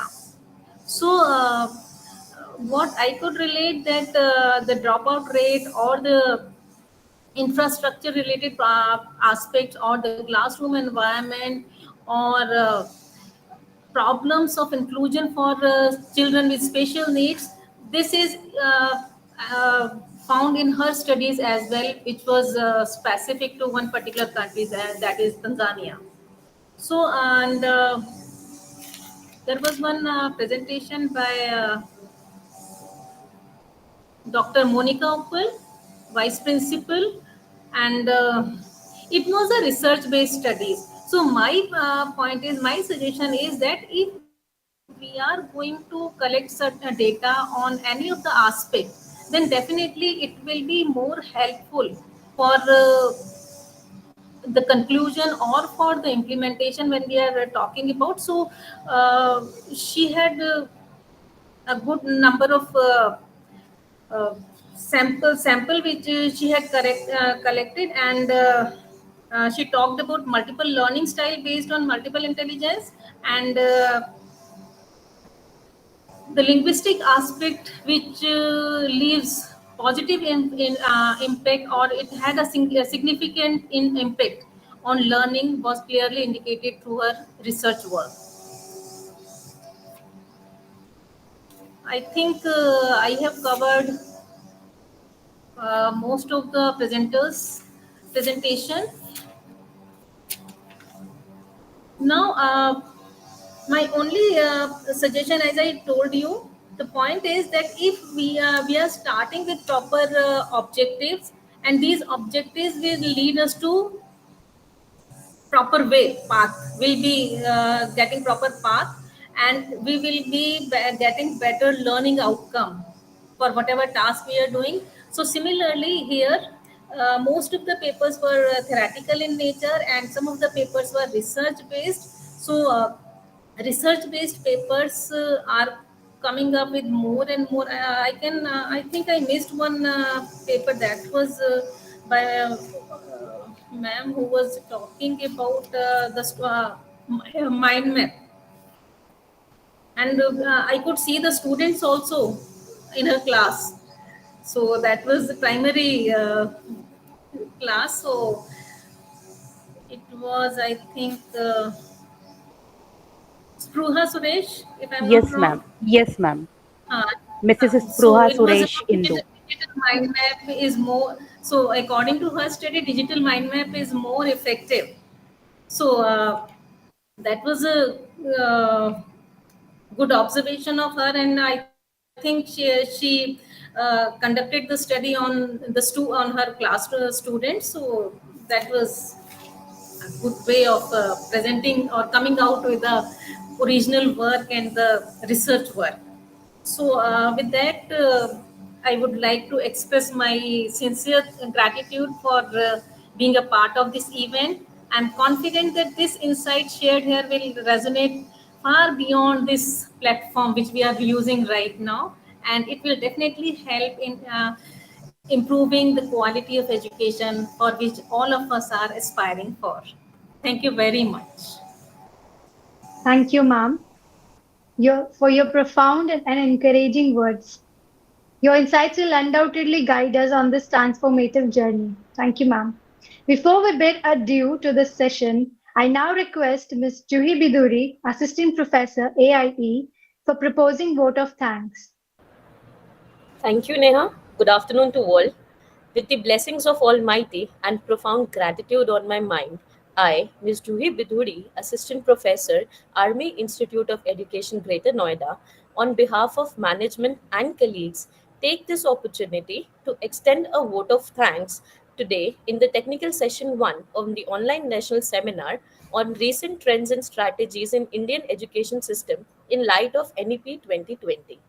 I extend my thankfulness to Honorable Session Chair Professor Dr. Babita Bharadwaj, who was kind enough to take out time from her busy schedule and enlighten us with her thoughtfulness and keen observations from the session.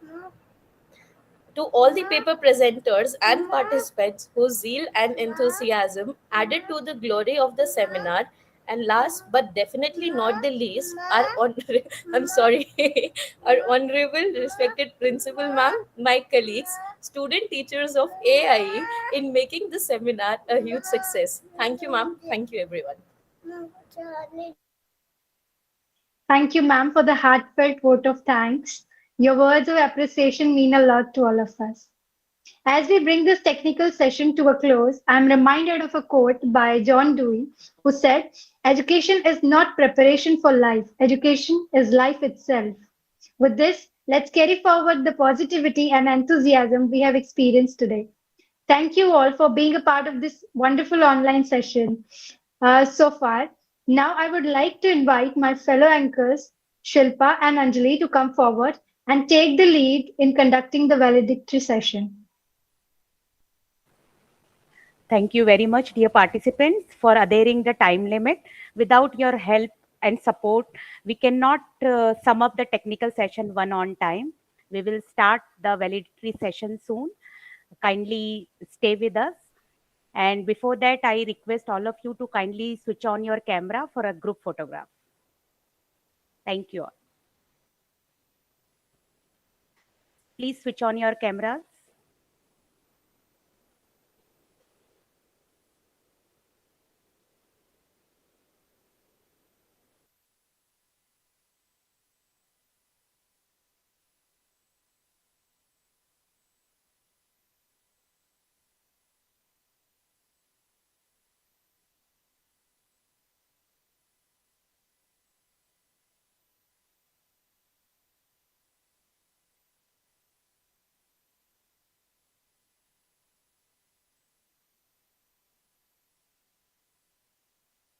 Yes, thank you all. We are going to start the validatory session soon. Kindly stay with us.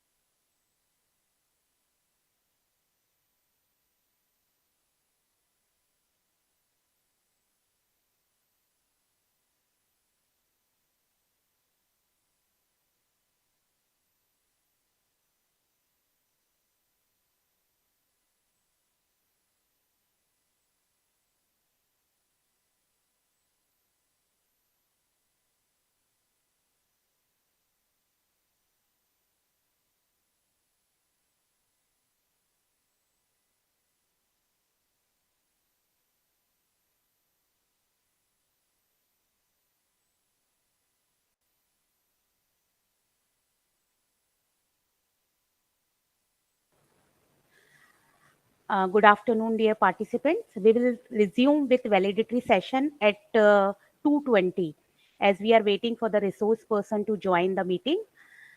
So we will start this validatory session at sharp 2:20. Thank you all.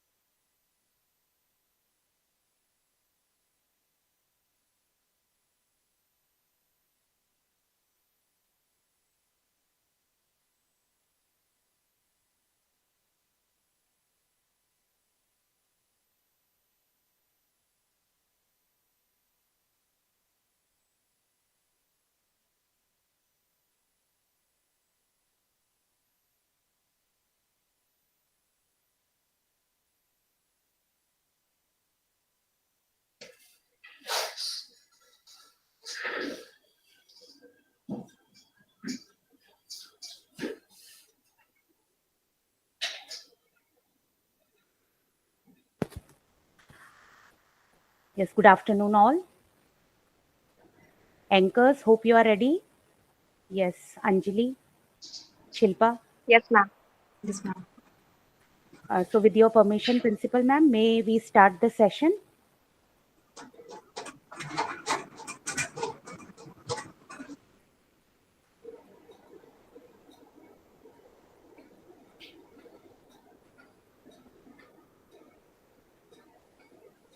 Sir ma'am है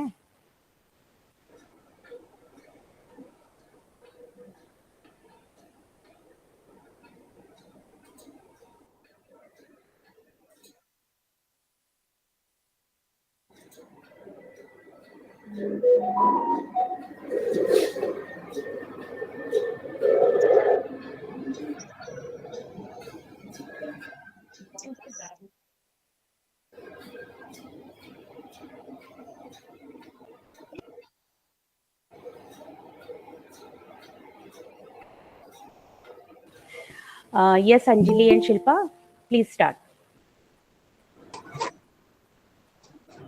Okay, ma'am. Good afternoon, madam. Good afternoon.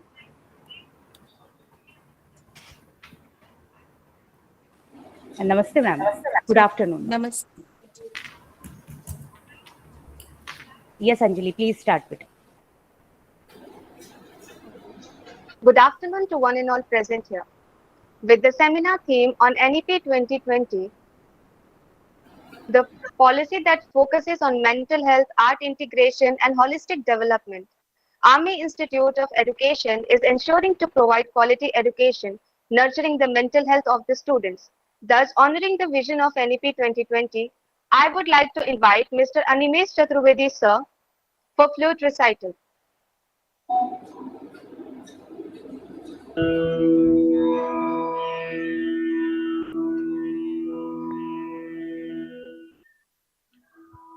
A very good morning and namaskar to all the dignitaries, teachers and staff present here.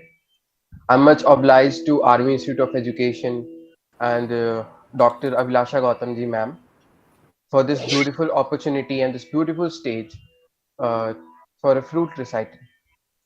Once a German philosopher, Friedrich Nietzsche, had said that without music, life would be useless. And I guess everyone would agree on the same. So today I will present in front of you Rag Vrindavani Sarang. The rag itself has melodious notes in it. Rag Vrindavani Sarang is composed of two words, Vrindavani and Sarang. The Vrindavan word comes from the land of Krishna, where he was born, and Sarang means more, a peacock, which Krishna used to love. So the rag is composed of for the Lord Krishna only. So I would start with a slow alap and will present a small dhun at the end. So thank you.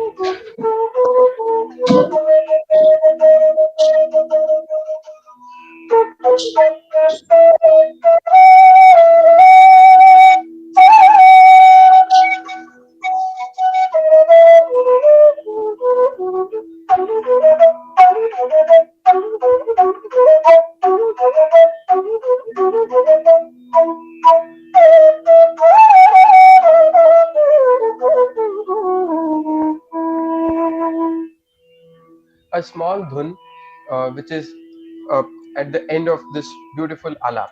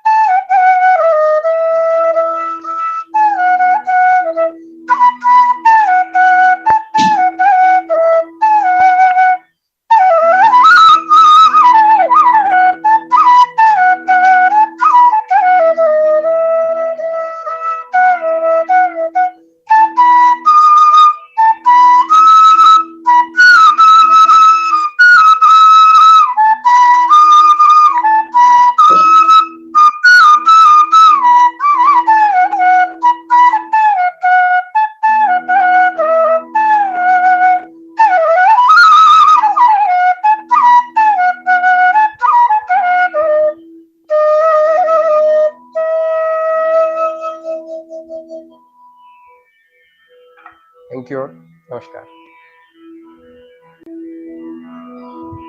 Thank you so much, sir, for such an engrossing performance. You had charged our spirit and made us more energetic and enthusiastic for the remaining session. Welcome back to the online seminar on recent trends and strategies in Indian education system in light of NEP 2020.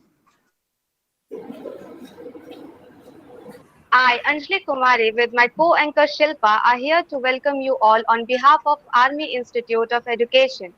We are grateful to have each and every one of you. We had a brief start with the inaugural session, technical session, where paper presenters from different parts of the country participated. A pessimist complains about the wind, an optimist tries to change it, and a leader adjusts the sails. The sails for this particular notion was adjusted by a person who is not only a great motivation to all of us, but a visionary and the person who gave us the belief to bring this session together. She is none other than our principal. Now I would like to invite Dr. Abhilasha Gautam ma'am, Principal AIE, to bring the gathering, to welcome the gathering. Over to you, ma'am. Thank you, Anjali. Thank you, Shilpa. Was out today with cheapest of Delhi area, so I just check here. अभी मैं और क्या होंगे एक और anything required? I told the principal. Ladies and gentlemen, honorable guests, esteemed participants, colleagues, and dear students, a very good afternoon to all of you.